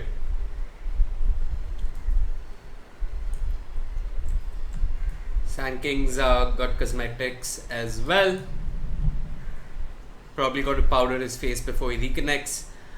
Don't worry, folks. We do have admins who will be enforcing rules, and there is a limited amount of time you can pause for. We have a schedule to stick to, and we do have buffer time allocated in case games go longer or pauses go out of hand. But it's all a limited amount of time that you can pause for. Anyways, it looks like we've got a power cut on the side of the Radiant. So I am not sure if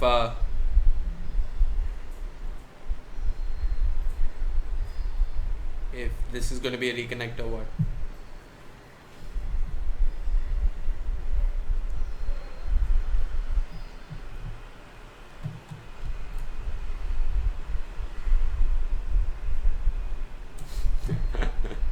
Twice the toxicity.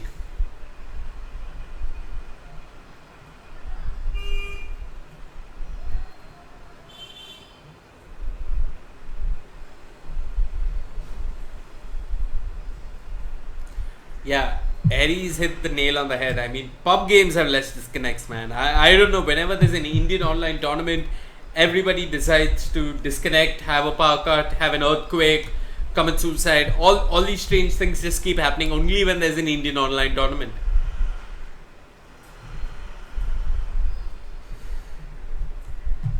Anyway, let's take a look at starting items. What does the Crystal Maiden started out with?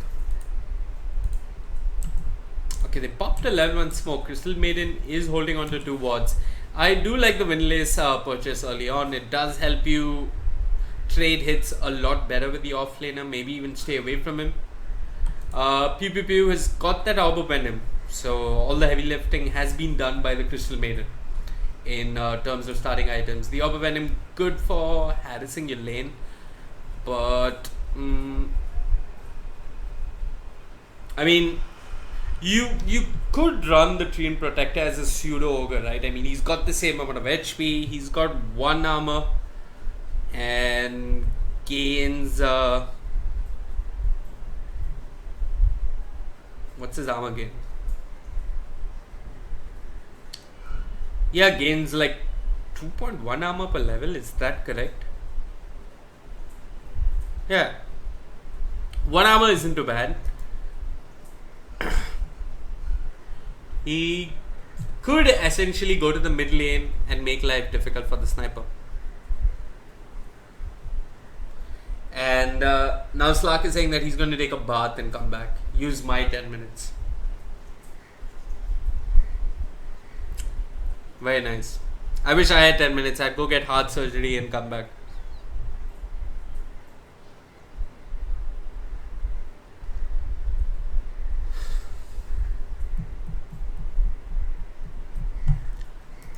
Magnus, in terms of starting items, he's got the shield, he's got a couple of tangos, rushing the Iron Talon. It looks like that's what he's queued up in his quick buy. Carl on the TA, pretty standard stuff. I presume a couple of tangos will definitely be pooled to the TA. Slark hasn't yet brought out anything, but his quick buy probably tells us what he's looking at.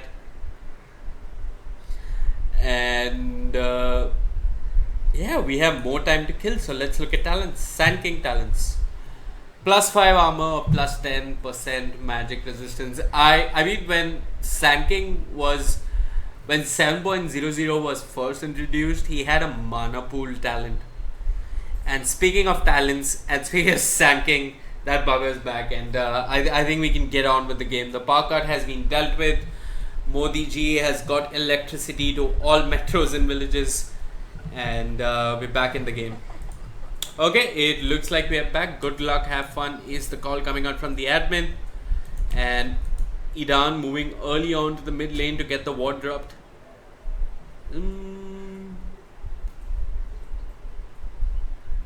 Yeah, I guess this ward is fine. You're seeing the lane, but you could plant it here. You could plant it here, see the lane, and maybe even see the rune, maybe even see rotations. This does show you high ground, but that's about it.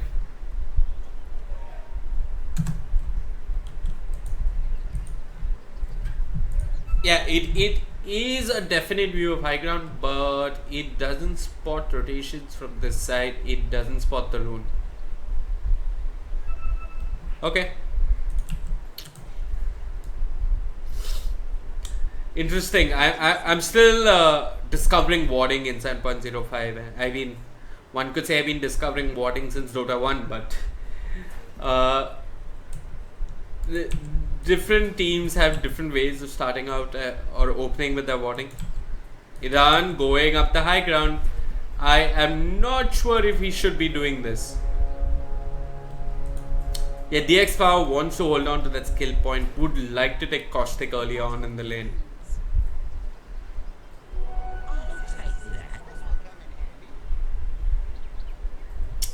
Okay, it's a 2 for 2 rune exchange. No surprises there.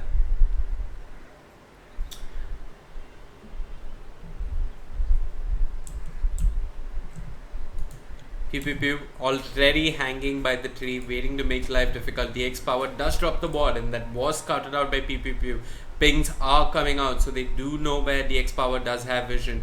He's trying to trade with the down, but he's going to walk into a stun and a frostbite. This is going to be a salve at the very least, maybe even the shrine, but I don't think that's going to happen.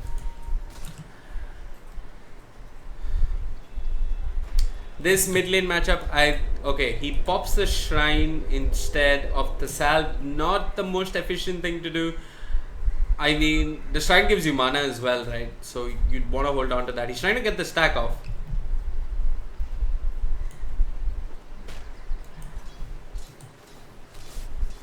Magnus is able to get closer to the creeps and score some EXP. Crush comes out from the slider, but this is just some Harris here. Magnus doesn't have the poor man shield. The Spectral Dagger has been thrown, but it's just going to zone the Magnus off. And Pew Pew Pew knows exactly what's on. He's pinged out DX Power on the Sand King.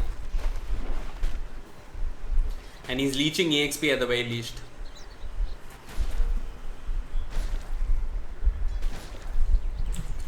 Mid lane, once again, TA being forced to pop her shrine early on. I'm not really sure if using shrine is more effective than just using a salve. And here comes the Crystal Maiden. You got the bash with the Orb of Venom. Idan just last hitting these creeps. He's not got mana for the frostbite. DX Power knows this, if I'm not mistaken. He hasn't yet hit level 2. Well, he popped the salve, but the Orb of Venom cancelled it, and this is a base trip for DX Power. Treant coming into action early on with the level 1 natures, guys. Oh, please don't tell me he's going to pop the secondary shrine. No way. Okay. I mean, he could have called a TP, walked to this shrine and TP'd back to lane, but fair enough. And here comes the Treant Protector rotating to the mid lane. He's almost an ogre for all purposes. He's got an invis rune. And CS, it seems to be telling us that the Slark and the Spectre are doing equally fine. Maybe the Sniper is pulling ahead in terms of CS, but the TA's got 6 denies to a name. Pew pew pew. Throws out the lead seed. BC, just BC in fact, dropping low. And he's got no help coming in. It is first blood, but will these two end up falling? The shrapnel brings down the Treant Protector, and Carl will stay alive for the time being.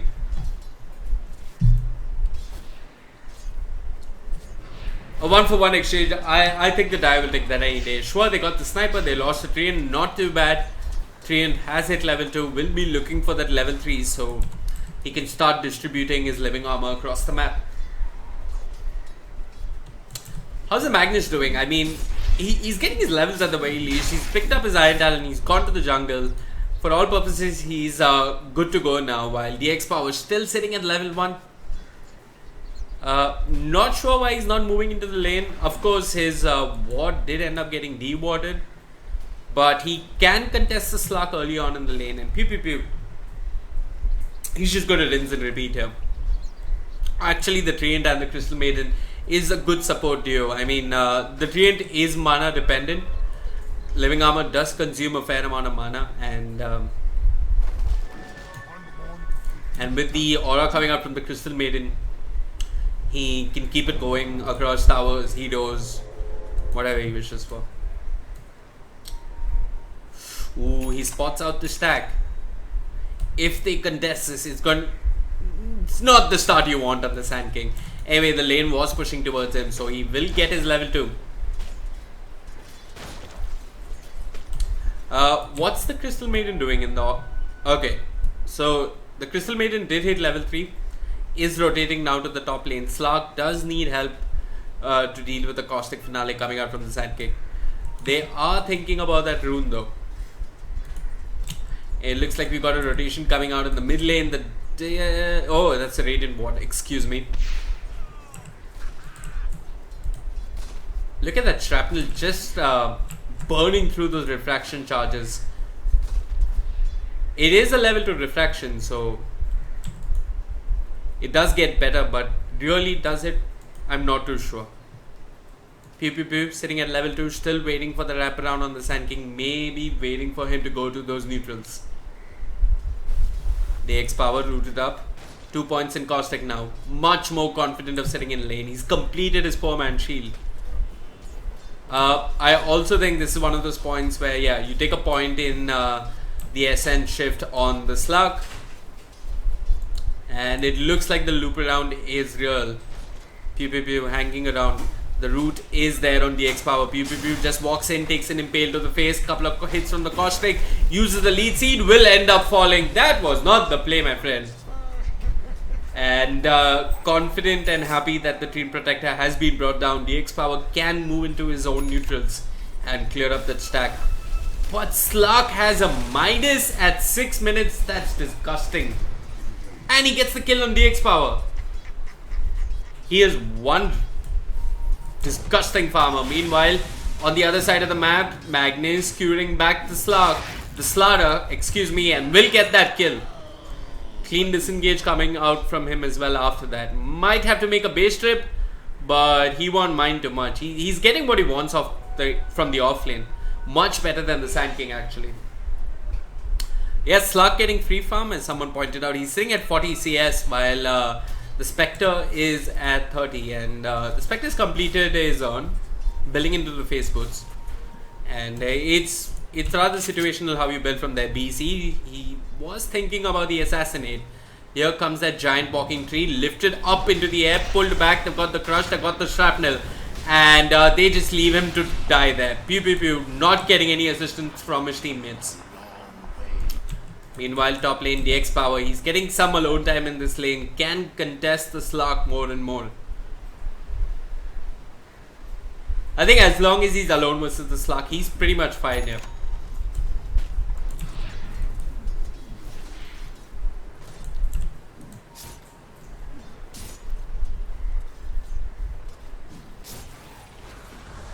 Okay, that's our first taunt of the game. It goes out to the mid lane, on to Carl. Flamer on the Slara, trying his best to block him. Forced to run away, gets rooted up, might end up falling, will end up falling. It's a kill split between Carl and Eden.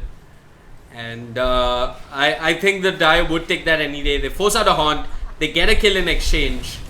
And the Radiant not accomplishing much of their first haunt. DX Power getting some alone time in the lane. PPP now has moved to the bot lane. Does cut out the Spectre, but maybe with a level 3 Shockwave, no RP just yet. He's not skilled up RP. Throws out the Empower on himself, skewers the Spectre back, and Spectre dropping low, pops the dagger, trying to run into the trees. Is this juke gonna happen? Looks like Ares is safe for the time being. We've got TP support coming in, but was it really needed? I don't know. Anyways, it looks like we have action breaking out elsewhere. DX Power has moved in onto the Crystal Maiden. The crush is there. Poor little Crystal Maiden will survive a little longer, but it's only time that's been brought. And Carl scores a double kill with the side blades. He's looking for more radiation, sent back to base with a beautiful skewer coming out from the Magnus. And the Dire just walking all over the Radiant right now. TPs were there, but those TPs were punished with beautiful work coming out from the Magnus and the TA. And this is all with no RP being expended. So if they do show up once more, it only gets worse for the Radiant. Flamer goes in with the crush. He's only level 3. How's everybody doing in terms of levels? Okay, the Treant is sitting at level 3, but sure, he's been a lot more active across the map. Rubik is sitting at level 3 as well, so that's the problem. Both Rubik and the Slara are not doing too well in terms of levels, while the Crystal Maiden is only 1 level behind the Sand King. Yeah, the EXP graph tells us a similar story. It's all leaning heavily, in fact, by 4,000 EXP in favor of the Dire. Quick look at net worth. Who's coming out on top? Definitely the Slug, and not too far away is his friend, the Temporal Assassin. And even the Magnus has pulled ahead of the Spectre. Things looking really bad for the Radiant here.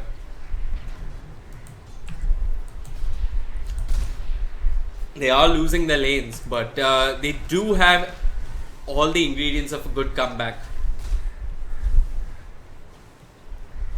Sniper, well, he's not had a great time in the mid lane. He did die once. I think he died another time in the team fight as well. Okay, he's died once, 1 kill, 1 assist. He's building into his Dragon Lance. 10 minutes in, he's got the treads and the Aquila. Not too bad, but not too great either. While if you take a look at TA, who was in the mid lane with him, well, the TA's got all of that with a bottle, a completed wand, and even building towards a Deso.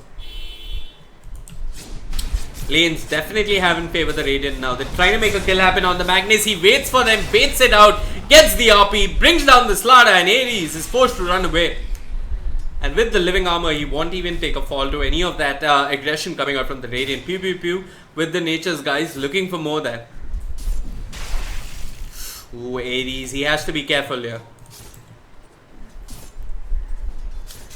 There is no RP, but the Treant Protector is around. Edan on the Crystal Maiden tries to loop in from the back. Spectre has queued up that Radiance, but it looks like a pipe dream. I'm not sure if it's gonna happen anytime soon, and he might be required to come into fights earlier on. Maybe something like a Diffusal is in a bad place to start. Heck, even a Manta style to deal with the root coming out from the Crystal Maiden. Could start off with a Manta style and maybe then follow it up with a Diffusal. Because right now Sniper isn't in fighting shape. The offlaner isn't farmed either. Slara is running in, is going to get rooted up with the Frostbite and immediately pulled back. DX Power goes in, the crush is there, they bring down the Crystal Maiden. They're looking for more. Can Radiation get it? Telekinesis on cooldown, and the Radiant score a kill, but it's a Crystal Maiden of all heroes and they won't be too pleased with that. Anyways, they didn't come at the haunt, they still got it if they needed, but all this is just free time for Slark on the top lane, who's luxuriously building up to his Shadow Blade.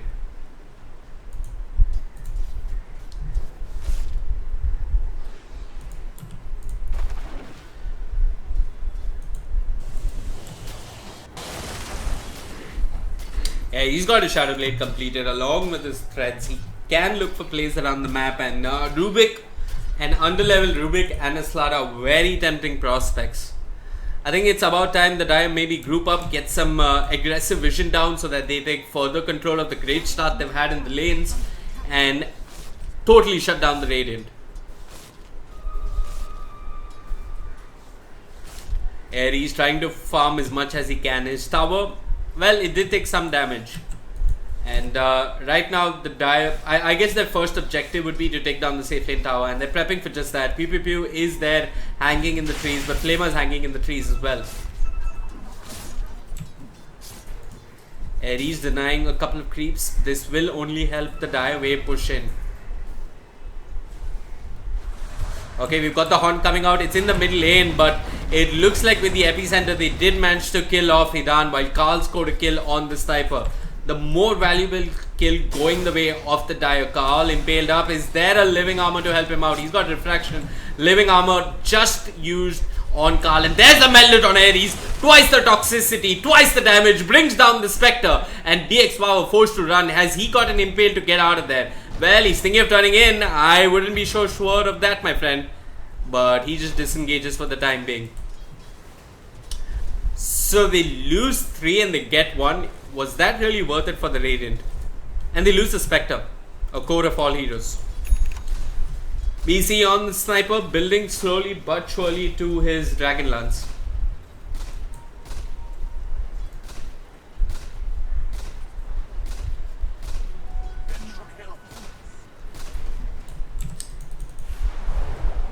Magnus corrosive haze being used on him. Radiation lifts him, throws him back. Immediately uses the skewer. The crush is there, but Magnus should be able to survive this. The living armor is on cooldown, but here comes Carl on the Temporal Assassin. Ares not sure if he should commit for something so deep. Takes one hit from the Desolator, rethinks his priorities in life and runs the hell back out of there. With the living armor, Carl on the Temporal Assassin can just chase further. Doesn't have to chase too much. Brings down the Rubik. Elsewhere, Slark finds the solo pick onto the sniper, and with this living armor, they're just running down the Radiant.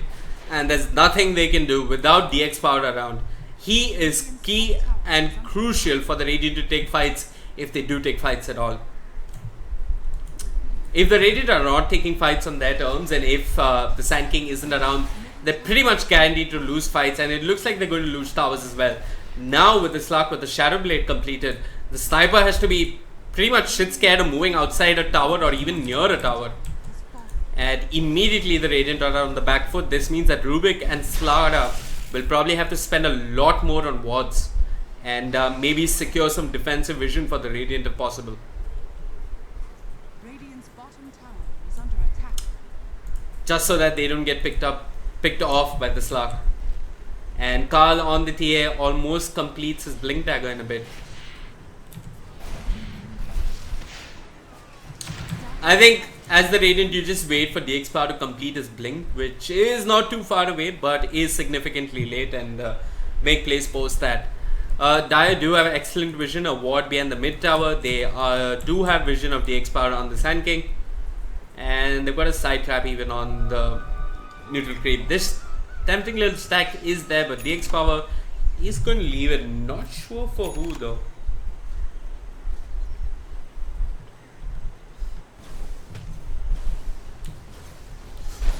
15,000 net worth lead, 15 minutes in, that's disgusting. What's more disgusting? Slug going and picking out sniper time and time again like this, and there's nothing the sniper can do. Maybe you react, but there's a living armor to always back up the slug. Hey, I think he's picking out the ward. Ooh, he wants more. He sees DX Power. He's got the Echo Saber complete. He channels the epicenter. Will it be enough? Where is the living armor when you need it? It's not there just yet, but there's the RP. A horn for good measure coming out from the Radiant, but I think they should disengage. Ares comes in anyway. There is a gem on the deck of Freezing Fields as well. The crush is there. Will cancel the Freezing Fields, but it's a team wipe. The Dire have wiped out the Radiant altogether, and this should just be a tower, if not two, for them. They lose nothing in exchange. Beautiful stuff coming out from the Magnus and the Treant Protector. I mean, all the Treant Protector had to do was just drop the armor. It's actually a bit of a joke. I mean, I remember PPD getting salty and saying that all that Ogre did was drop Bloodlust. All Treant needs to do is drop armor. And especially when your enemies are so far behind, that damage really doesn't go through that armor. The armor soaks up most of it. So one remaining outer tower for the Radiant. Dake's power smoked up, looking for a kill here. Carl, he's got the refraction, can blink out if the Impale comes through. The stun is there, they burn through the refraction, they lift him, throw him back, pop the shrine in fear. Not sure if Carl is going to turn around and do more damage than them. Carl turns around with the side trap. Here comes Magnus with the skew up, misses, runs through all of them. The shockwave is there. We've got an assassinate on someone. Twice the toxicity working on Sniper in the back lines. Elsewhere, the TA brings down the Slara. DX power pops the Sandstorm. Wants the Haste Rune, will get the Haste Rune, runs the hell out of there. Will be safe for the time being, but they've lost 3. And Carl nearly blinking next to DX power. Who TPs to the top shrine, pops it with his buddy Ares and is safe for the time being.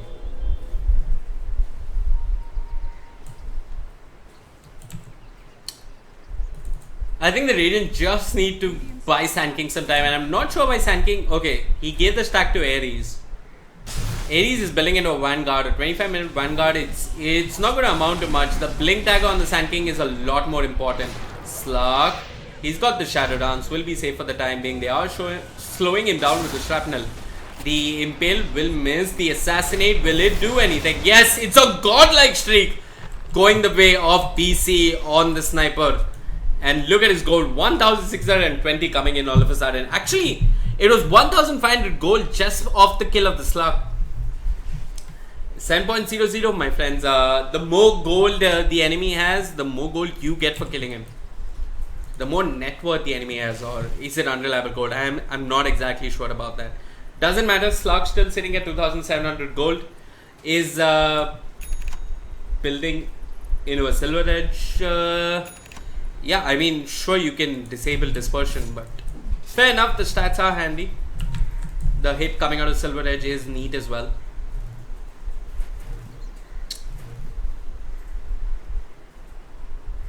Magnus has completed his blink. Looks like he'll be going for the usual positioning items here. Force Staff, Shadow Blade, the usual stuff, just so that you can get a good RP off. Nothing too surprising. Might follow it up with with a refresher orb if he gets the time. He's gone for the 25 attack speed, which is surprising considering that it's not a damage heavy item build or a skill build coming out from him. But yeah, I think he wants a plus 25 attack speed. Ooh, Slug. He's Slippery Fish. Getting pickoffs all across the map, brings down the Slada. And the Radiant have lost their offlane tower now. Well, Ares has at least got the Vanguard, so he is in fighting shape, if you can call a 20-minute Vanguard fighting shape. But yeah.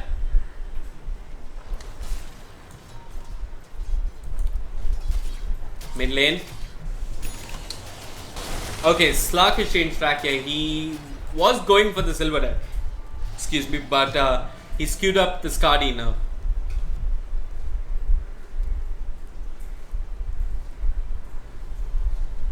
Loop around coming from Slug. This is a little bit too greedy, my friend. Yeah, backs the hell out of that. But he's got his team nearby. And there's Magnus with the RP. He is considering it. Gets it onto the Sniper. Lifted up into the air. The RP is stolen. Rubik with the counter RP. The Haunt is there. 2-man crush. But there's an immediate overgrowth. Magnus dropping low. Will end up falling. Ares really doing work. The Carl did manage to bring down Slada, but here comes the epicenter from the Sand King. And in the middle of all that, Slug did manage to kill off the Sniper in the backlines. It's a 2-for-2 exchange. Slug trying to do his best. He's got the Shadow Dance, Dake's power, no Sandstorm to work with. Turns around with the Impale. Living Armor onto the Slug. He's staying alive for a bit. Idan comes in. Frostbite on anyone. Please get it. He's got it on Ares. The lead seed is there. There should be a kill on the Spectre. So much stats being stolen by the Slug. And 3 heroes fall from the Radiant while the Dire lose 2. Quick reactions coming out from the Rubik. Did manage to lift up the Magnus at the beginning of that fight. Steal RP just after it was cast. And turned it around with the 2-man RP on the Magnus and the TA. The TA did manage to kill off the Slada in the middle of the RP. Or just after the RP. But yeah. Sniper was punished by the Slark. Really, Sniper needs something that allows him to get away from the Slark. A Hurricane Pike is not a bad option, but he's going for more damage here. He's thinking of something like a Maelstrom. The magic damage is neat. Speaking of neat, what's neat is a Slark running in between 3 heroes. DX power, there's a sentry there, my friend. Get back to your fountain, get back to your base. Speaking of which, Slark is dropping low, did manage to bounce out of that. Is safe for the time being. They get a tower, they get a kill, and things not looking very good for the Radiant. 1 outer tower remains, but Roshan is the call. They will take down Roshan, who's suddenly woken up from his afternoon siesta. Well, it's technically night in the Indian clock, but it's afternoon here at least. Okay, Carl picks up the Aegis. Smart choice. You want him to siege and do as much damage as possible to the tower with that refraction. And yeah, he's gone for the attack speed talent. Nothing too surprising. I would have liked 12% evasion here versus the Spectre and the Sniper. But the +6 all stats. I mean, you're getting stats from the Dragonlance, but okay, fair enough. I foresee the evasion being very helpful when you're trying to siege high ground, when most of it is a sniper who's far away trying to hit you. Ares. Whose sentry is this? Hold on. It's a Radiant sentry. Okay, so they've got sentries everywhere. Almost everywhere. The sentries are further away from the base tier 3s than the players are. That's how scared the Radiant are right now. Ares building into the Blade Mail makes sense. The Radiance, if it did ever come online, would be too late and too little.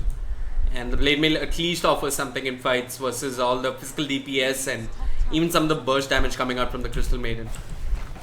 Sorry, the damage over time actually with the freezing fields. Hurricane Pike now completed on the TA. I imagine him blinking just onto the Rubik and bringing him down, but Rubik is going to be far, far away, hoping to steal the RP if the Magnus does ever show himself. They got the Aegis. Have they got anything that can help them siege? Sure, they've got the Glimmer Cape. They've got Living Armor. I wouldn't like to Solar Crush from the Dream Protector over the Blink. I mean, it's not that we need him to hit those Wombo combo overgrowths. And speaking of Wombo combo, it's a couple of hits and BC will end up falling. Ares has haunted into the fight. It's an epicenter committed on a Treant, and they will get that kill. Heavy commitment for the Dream Protector. PPP won't mind too much. Once again, TA has engaged, pushing back the Slada to the Shrine and the Baileyst. Still has their Aegis. Should be a tier 3 if nothing else. Okay, the gem is up on the Crystal Maiden. Just to put the final nail in the coffin. Radiant's bottom tower. How's the Slada doing in terms of items? Okay, nowhere close to his blink. And Rubik not doing too well either. When you pick supports like the Slada who are meant to bring utility to team fights as the game progresses, and he isn't farmed at all, what's he really bringing to the team fight? Maybe he walks in, he gets a crush and dies, but is that really worth it? Or what? He just stands back and throws out corrosive haze after corrosive haze? I don't know. Okay, clinical dewarning coming out from the Dire. Just so that Slark is not contested when he's pushing up a lane. He's got the Skadi complete. And yeah, with the Empower, the X power does engage. They do have a gem. Does he know that? We've got the Overgrowth. It's on to 2. The Overgrowth was stolen. 3-man RP, but cancelled by the Overgrowth from Radiation. He lifts up the Magnus in the air, throws him back. He is buying time for his team. He is trying his best. They do get the kill on the Magnus. There's no RP to work with. Pew Pew Pew has been impaled, will be brought down. And Radiation on the Rubik with those plays. Saving his team time and time again. Using the Overgrowth to cancel the RP. Beautiful plays coming out from him. Buying time if nothing else for his team. Ooh, Slada jumps in. He's got the blink. There is the impale from DX power. Carl does have the Aegis. Is he thinking of turning back? He does turn back. Gets the kill on a Slada. Ares chasing forward. with the dagger. Idan props the Glimmer Cape, but they've got detection. This is a gem that's been lost from the Dire. And this is just their way back into the game. They burn down the Aegis, DX Power and company, showing signs of life. Here comes Slark on the backlines. He wants more. There's the Epicenter that's been channeled, but it's nearly not enough. One meld hit will bring down the Rubik. Ares trying his best. Slark did manage to bring down the Sand King. Carl with the Earner Shadows and the Refraction, trying to stay alive. Twice the toxicity. He's got a double damage rune. Doesn't want to hit when the Blade Mail is on. Will just wait it out and bring him down anyway. And it's a team wipe coming on the back of that Aegis, the TA and the Slug. Beautiful stuff coming out from the Dire. Both teams playing some excellent Dota, at least when it comes to team fights. They've retrieved the gem. He's thinking about high ground. There is a glyph, however. Slara running in with the Blink Dagger. Twice the toxicity has healed up. They're making them move on to the Slara. The crush is there, but he's got the Dark Pact and he just shrug it off. Move on to the tower. Who's respawning? Who's got buybacks? Let's take a quick look. No one on the Data's buybacks other than the Spectre. Can't do much really. Has got Haunt at the ready. Does Haunt in immediately. Moves on to the Slug, who was lifted up into the air. They've got the Assassinate. There's no way out of this. It's a wicked 6 streak. And 1,600 gold goes the way of Ares on the Spectre. Much needed gold for the Spectre. And probably brings her closer to her next items. They lost the tier 3. They lost the melee racks. But they did get the kill on the Slug. Both teams fighting tooth and nail. It is a knockout best of 1 though. So there's a lot of stake. There's a lot at stake here. PPP building into the Acceptor. I mean, these are all beautiful builds to try out in pubs. But I'm not sure if that's what his team needs at the moment. I mean, a Solar Crash would be so much more valuable when it came to sieging. I'd like to see him go for utility more than these flashy items that are cool. If sure, I mean, like, I do have a huge lead and probably thinking I've got a lead and what do I have to worry about?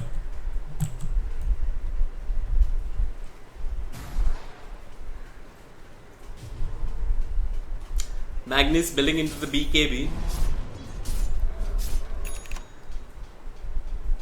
If I'm not mistaken, Overgrowth goes through BKB, so should Rubik steal it, he will have an Overgrowth to work with.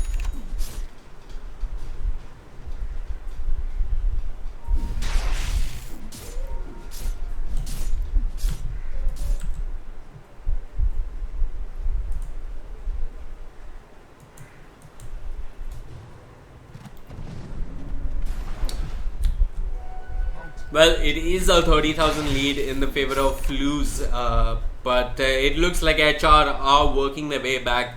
There have been small spikes back in the favor of HR, but this Slark and TA are just too farmed. Speaking of which, the TA has completed a Bloodthorn as well.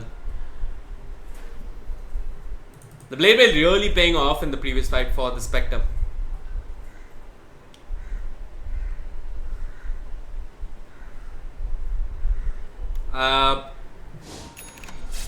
I guess he goes to something like a diffusal from here on.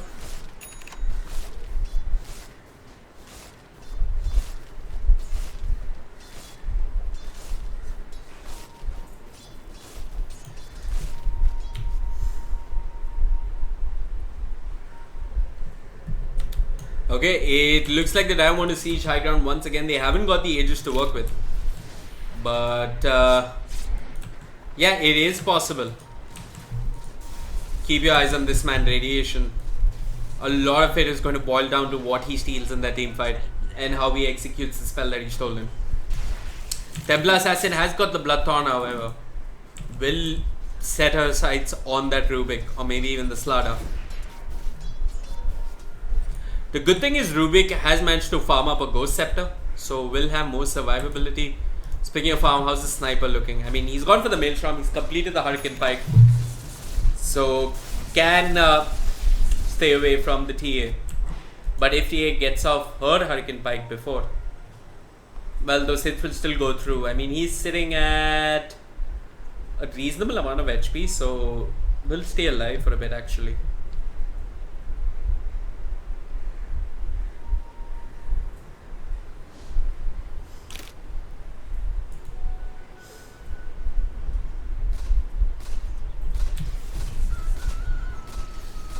45,000 gold lead in the favor of the Dire. I think they're patiently just waiting for the next Roshan, which should be respawning shortly. And then high ground is on the cards for them. Have they taken out shrines yet? Okay, they've taken out all shrines. Easy access routes to Roshan for the Radiant if need be. The Radiant currently not having much vision across the map. The Ags now completed on the Dream Protector.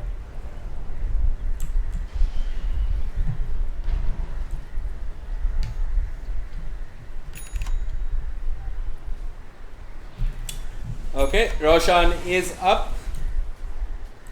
The question is, are the Radiant going to contest?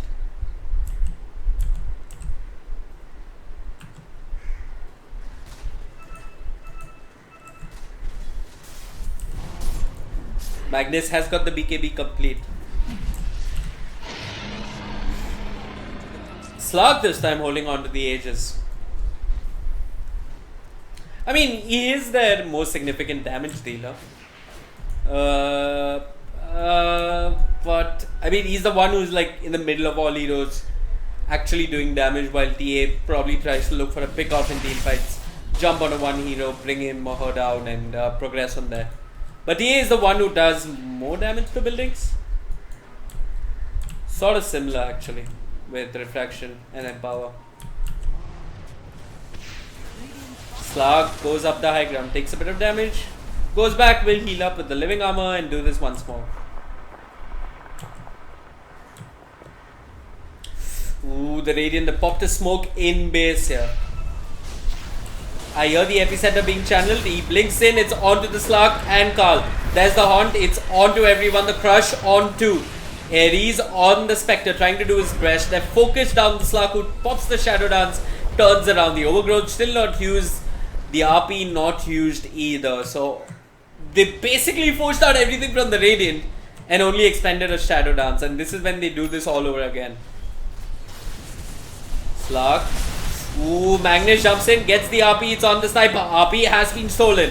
Rubik waiting patiently, jumps in, gets the RP onto 2. Here's the Overgrowth that we were talking about. It's onto 3, it's huge. Carl doing work, focusing down BC. BC goes to the strike. Pew Pew Pew does bring down the Rubik, and they finally do bring down the sniper. Not sure why he didn't use the Hurricane Pike. They get down DX power as well on the Sanking. 3-man crush, DC back into the fight. He's doing his best, does manage to bring down the Magnus. And Slug will fall, but he's got the ages. Will respawn shortly, turn around and bring down the Radiant once again, I presume. Goes on Ares. Ares has the BKB. There is a bash. He's got the on charge. Slardar jumps in aggressively, but his friend the Spectre has been brought down.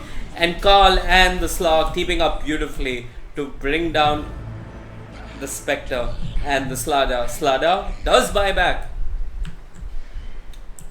Well, they've got the sniper. A huge source of damage. Jumps in with the crush. The side trap is down the back line. DX Power tries to impale back, but he's still stuck over there and they've got vision. They'll bring him down. The impale wasn't what he expected really. While Carl did manage to bring down the Slardar. Rubik, he's stolen something. It's just a side trap. It's not going to be much for him. Spectre has bought back, but what's he going to do? Twice the toxicity, staying alive. Glimmer Cape keeps him alive for longer. Ares, he pops the blade mail, forces a disengage. Pew Pew Pew jumps in with the lead seed. Did he really need to? But he's going to disengage for the time being. Ares does have vision.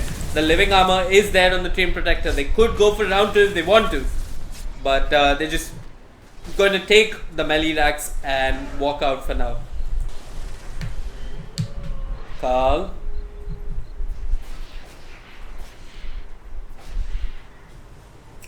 Okay. So I don't know if the Dio are going to play it safe and disciplined and probably wait for the next Roshan before they attempt high ground again. Or are they just going to go full on YOLO Jihad and just walk down the mid lane? Slug, where does he go from here? I mean, he drops the Midas and picks up... What is he picking up? Okay, he's got the BKB. Will help him siege those towers. I mean, all they need to do is pop the BKBs and hit the towers.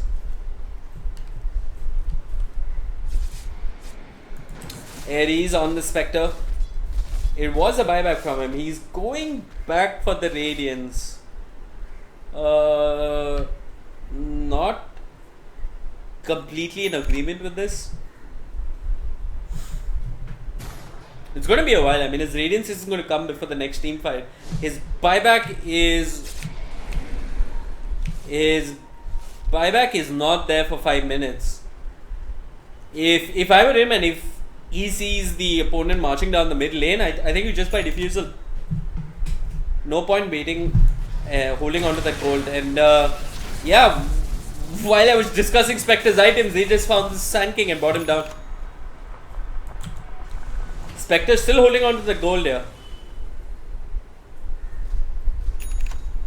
Okay, thank God. Sand King has that respawn talent, which allows him to do crazy shit like that. What is it? Minus 30-second respawn time, yeah. Radiant's bottom barracks are under attack. Okay, so Spectre has gone for the Diffusal. Smart choice coming out from home.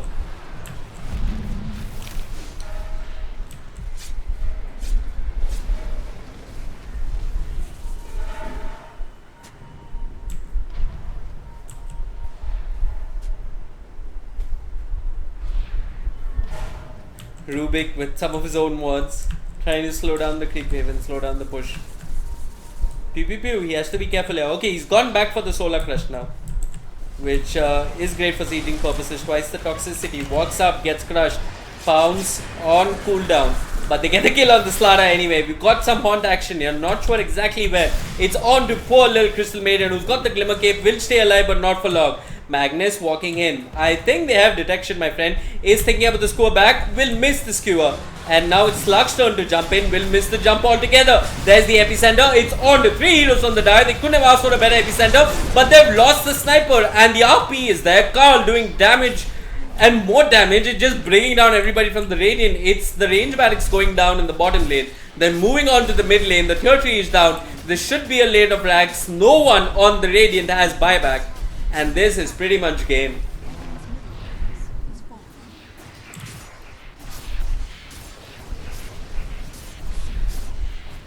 Question mark, says Clark. And yeah, GG is the call.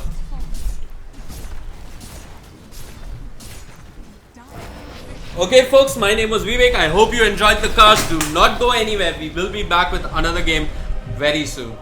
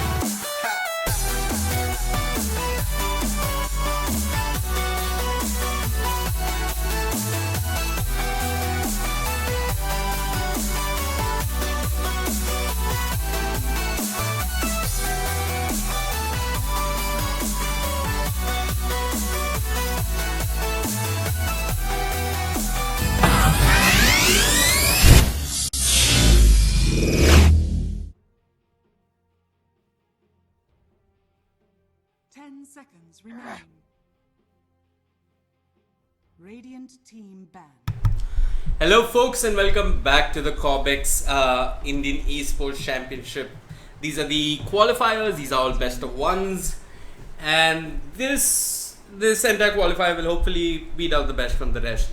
Today we've got Team Relax on the dia facing off versus Intro Boys. My name is Vivek, thank you so much for tuning in once more.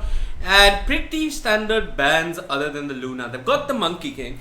And one fun fact and one great hero that does do really well with the Monkey King is the Puck. The question is, are they considering the Puck in the lineup? Could do well in the mid lane. Off lane Puck is a thing. We've seen Universe run it time and time again. But a statutory warning about Dota. Just because Universe or just because Miracle does something, you shouldn't go and try them in your competitive matches. Doesn't always work out. Trust me, I've tried. Anyways, Intro Boys pick up the Omni Knight. It's going to be interesting to see if they run offlane Omni Knight, which is the very trending meta these days. Offlane Omni Knight that levels up Degen aura early on. Or it could just be a safe lane Omni Knight who just babysits the safe laner.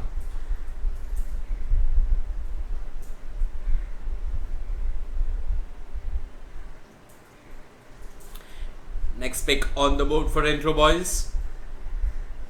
They have picked up one support. Do they directly pick something to deal with the Monkey King? Keep it up the light, not too bad with that flying vision. Could alternatively do something like the Beastmaster. The Hawk along with the access to chop down trees could do well. It's going to be the Slada. And they have banned out the Tinker and the OD. Two heroes they just do not want to go up against in the mid lane. Slada does suggest that the possibility of an Infest Bomb is on the cards here for Intro Boys. 10 seconds remaining.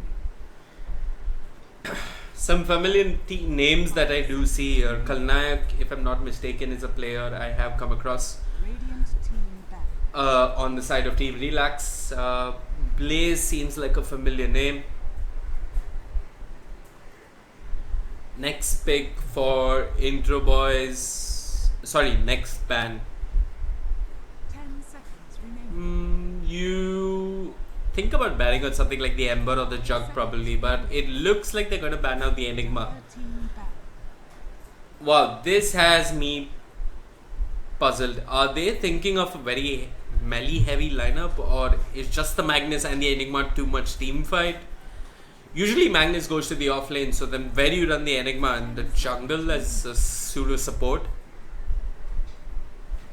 5 seconds remaining. And Team Relax, they ban out the Lifestealer. The parcel was there, the parcel will not be delivered today. Thank you, Flipkart. Banning out the Sven there. Good synergy with Empower coming out from the Magnus, but are you going to ban out all heroes that benefit from Empower? Then there's Juggernaut, there's Ember. So many. Okay, Team Relax say thank you. We won't let you ban out all of our heroes. We'll ban one of them out ourselves. And they take away the Juggernaut from the mix. Next pick for Intro Boys. It's hard to say really, because I'm not too sure if Omni Knight and Slada supports, or is one of them going to the off lane. And now I'm even more confused. Team Is this a mid Timbersaw? A safe lane Timbersaw? I mean, okay, it's just a response to the Monkey King, I guess. So I guess Timbersaw goes to the off lane. We have our two supports with the Omni Knight and the Slada. Once again, 3 melee heroes coming out from Intro Boys. I hope they pick a core that has some range to work with. Morphling wouldn't be too bad. reserve time. Yeah, 3 melee heroes, easy easy RP, easy Wukongs come out for sure, because everybody's going to come into the circle, see all these monkeys running at them and run out of the circle. Or maybe stay in the circle and hopefully die over time.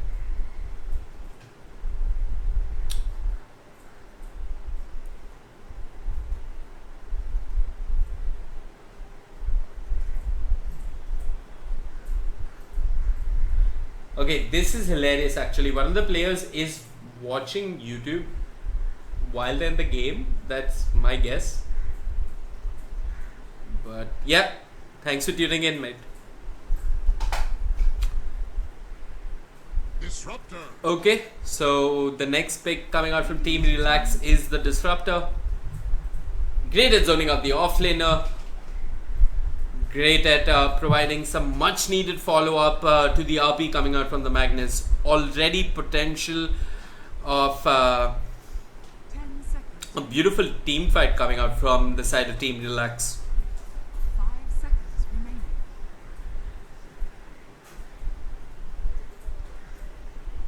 Reserve I think you can make this more disgusting by picking up something like the Pit Lord, but that's just overkill.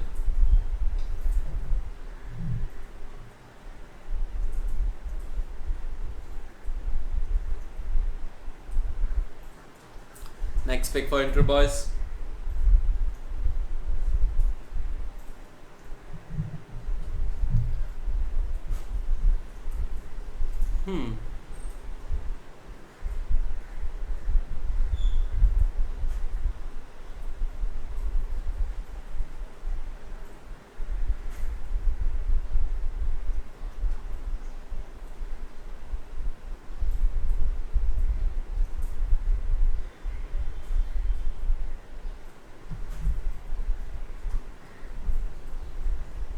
Is the Slug. Okay, now that Enigma ban makes so much sense. They've gone 4 melee heroes.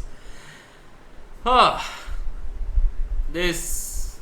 Well, you couldn't have asked for a better draft from the opponents if you were the Magnus. 10 seconds remaining. Team Relax, how do they exploit this? Well, they pick up the anti-mage themselves. Not entirely sure if this is the best game for an anti-mage. But okay, I mean, like Empower and Cleave and all of that is always very tempting. Does help the anti-mage farm faster and faster. And 5 seconds remaining. yeah, there is some synergy for sure. Reserve time. Last ban on the board for intro, boys. They're probably going to ban out anything that deals well with their lineup. Any mid laner that's got AoE, they think it's the Invoker. Dire team back. Well, I think Team Relax could pick up something like the Ember Spirit as well. Just to benefit even more from the Empower coming out from the Magnus.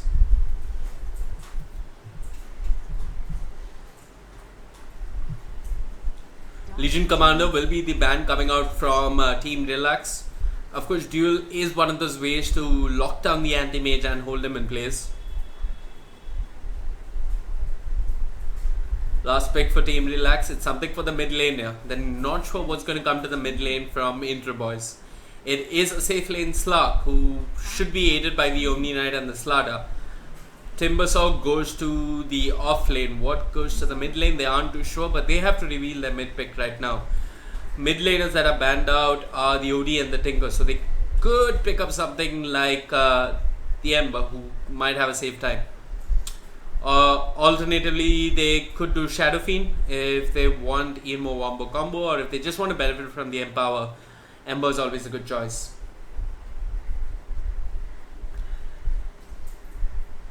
Intro, boys, I do see some strange synergy here. I mean, of course, you can leap into Purification coming up from the Omni Knight and maybe even a Crush. I mean, the safe lane does have that going for them. It's gonna be the Puck.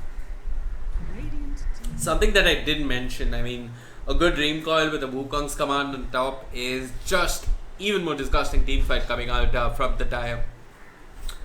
Last pick for intro, boys. Please pick something range that can go to the mid lane, please. Seconds remaining. 5 seconds remaining.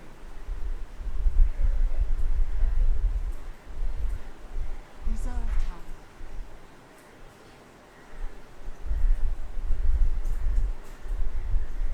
What lends to an all melee lineup? I mean, if they're just having some fun here, Seconds remaining. they could do Dragon Knight, 5 seconds remaining. but it's going to be the TA. Okay, traditionally Puck doesn't really win a mid matchup versus the TA because you can always time refraction to dodge the damage coming out from the Puck, and Puck has no easy way to deal with the nukes. The TA has no easy way to deal. What am I saying? TA can easily deal with all the nukes coming out from the Puck. Excuse me, small brain fart moment there.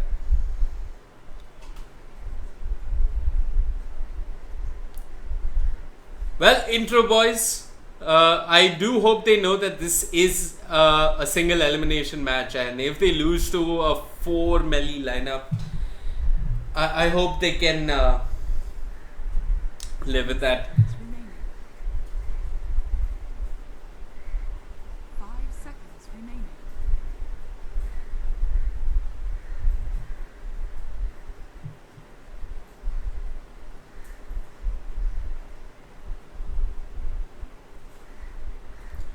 Well, YouTube is absolutely raging over the draft coming out from the Radiant here. Let's see if they can prove me and YouTube wrong. Yeah, certainly they do scale well late game, and Anti-Mage isn't a great counter to all of these heroes. I mean, he's not going to be bringing down the Timbersaw very easily. Slug can maneuver around him if need be, but yeah, if the Dire do give them time to farm, they could certainly hold their own come late game, but the Dire have so much team fight so early on. Okay, and quick look at lineups. You got TA in the hands of Mr. 69. Ace will be playing the Slada. Hold on. Why am I looking through his chest? Slark will be played by Tron Wow. Timbersaw will be played by Rex. And Blaze will be playing the Omni Knight. On the other side of the river, in the Dire, we've got Kal Knight handling the Magnus. Invincible on the Puck with the Dream Coil. And Anti-Mage being played by Thanos. And Disruptor in the hands of Opa. It's a word I haven't heard in ages. TT will be playing the Monkey King though, who's popped a smoke already.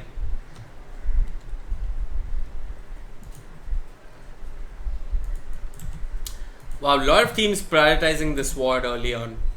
Even popping a smoke to drop that ward.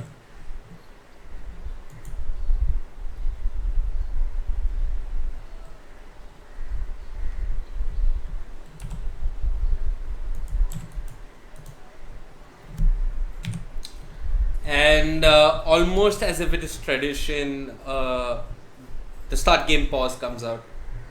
It's a funny thing, so when I'm not casting, I'm shooting movies and stuff, and it's a tradition in movies that before we take our first shot, we take a photo of a Ganpati, put flowers around him, light some agarbatti, and take a shot of the Ganpati first. And Indian Dota, it's all about taking that first pause before the game even begins. Not sure why they do this, no one disconnected, but it must be done.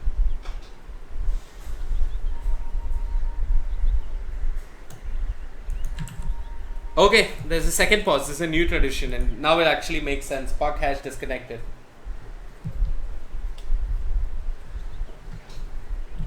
The Radiant do need BKBs for sure. I mean, okay, they've got the repel, which they can drop on one hero. RP goes to the repel. Puck might even consider an Axe later on as the game progresses. But if the Omni Knight is caught out of position, and if they do drop a Static Storm on him, it's not going to be a fun game for him.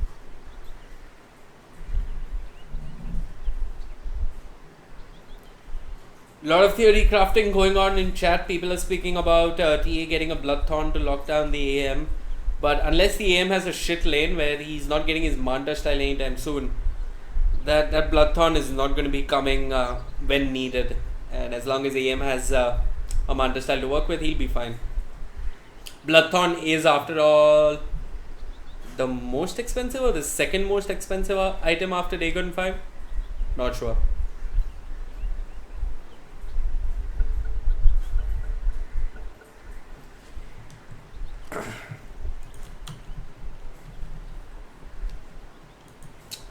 What being dropped here from the Magnus, sees the pulls happening. Doesn't see this part of the trees if people are looking for gangs though. Thanos trying to scout out any wards coming out from his opponents. No wards being dropped yet. What's the Timbersaw has got that one ward. Trees are being eaten in fear of a Monkey King coming to steal runes. And where is that Monkey King? Oh, he's doing the good old courier snipe. Look at this innocent little squirrel walking across the map at a snail's pace looking for that courier. No one saw it coming. He's hidden in the trees here. The battle begins.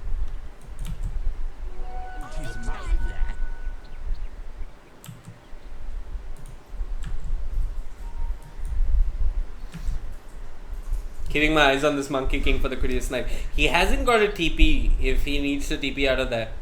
And it would actually help him considering nobody on the Radiant has got locked down early on other than the Slardar.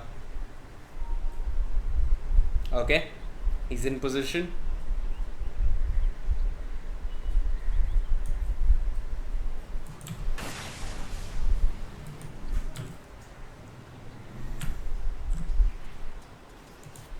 And what's the courier, the real courier looking like?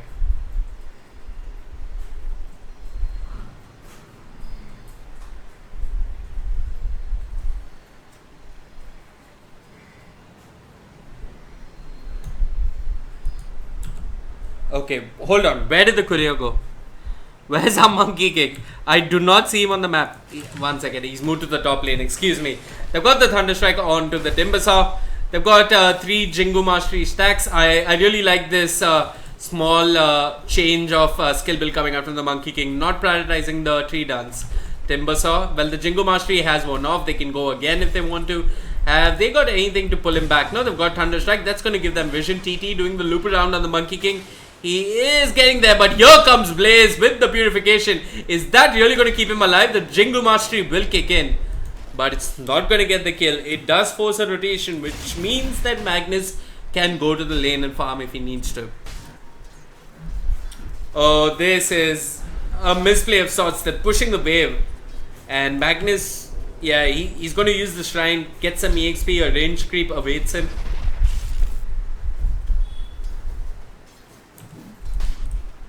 He's got the Iron Talent starting off. Probably will pick up his boots if need be. You could max Empower or you could max Shockwave. It really depends. I mean, Empower does help farm a little bit. I mean, both do the same, but Shockwave means you have to go Arcane Boots first as soon as possible to farm quicker and get your Blink.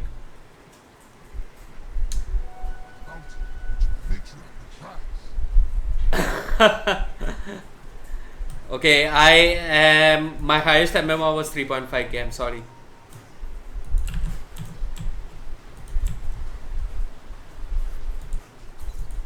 TT hanging around the mid lane. He's looking for the courier now. The courier just made a trip to the bot lane. It's got a ring of protection and the bot hill. Monkey King waiting on the trees.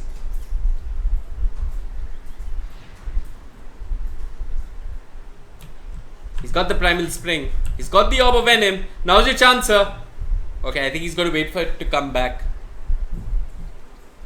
Waiting. Creep Wave is coming. TA walking with the courier. Jumps off the tree. One hit. Make it a second. He will get the courier. And I miss first blood because of that. Gosh. First blood on the Magnus. I think the Magnus was just out of position. Did level up the skewer though, so not sure what happened there. Okay, Waning Rift onto the TA. This is a matchup I said that the TA should end up winning with adequate usage of refraction. Oh, Blaze, he's been so selfless. He's creeping to lane after lane trying to help out Pose here. Beautiful stuff coming out from him. Uses the mango, drops it onto the TA. And Rex, he's hit level 2 while Magnus is level 4. So clearly the Magnus is having a better time. This is one of those games where I think as a Timbersaw you probably get your Iron Talent. So you can go into the jungle. And you should go into the jungle because this Monkey King is stealing runes left, right and center.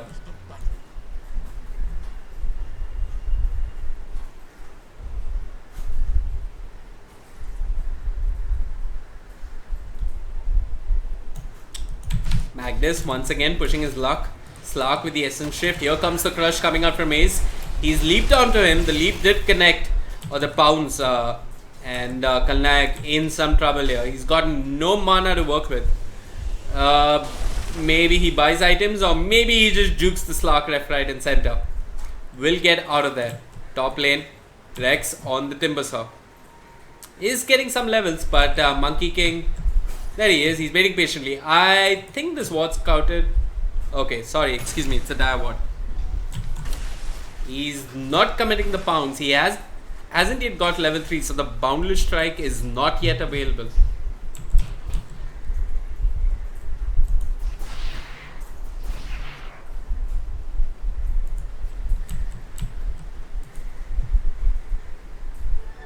Magnus pushed back into the jungle. He has leveled up the Shockwave over the Empower. AM having a great time in terms of CS. Puck, well, it's a similar situation. Has dropped the Dream Coil, and with the AWP does get the kill. Ace has rotated in. Puck joins to the other side, and TP's out of there safely. Where's the lockdown when you need it, or where's any damage at all? Speaking of damage, TT finds the Timbersaw, gets a solo kill on the Timbersaw, chases him right past his shrine, which is inactive for a good 50 seconds. I mean, these supports don't offer a lot. I mean, they TP, but the purification wasn't enough. The crush wasn't there. And Puck scoring solo kills on the TM. Well, the Dive couldn't have asked for a better start. Timbersaw, I mean, he's leveled up the reactive armor, but not really amounting to much. Magnus, well, he's almost got his level 6. He's in 2 minds. Yeah, I was going to say he's in 2 minds, but yeah, between the Arcane or the Blink, but does go for the Arcane boots first. Park hovering around the Illusion Room. No contest can come out of Blaze so early on. TT hanging around the top lane, waiting for Timbersaw to get out of position. The Primal Spring is there, and he's trying to get out, but he's pulled back by that Disruptor. Should be an easy kill. And it's Thanos on the Anti-Mage who gets that kill, building closer and closer to that Battle Fury. Has completed the threads. Should make it in good timing.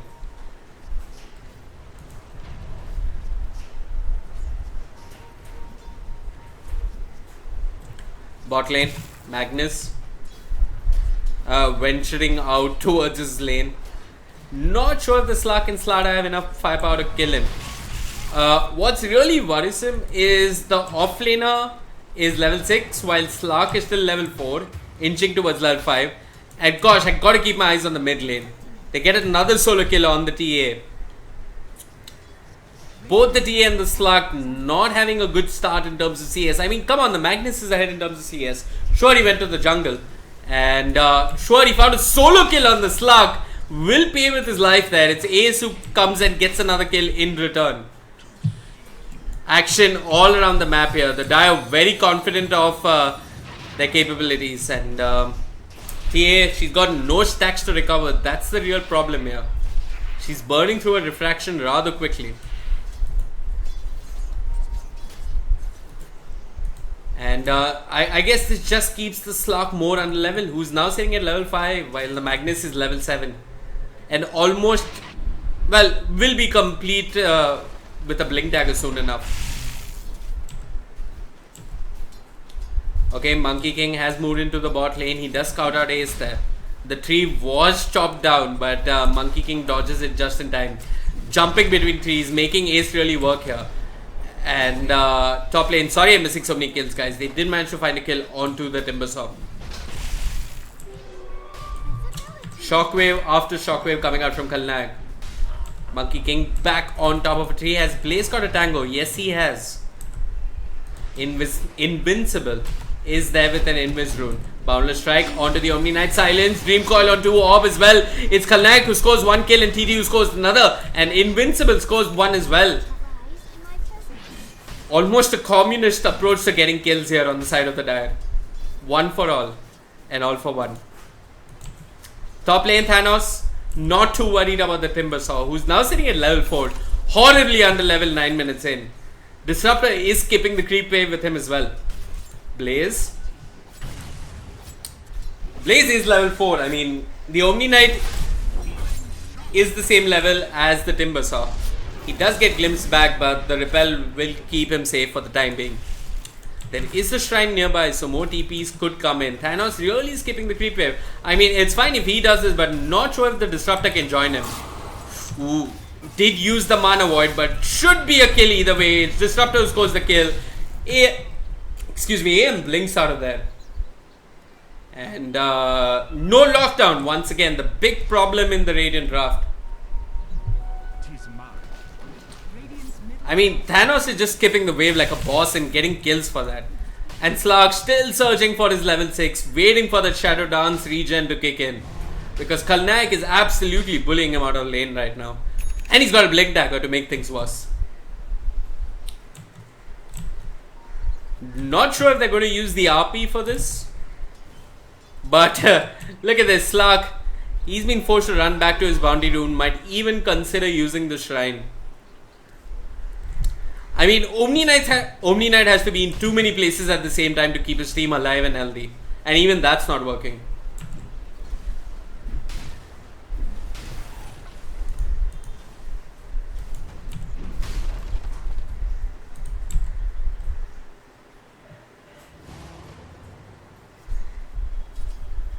Ace looking to eat down that tree. Not sure if he knows that Monkey King is there. They did get a glimpse of each other. The Primal Spring is in the other direction, and the Monkey King does retreat for the time being.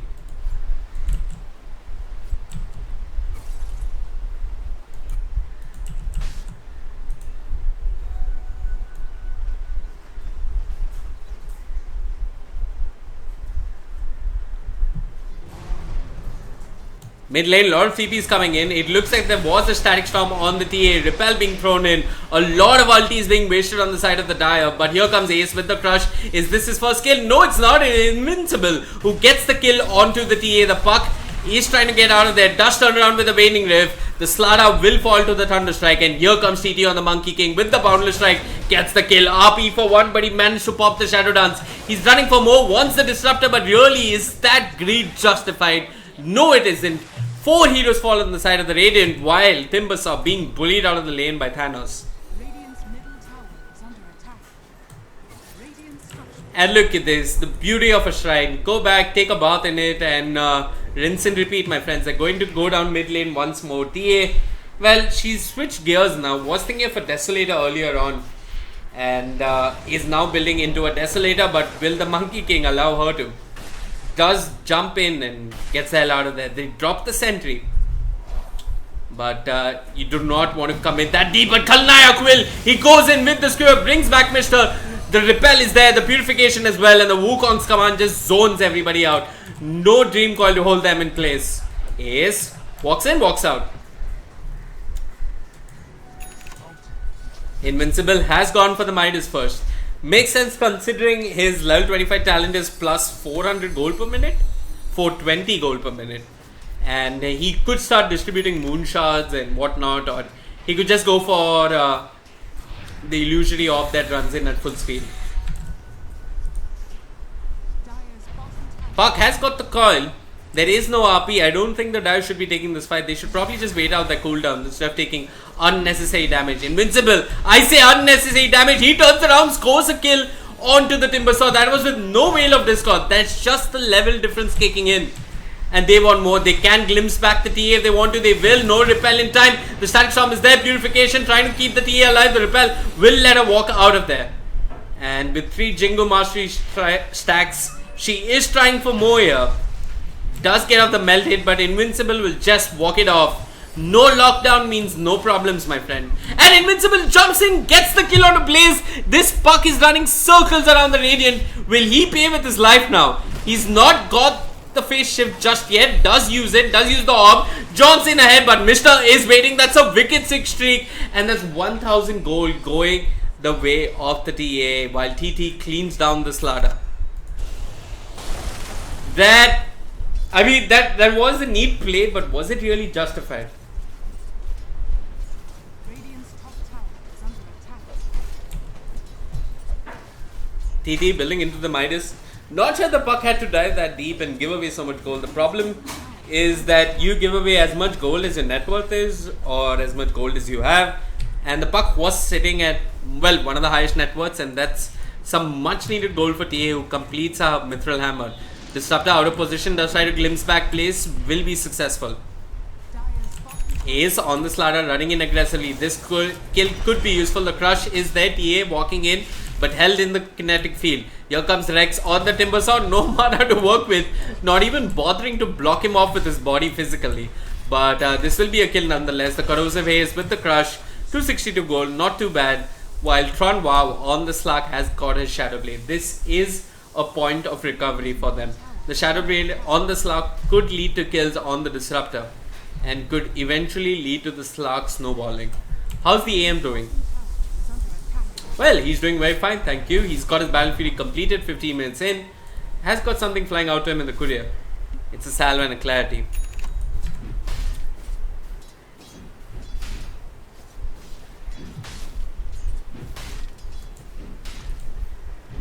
Is trying to get some alone time and farm up his Blink Dagger.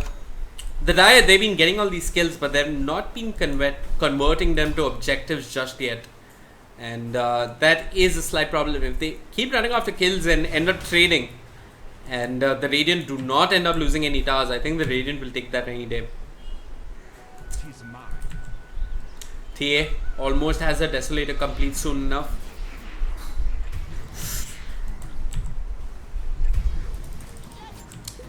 AM just getting solo kills here on onto the Timber Saw.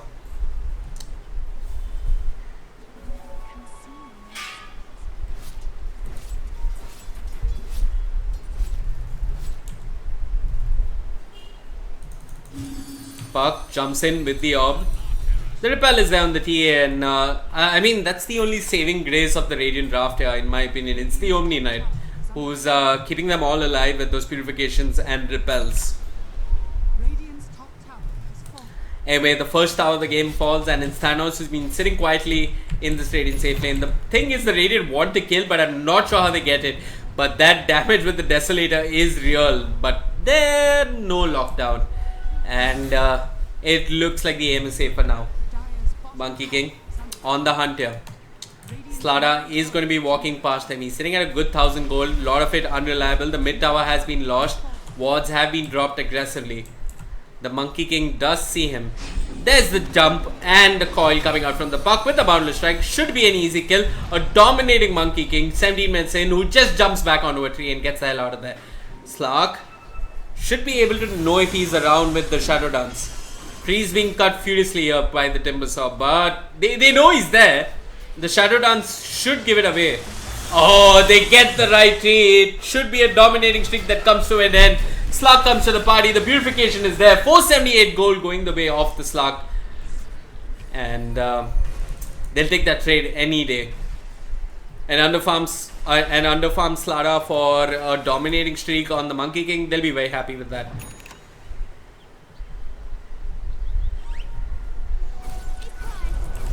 Yes, he's got the Corrosive Haze on Thanos. Slark leading the way. Fighting near the shrine. The bounce in the wrong direction. Radiant's bottom tower is under attack. That could have been a kill. Radiant's bottom tower has fallen.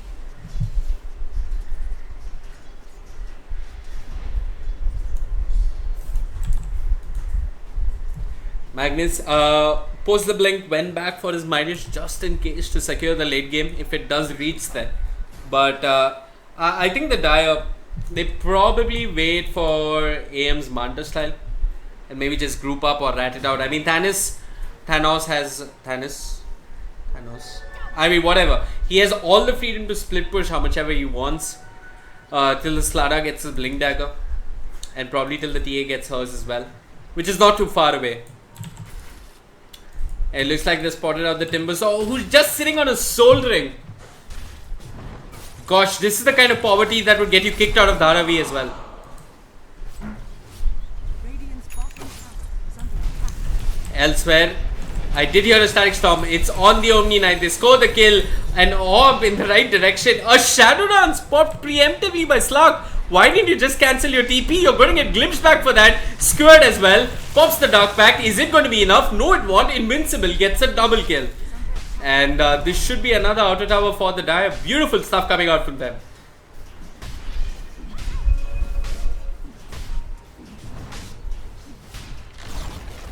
Radiant's bottom tower has fallen. Monkey King.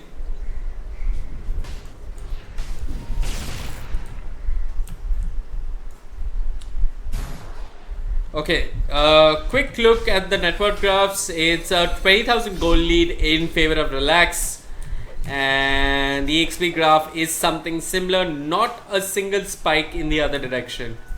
It's one of the straightest lines I've ever seen. If I drew a line like that, my art teacher would be proud of me, but I never had an art teacher. I never could draw.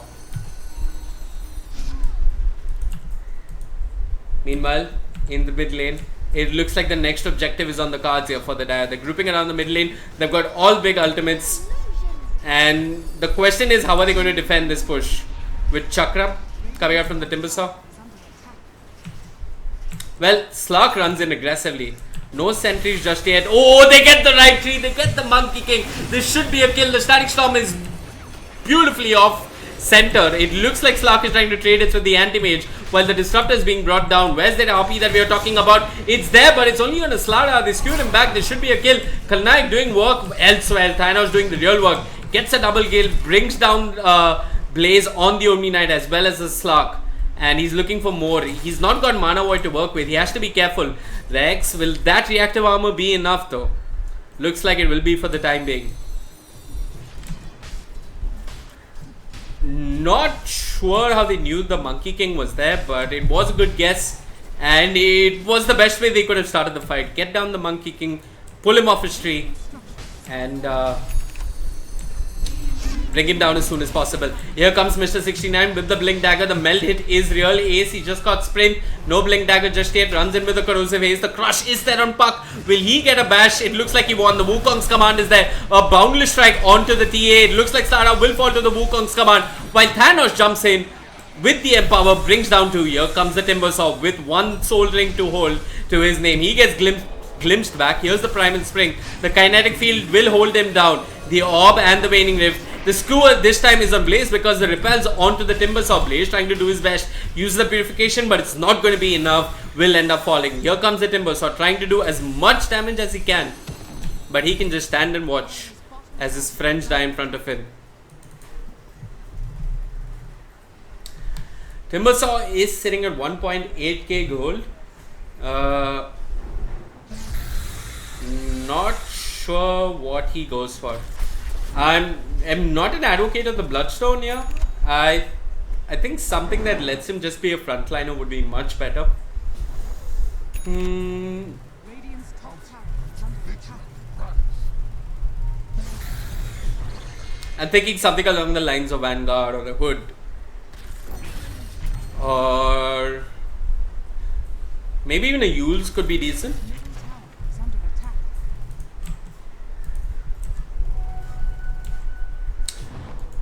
Smoke coming out from the Radiant here.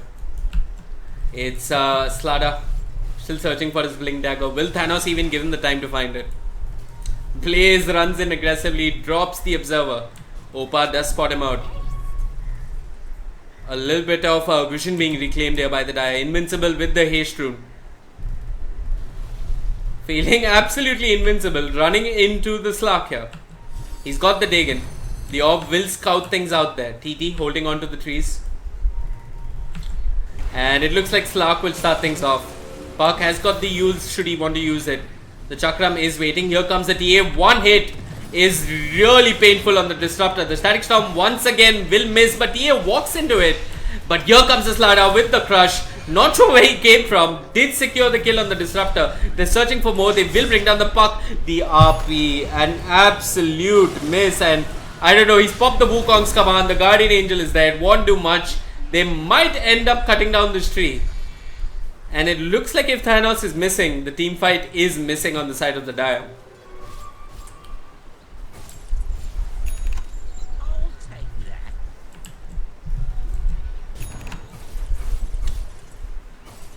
There is one tier 2 still to break down for the Dire. Alternatively, Roshan is on the cards.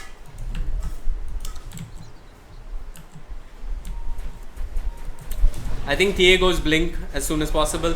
There is the crush onto Thanos. They spotted the real one. They're guessing. They're not sure. The Mana Void is real. It does so much damage. He brings down the Omni Knight and he wants more. This is poor little Ace, who's nowhere close to his blink dagger, who's forgotten all about it and is building into a medallion right now. Radiant's top tower has fallen. That is just tilting. One word, tilting. Radiant's top tower is under attack.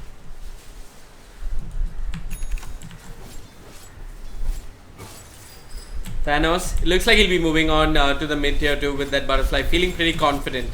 His team, well, Kalnak is missing. He's got his RP on cooldown, but he's got the Shiva's Guard, which would be great versus all those melee heroes. That slow coming out, the passive coming out from the Shiva's Guard, as well as the active, which could be set up for the Monkey King to land a good Wukong's command, or maybe a missed coil, or maybe just a boundless strike.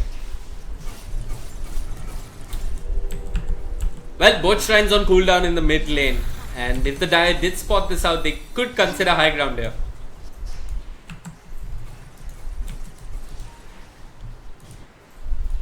Disruptor's been a bit off with their static storms, but yeah, and Magnus missed that one RP, but I think they should just wait for the puck to initiate. You can't go too wrong once the puck initiates. And maybe not even worry about getting fight started. Maybe just focus on to the towers, hit the tower with the aim and the front line. And what are they going to do? Well, Monkey King, he's gone for the Skull Basher, not the Solar Crest, which would do well if they wanted to push.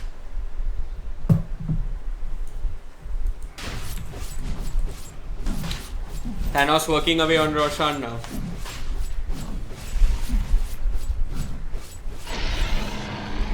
Single-handedly carrying his team here.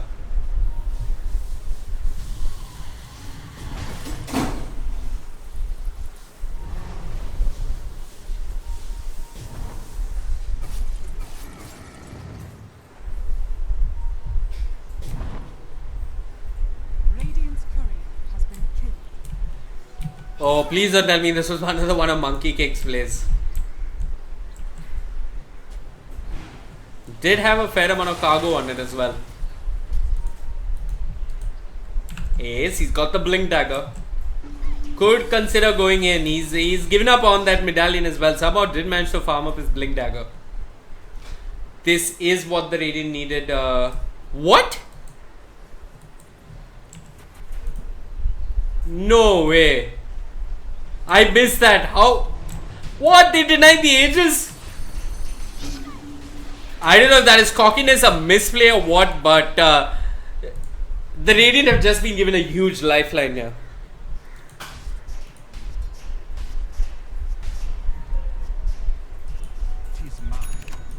Yeah, they denied the Aegis. I mean, that could have been their ticket to high ground. So this is when things get really sticky. When you don't have Aegis, when Roshan is on cooldown, do you make a play and maybe fail at it, or do you just wait for the next Aegis and wait it out in a very disciplined manner? Anyways, looks like we've got some split pushing going on. Thanos was pushing up the top lane.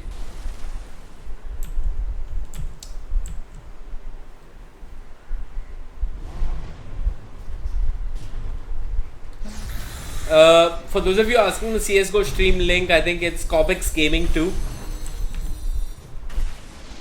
Oh, we got a glimpse back. It's onto the TA. No repel this time. They've held him in place. They're waiting for the counter initiation. Magnus waiting patiently. Now's his chance. Is the RP there? No, it's not. Thanos does blink in aggressively, brings down the Omni Knight, and there's the RP we were talking about. It's an absolute sight of beauty. They get the kill, they force the tap out. The Radiant have given up. The RP was there when we needed it. And me and almost everybody in chat said, how is the Radiant going to face off versus an RP? So many melee heroes, no initiation, no lockdown. And they really did suffer. Sure, they banned out the Enigma, but there was already a Magnus that was picked up. And Team Relax are your winners here. Anyways, thank you so much for tuning in. We will be back with another game shortly. My name was Vivek. Hope you enjoyed the broadcast. Do stick around.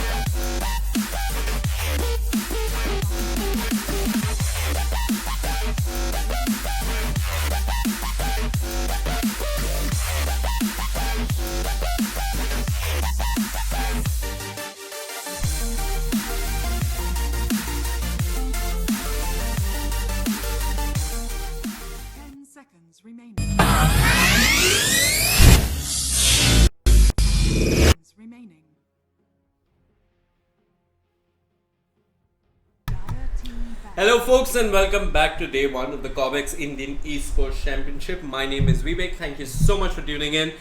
And we've got Noob Metal on the dia facing off versus Kurigra.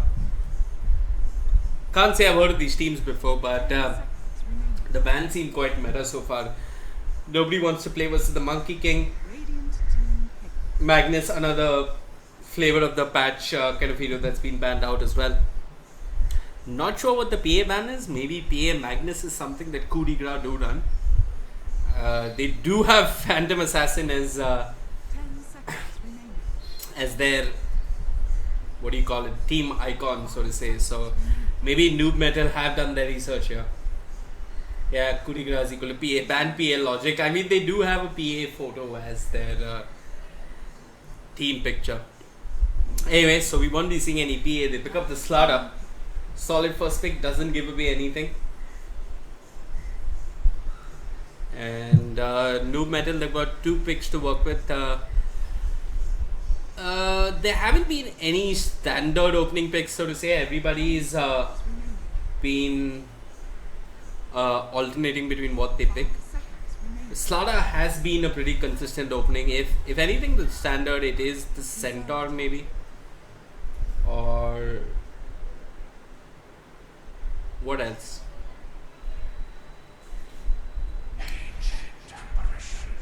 Okay, so usually the AA is a response to an hero, but Noob Metal have something in mind here. Are they going to go all out team fight? And if they are, what goes well with the Ancient Apparition? One would obviously think the Magnus, but the Magnus has been banned out by themselves. 10 seconds. Maybe they...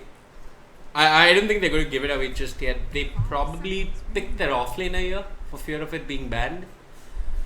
Centaur is in the pool. Reserve time. What else?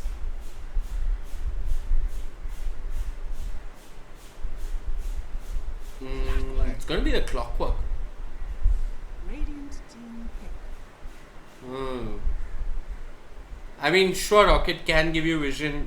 No, I mean, it's not that amazing. But yeah, hookshot into Cogs into Ice Blast is a very real thing. It is hero pick of potential. 5 seconds remaining.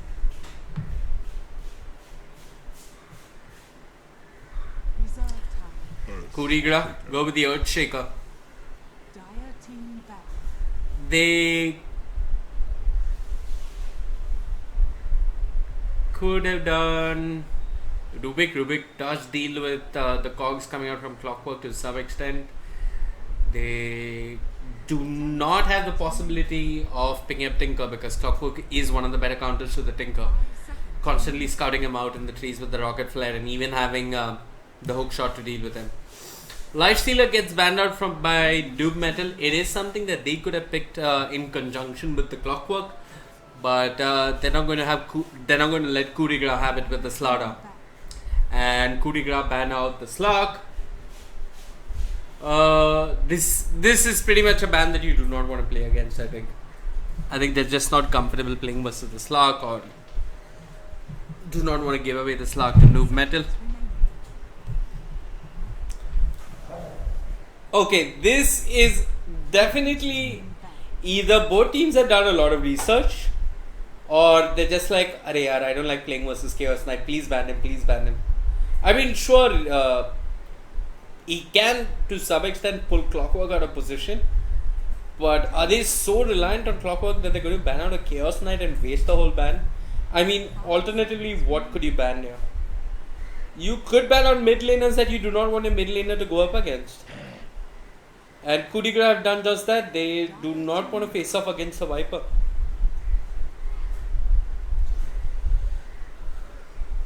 So Noob Metal,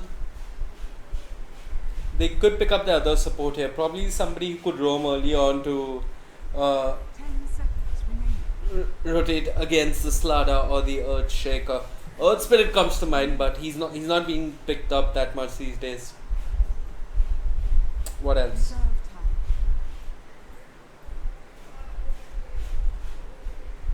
time. Rubik could roam to some extent, but you've got 2 squishy supports who will not be even trading very well with the Slaughter if he does come to the off lane. You could do a defensive support, but I'm not a fan.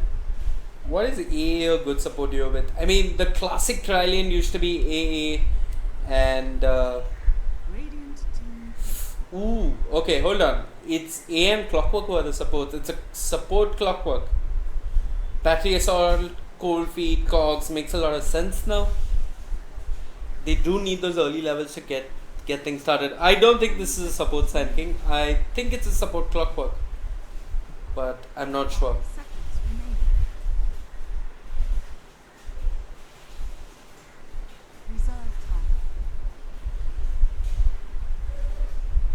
time. Next ban for coup de grace.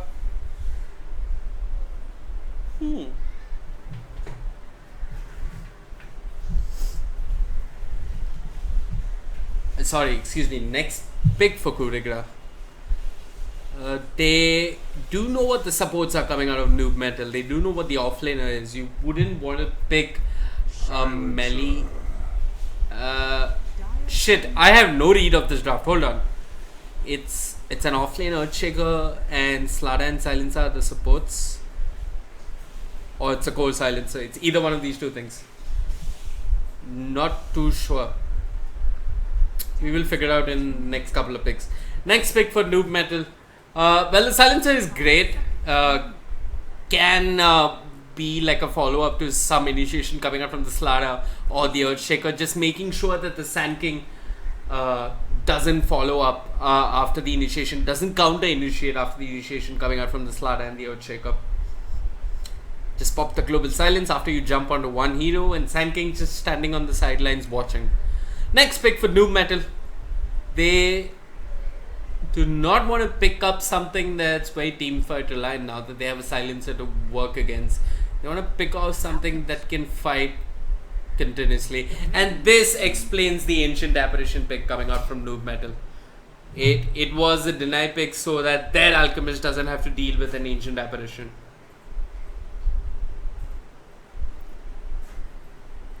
Okay, makes sense all of a sudden. So they picked up the A themselves to enable the Alchemist. I'm still not too sure who's going to the offlane here. Is it the Sand King or the Clockwork? Reserve And coup de grace pick up the Juggernaut. So it's ES or Slada going to the offlane. Last ban for Noob Metal could ban something in the mid lane that's a nuisance for the Alchemist. And yeah, there you go. It's going to be the Tinker getting banned out. So they're betting heavily on this Alchemist. And it could be a gamble that backfires here because coup de grace can rotate early on with the Earthshaker, with the Slada, with the Juggernaut. Don't need much to get started. And it's all going to boil down to early game vision coming out from Noob Metal. Last van being the Anti-Mage. Are they considering a Storm Spirit or a Medusa?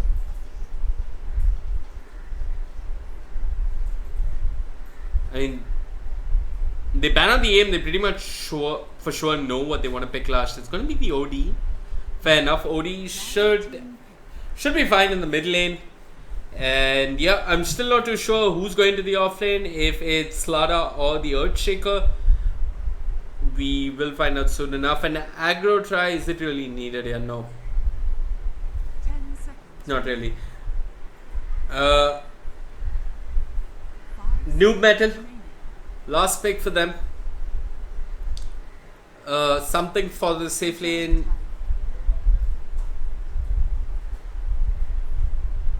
Not many options here. I mean, you got Sven, you got Morphling. Lifestealer is banned out. Pay has been banned out as well.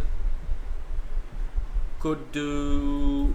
what else? Could do Spectre, which can sort of disable the blink coming out from Earthshaker.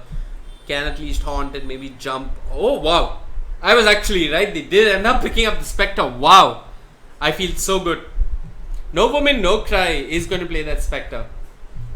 And yeah, Noob Metal has some team fight of their own with the Spectre. Maybe they start the fight before the Global Silence.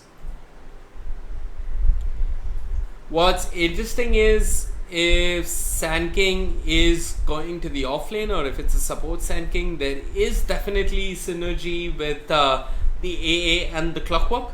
At least lane synergy. Maybe wait till the Clockwork hits 7. And maybe everything comes together after that for no metal. Interesting drafts coming out from both teams. Really unique. Noob Metal betting heavily on this Alchemist here. And Kubrigraph got a little bit of everything. And if anything, I'm leaning more towards that draft. I haven't seen Clockwork have too much success, even when he's been picked up competitively or whatever. I haven't seen any team have much success with Clockwork in the recent past. I mean, all that comes to mind is Bulba with his crazy hook shot in Tier 2 or Tier 3 when he was on... Yeah, that was Liquid with Fluff and stuff.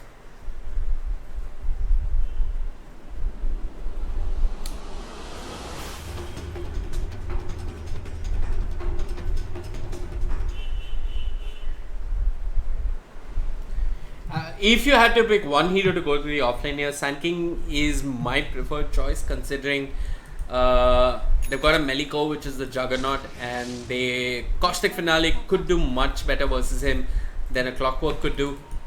But yeah, I think it's a support Clockwork, and they're running some form of aggro try. They popped the smoke at level 1. I'm going to take this time to run through lineups here. We've got on the Radiant, we've got Slara being played by Kumarji, Ajay R. Wow. This is not a legal notice, my friend. This is just a game of Dota. You don't have to be so serious about your names. Anyways, we've got Ghost Killer on the Silencer. We've got Invoker being played by Lelouch. And that leaves us with Pablobot. Sounds like a really cute, nice fellow in real life, playing the Earthshaker. On the other side, we've got Spectre being played by No Woman No Cry. Alchemist being played by Jack is back. Ancient Apparition is being played by Believe. Sand King will be played by Steven Wilson. And that leaves us with Clockwork in the hands of Full Metal, who is... Hold on.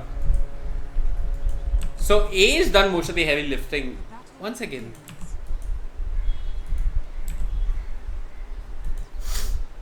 Okay, we've got some lag coming out. Hi Vijay, Bhupati, Ilan Govan.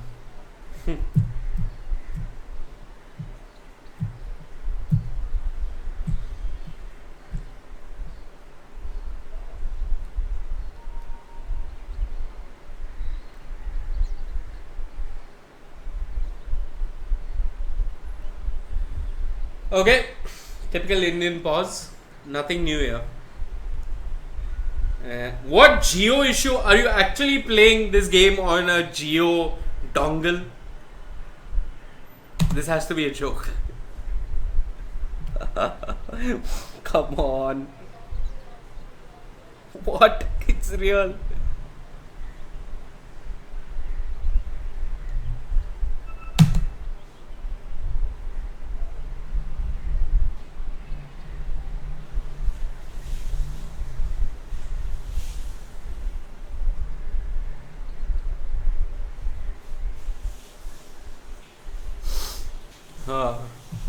Okay, we've got a router restart. We've got some time. I'm going to probably get a quick drink, and it's nothing but water right next to me. I'm going to mute the mic, give the players some time, get the geo fixed, and I'll be back.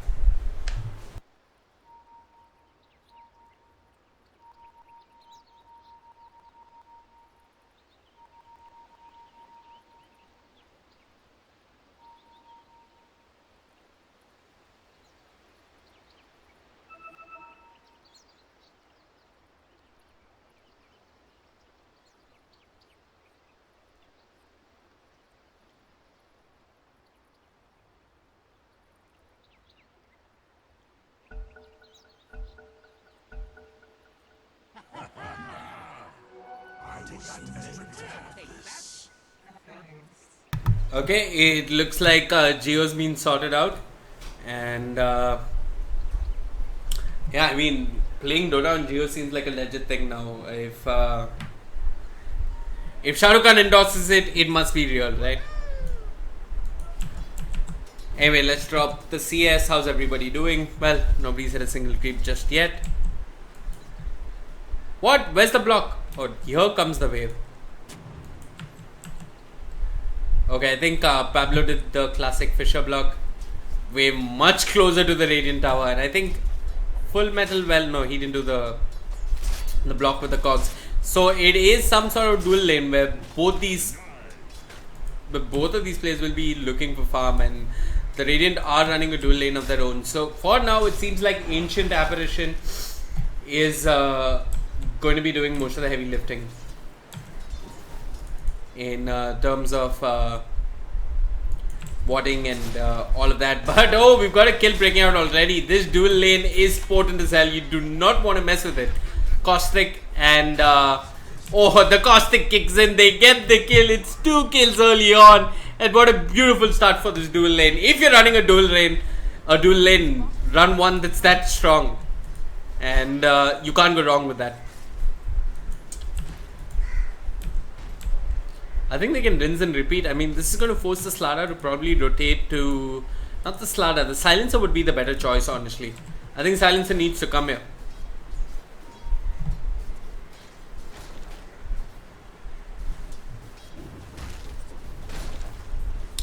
Juggernaut, no goal for TP.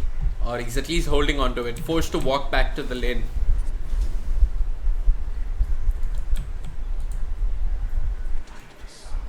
Wow, Sand King even stealing the bounty rune here. The funny thing is Spectre isn't doing too bad. I think the mistake that Silence and Slardar are doing is that they're constantly pushing the wave by spamming Arcane Curse and whatnot. Okay, AJR trying to get up close and personal. Sand King waiting in the sidelines with the Impale. Battery Assault is there, but it's just going to push them back. He doesn't have the boost just yet, but he's got a fair amount of movement speed to work with.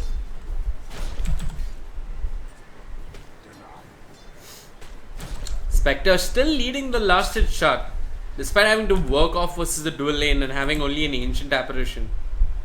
Really showing us how inefficient the Dire offlane has been. The Radiant offlane has been, actually.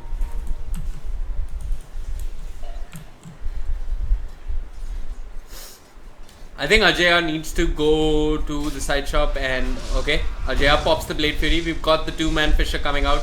Steve Wilson, has he got consumables? He doesn't care. He's set his eyes onto Ajayar. The Caustic is there, the Rocket Flare for good measure, and it looks like Ajayar will end up falling. The Impale is there. It's another kill on the position 1 of the Radiant. This is not the start you want, my friends. And yeah, he just TPs back in the lane. Blade Fury on cooldown. Not sure if he can walk close to the creeps either.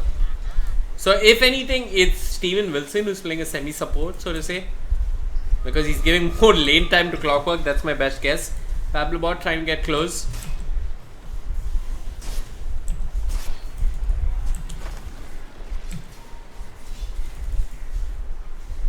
Steve Wilson taking as many runes as he can.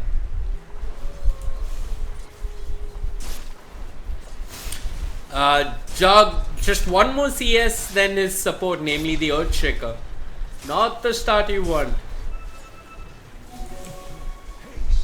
Okay, Sand King with a haste rune runs past the enemy shrine and will quickly loop back in the direction of Ajayar.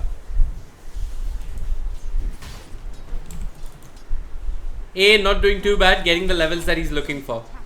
The 2-on-2 lane action in his safe lane definitely helping him out. More EXP to be shared. Spectre has got that Ring of Health.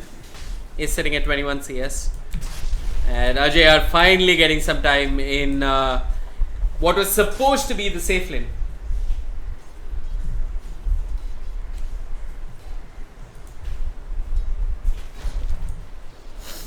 Lelouch.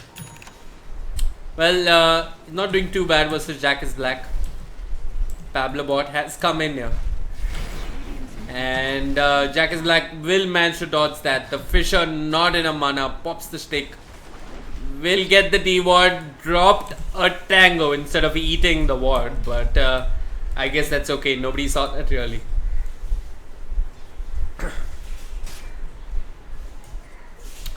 Shrine usage coming out from the Radiant.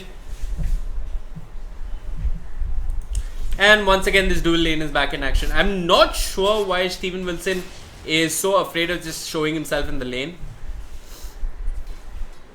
Maybe Full Metal told him, give me some levels. I need some more levels to work with. Looks like he's going for 3-1-1 build on the Clockwork, which I guess is fair in this laning scenario. If anything, Slara is not doing too bad in terms of CS. There's the Impale on Ajaya. Will force out a Blade Fury and a Fisher. And ooh, that Rocket Flare. Okay. Could have just waited anyway. Ajay are forced to drop the healing ward and stay alive.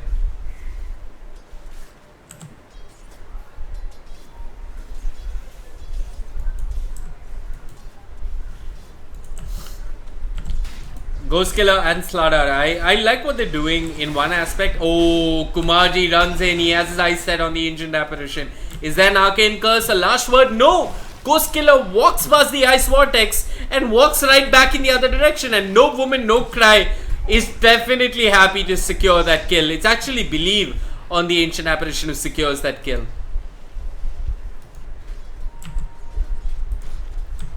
Steven Wilson clearing the enemy's jungle. Pablo Bot did have the Fisher, didn't use it. The Blade Fury was popped and Full Metal will shrug it off. He's got the Arcane Boot, the Arcane Boots coming out from the Sand King will secure that kill.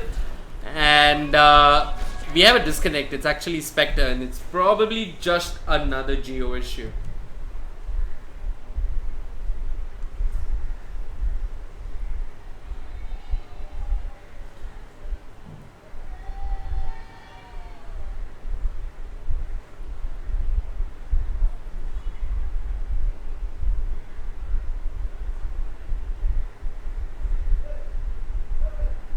Okay. Looks like he's back into the game. Net worth 4,000 leads 7 minutes in. Quite significant. Individual net worth. It's Spectre at the top. Alchemist a close second. Definitely pulling ahead of the OD. Not by much. Rather surprising that he's not pulling ahead that much considering he's an Alchemist. But he's doing fine. I think Infused Raindrops would do really well versus the OD. That astral damage is almost negated. Would be a neat item choice in the mid lane. Kumachi has rotated to the bot lane, trying his luck here versus this lane, while Ajayar has switched lanes with him. I think that was a smart move coming out from the Juggernaut. It took him a minute or two extra to figure that out, but it makes sense on the way. But now Slara is going to suffer. So what the Radiant could have done is maybe just tried and reduced deaths on the Juggernaut. Oh, look at this. Pablo. It looked like he was headbanging with his arms there. Will end up falling to the battery assault. Steve Wilson does have the Impale cooling off. Oh, the hook shot. What a beauty coming out from Full Metal. Scores the kill. He's on a mega kill streak. And this Clockwork starting to snowball.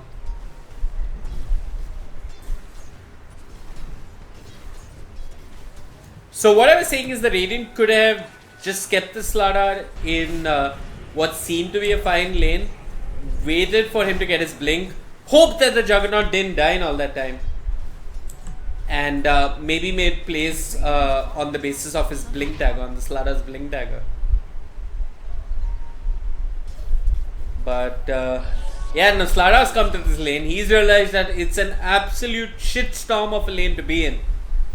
He is getting closer to his blink, and once again, I've seen this movie before. It's where the Earthshaker tries his best, but this is a chance for Slardar to get a crush. In fact, Pablo Bot will stay alive, and Steven Wilson will disengage for the time being. Full Metal, he's got not much to work with. The face boots are there, the Fishers there as well. Slardar Not sure who to move on to. And at the end of it all, there's this beautiful little building on the building that you just ping out. Building on the map that you just ping out and walk to it. Pop the shrine. And do this all over again. Okay, Steven Wilson, he's now keeping to the top lane. And here's a tip for all of you, no matter what your MMR are, what your MMR is, please do look at where the enemy creeps are before you TP. He's pretty much just given it away that he's now in the top lane.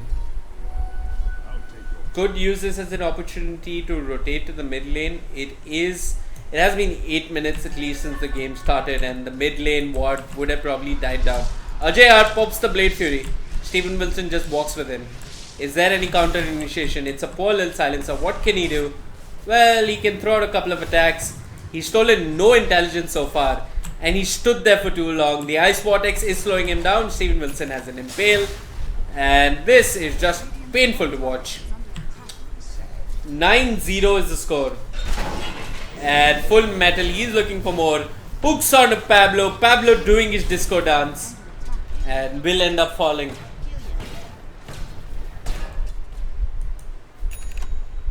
But the saving grace is that Slada is inching closer and closer to his Blink Dagger. OD looks like... what's he going for? The Veil? Okay, that's a null, sorry. Yeah, probably thinking of the Veil of Discord. Ajay R, he's not yet got boots. That's how farmed he is.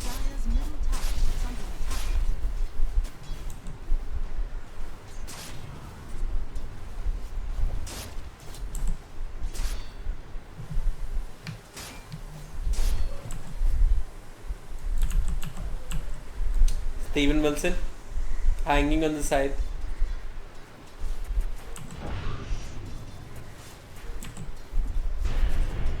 Last word on to the Spectre. Will back off for the time being. I did hear an Ice Blast coming in. It's huge. It does connect on almost everyone. Not sure if he needed to epicenter, but not sure that Ghost Killer needed to turn back there. The silencer will fall. The Juggernaut turns around with the Omni Slash. Steven Wilson, you pop the Sandstorm beneath the tower, and you will end up falling. But Ajay R stays alive by the skin of his teeth. But the Haunt is there. It's not enough. The healing ward keeps the Juggernaut alive. Clockwork didn't use his Rocket Flare. It was only a level 1 Rocket Flare.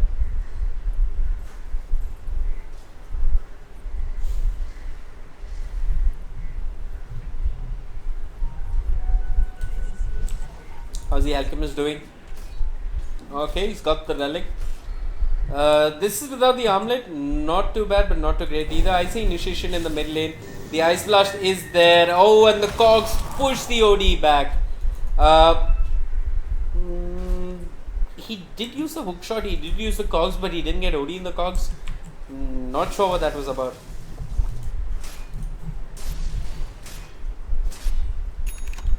Ambitious quick buy coming out from the Juggernaut. He's queued up a Battle Fury and a Manta style. It would be quite amazing if he completes either one of those items. Well, he's got his face boots, which isn't too bad. Bot lane seems to be quick engagement. The Ice Blast will seal the deal onto the Slaughter. And Pablo Bot was cut out with the Rocket Flare. The Impale is there from Mr. Steven Wilson, is equal to God.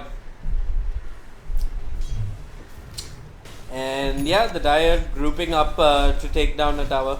First kill going the way of the Radiant. If I'm not mistaken, okay, I do hear a global silence. It's zoning global silence. My friend, if you're going to die, do not waste a global and die. But he does it either way. Okay, bottom tower being brought down, and well, what's worrisome here is that the Radiant have no clear way of even defending pushes. I think they just forfeit towers at this stage. And if the Dire recognize this fact, all they need to do is group up and push. Slada is trying to get that Blink Dagger, and that will be the next item. Yeah, that'll be the next item. They should be waiting for the next peak in timing before they make plays. Wait for Slada's Blink Dagger and make plays based off his initiation.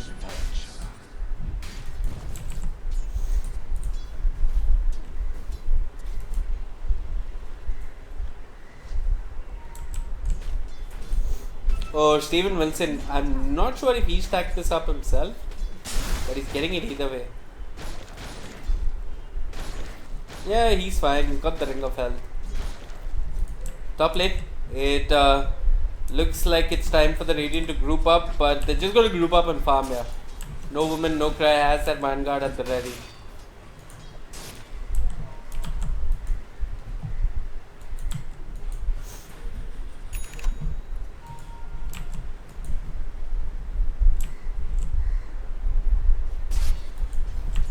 Smoke being popped by the Dire. Steven Wilson, he's not too healthy really. The scan didn't manage to clip them. And the Ice Blast. Ooh. I really like the attempt there, but it just missed and probably telegraphed that somewhere nearby the Honor Shadows is eating them up. Full Metal pops the hook shot. There should be an easy kill. This time he doesn't even have global to work with, so I'm pleased as punch. Meanwhile, mid lane Alchemist is going to stun himself up. Yep, there should be another kill for the Radiant. Maybe the second. It will be. It's 214 gold. Split between two heroes, which is pretty much a tower for each. Radiant structures are Top lane. It looks like the Dire pushing once more. And the Radiant really have no answer to this. They just have to wait for Slada to get his Blink Dagger, which is not too far off. The damage isn't too bad really. And OD hasn't got that Midas, which is worth considering. But he got a Horn coming out. He horns onto a JR on the Juggernaut, who's got the Blade Fury and the Healing Ward if he wants to use it. I did hear her last word somewhere. Not entirely sure.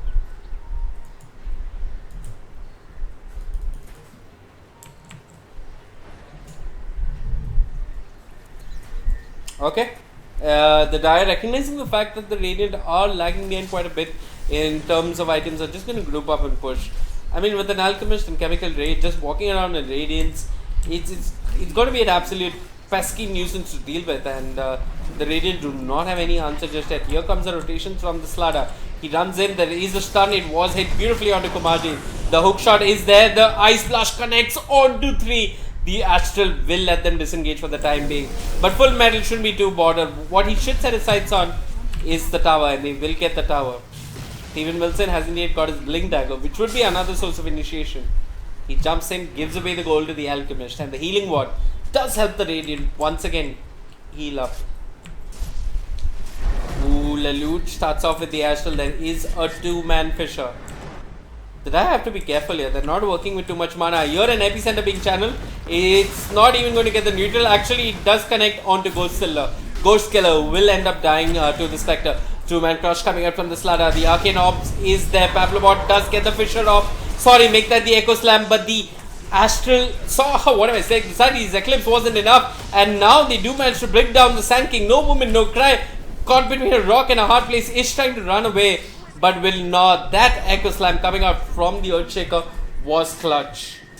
And the Radiant have found their footing back into this game. Lelouch picking back for the shrine now.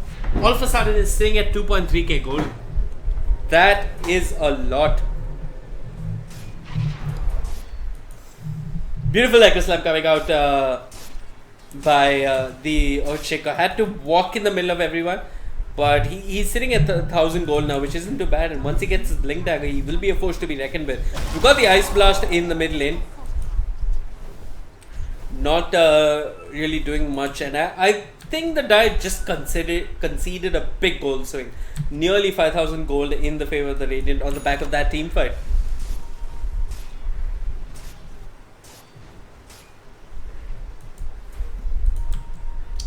Mid lane, Full Metal, preparing for the hook shot. Should focus down the Healing Ward if he does choose to hook inside. His friends nowhere inside. The hook shot is there.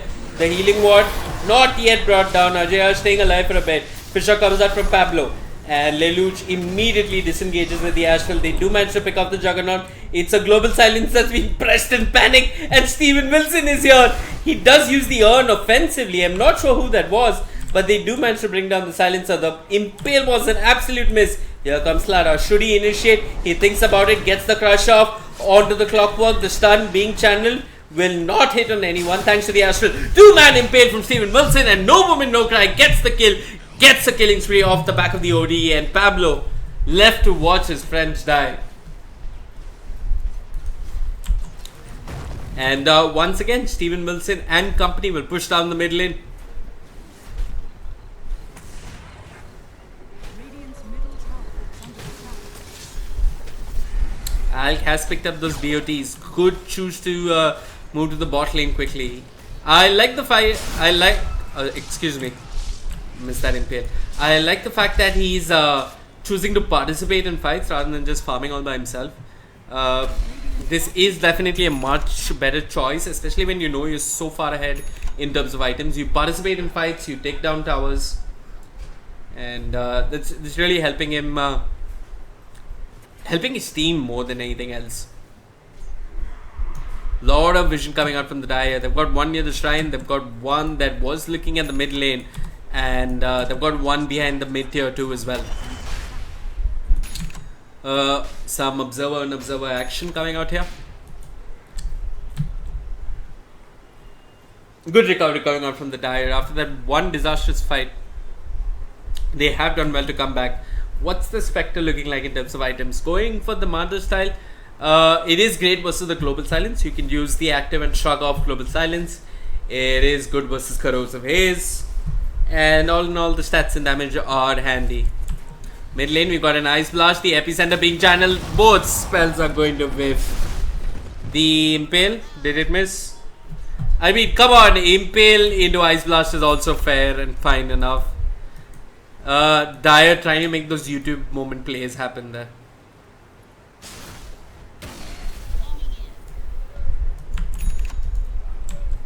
Kumarji has got that Blink Dagger for a while now. Hasn't been able to do much with it. Basically because his team had no vision. Not sure what these two wards are doing. This one times out in 2 minutes 54. This one times out in 2 minutes 50. Somebody did a small fuffle, as we say with the warding. Anyways, the thing about Roshan, they could do it with the healing ward and the corrosive haze. They have popped the smoke. And they are moving into the Rosh pit.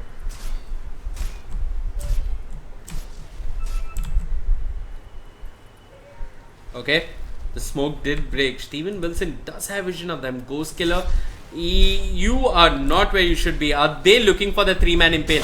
There it is. It's a 1-man impale. They get the silencer. Here comes the Astral from the OD. They're working onto the Spectre. Kumarji with the follow-up stun. There is no save on the side of the Dire, and the Spectre will end up falling. He can haunt it buyback, but he's not going to buy back. Full metal goes in. 2-man hook and the Cogs. They are holding Lelouch in place. The Astral will keep him alive. The cold feet will not proc.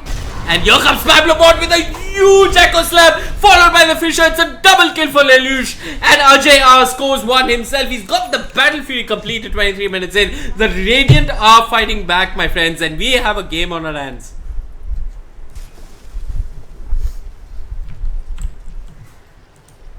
Alchemist, I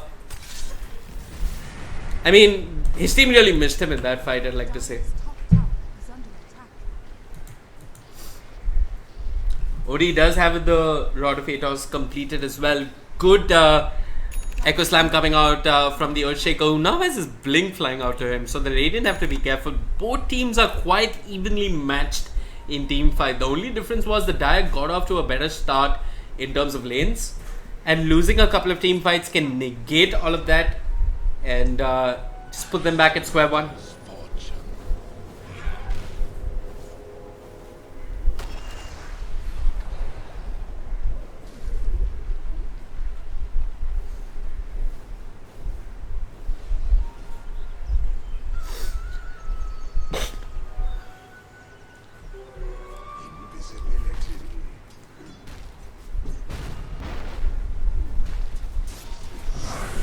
Okay, we've got the Global Silence. I think it's for this bot lane pickup coming out from Full Metal. Really, what does the Global do? Not too sure, man. 120-second cooldowns. You got to be careful. It's one of your hugest teamfight assets. Speaking of assets, on the verge of getting picked off. The cold feet did not proc. Steven Wilson has got the invis rune. But Alchemist TPs to the bot lane. This should be the plan here for the Dire. Move from tower to tower, take down towers, take down objectives, win the game. But the Radiant do have the opportunity to sneak in a Roshan. They could do it on the back of the Slada, who is building into his medallion and will almost have it completed, but they're going to lose a tier 2, and that makes it obvious to the Dire. Slada is TPing to the bot lane, blinks out of there quickly. TPs are coming in. Here comes Ajay with the Battle Fury and the Yasha. Quick recovery coming out from him actually.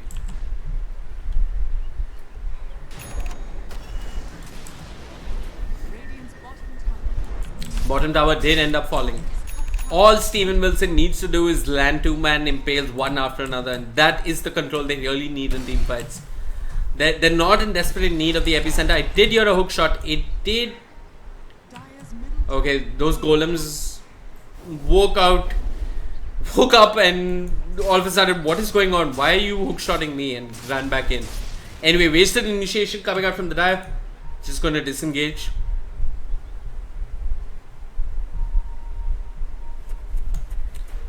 Two sentries being pinged out by both teams. What's Weissemir is at the Radiant. Yeah, I do have a ward on the high ground.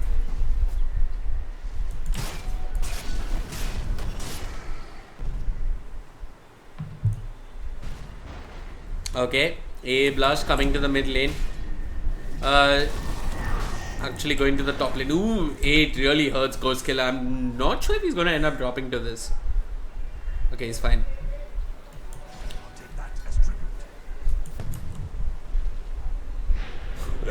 Forced to use the shrine.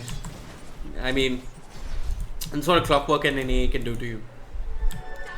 Alchemist, not too far away from his Octane, is probably waiting for that before he comes and looks to participate in team fights. Pablo bot on the Earthshaker has got that blink dagger, but is not going to chase any further.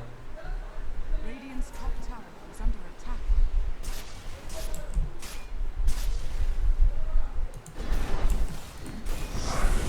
Okay, we've got a global silence going out.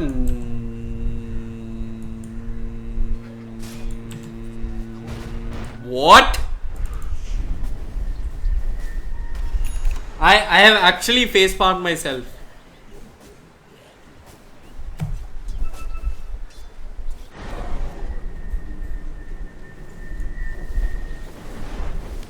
I mean, if the silencer intends to silence the caster, I'm bloody quiet. I don't know what he's trying to do. Anyways, we've got the hook shot. This is where the global silence could be used so that Ajay R could just Blade Fury TP out of there. He doesn't have the presence of mind to do it himself. Does turn around with the Omni Slash. Is going to end up falling. And Steven Wilson comes in for style points at the Impale.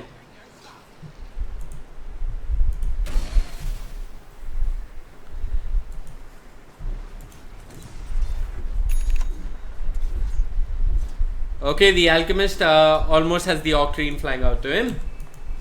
Short a cooldown, some lifesteal whenever Chemical Rage is on. And yeah.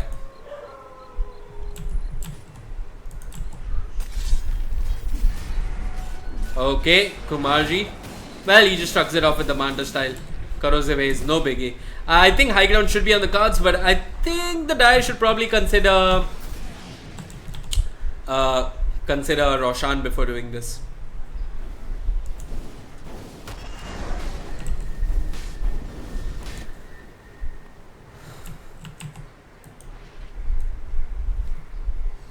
Okay, looks like the Dire want to take a step back and reconsider the options here. They do know that Ghost Killer is all by himself. He hasn't got the global silence to use it and then die, so this could be a kill.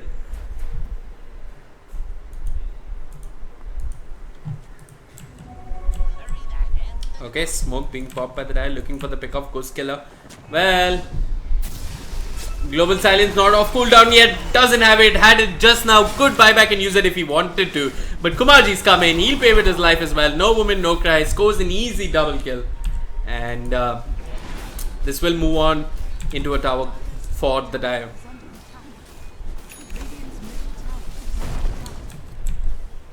I think all that I have to be careful of is not falling prey to an Echo Slam. And these constant rockets coming out from the Clockwork do just that. They give you the vision so that you do not... you can keep your sights on the silencer. They've also got Horn to start the fight if they want to. It looks like Spectre's going for the Blade Mail. I don't mind this, but I would have liked a Diffuser. Would be great for the OD. But Aegis is on the cards here. Where's the Solar Crush boy? There he is. Solar Crush complete, full metal. Helping them take down Roshan. Radiant really caught unaware. They're de-warding right now, but no contest on Roshan. One of the best places to get an Echo Slam off. Kumaji has a sense of what's happening. There was a Radiant Observer as well. Should have scouted as... Okay, they're just not contesting. Fair enough. They're just going to sit in high ground, and when high ground is on the cards, buyback is important. So the Earthshaker has buyback.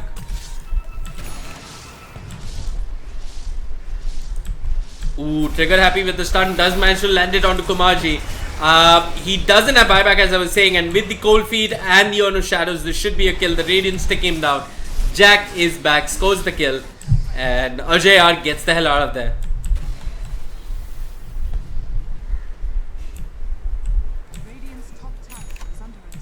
Last outer tower for the Radiant. Only the Earthshaker is holding on to buyback. Here comes the Chun. Being Standal does connect on to Lelouch. You got the Ice Blast coming in. The Global Silence this time right where it was needed. And it does push back the Dire, but they haven't committed anything big yet. I think maybe holding on to it at high ground could have been better, but yeah, that wasn't really too bad a Global Silence. We got the Veil of Discord coming out from Lelouch. He's been stunned up. Ajay spinning, but he's spinning and clearing creeps. Here comes the epicenter. It's there on a Ghost Killer. Ghost Killer will fall. And here's the chance for the Echo Slam that we are talking about. It's there, but where's his team? No movement, no cries. Already killed off 3 of them. Make that 4, and all that remains is a Slara. The Earthshaker's bought back, but the tower is under siege, and the Alchemist calls GG. Buybacks are out. Rage is real. A false GG warning has been issued by the admin. Ajay walks in. He's got the Blade Fury. Will walk in. Jack is back, forced to run back. Will disengage. He's actually standing there. He's AFK. They turn around. They boo onto Ajay. Pumps ki aadat hai, says the Alchemist. Bad manners coming out from the Dire. They will get the kill on the Earthshaker. This is a dieback if I'm not mistaken.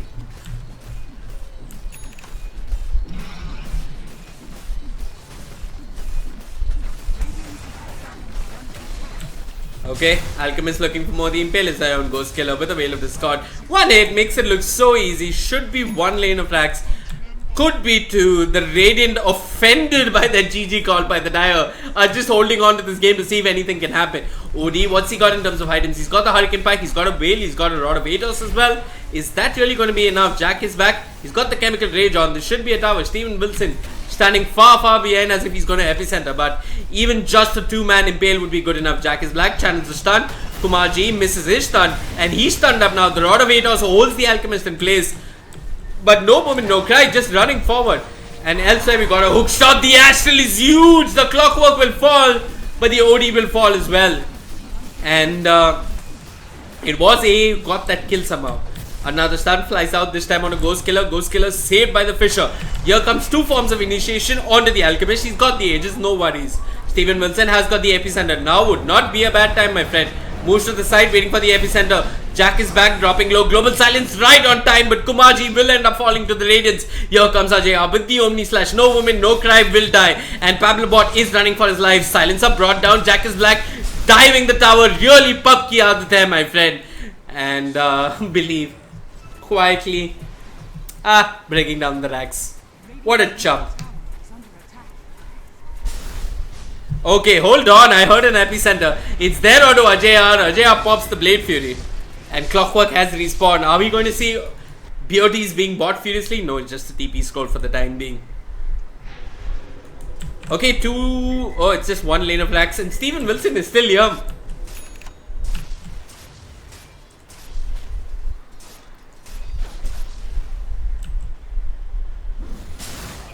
Ooh, uses the Veil, misses the Impale. We got the Ice Blast coming in. Where's the Impale when you need it? Not there at all.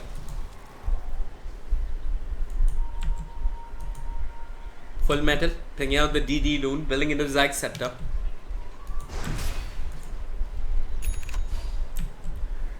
The Radiant's still holding on. I mean, there is a possible win condition for them. It's very doable for the Radiant to come back into this game.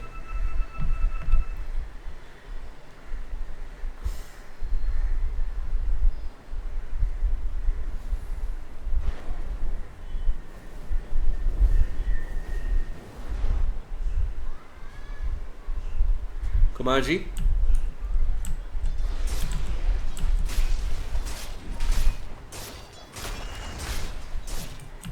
The Dire just taking a moment to breathe after that intense team fight.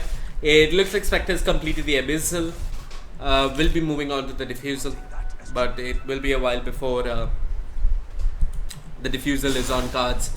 6 minutes to Roshan. Are the Dire going to wait for Roshan, or are they going to take the chances and attempt high ground? I think they can, provided they get the rockets off and discard out the ES.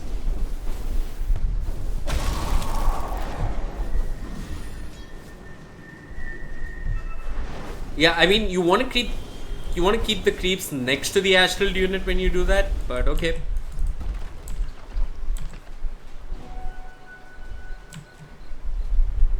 Jack is back.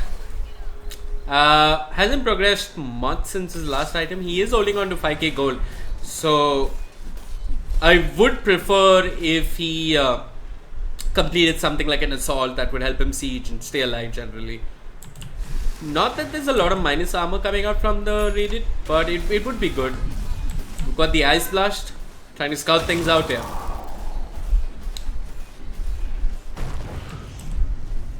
And now the Radiant have grouped together while Jack is Black pushes the mid lane. It would be absolutely demoralizing if somehow the Dire lost this game. There is still a lot of potential on the Radiant side to come back. I mean, Juggernaut is reasonably farmed. He doesn't need to use the Blade Fury. He just needs to walk in and hit someone. Maybe pick a positioning item like the Blink Dagger. That'd be really nice if he can just jump in on the backlines onto the Ancient Apparition. He can bring him down. He's got the DPS to deal with the Alk as well. Here we've got the root coming out from Lelouch. We've got a 2-man hook shot into Cobx. Global Silence is there as well. Steven Wilson waits patiently. Kumaji will end up falling. No Echo Slam just yet. The Cobx will do the trick. Here comes Steven Wilson. There's the Echo Slam. The Impale will connect onto Ghost Killer while Jack is back, turns his attention towards him, brings him down. Lelouch and Ajay are still alive. Jack is back, pops the BKB, brings down the OD, forces out a buyback. Is it time for the real GG though? Lelouch TP's in. Come on, Alchemist has a BKB. Does Astral himself. He's buying some time. But some time is not enough and there's an epicenter waiting for you. Lelouch might just end up falling here, and the Impale from Steven Wilson along with the Radiant seals the deal. We've got the GG called out. This is the real one. And Steven Wilson and company do win this game. Anyway folks, thank you for tuning in. My name is Vivek. We are actually done with all of today's Dota broadcasts. We start again tomorrow at 10 in the morning. You can type exclamation schedule to find out tomorrow's schedule. And yeah, thank you so much for tuning in. My name is Vivek. Cloudx will be joining me along the way tomorrow. Thank you so much for tuning in. Bye bye.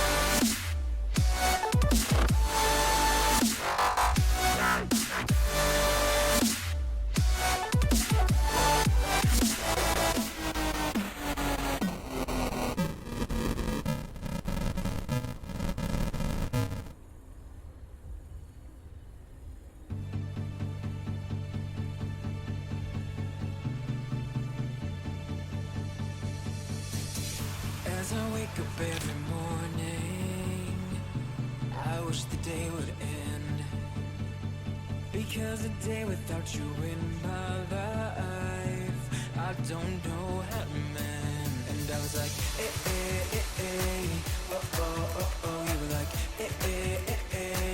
no, no, oh. I was like, oh, oh, oh, oh. You were like,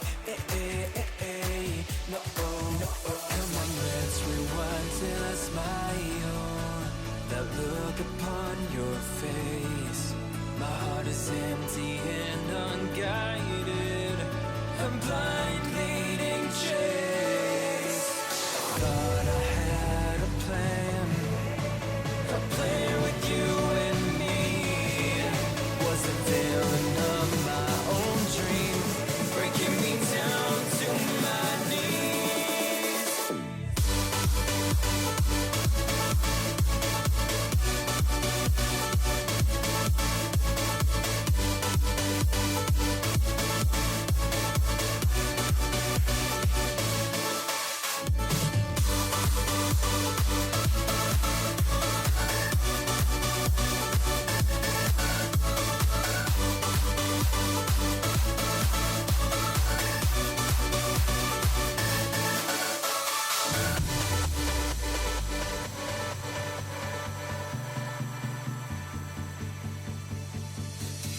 I look right at the mirror, wondering if I'll be okay.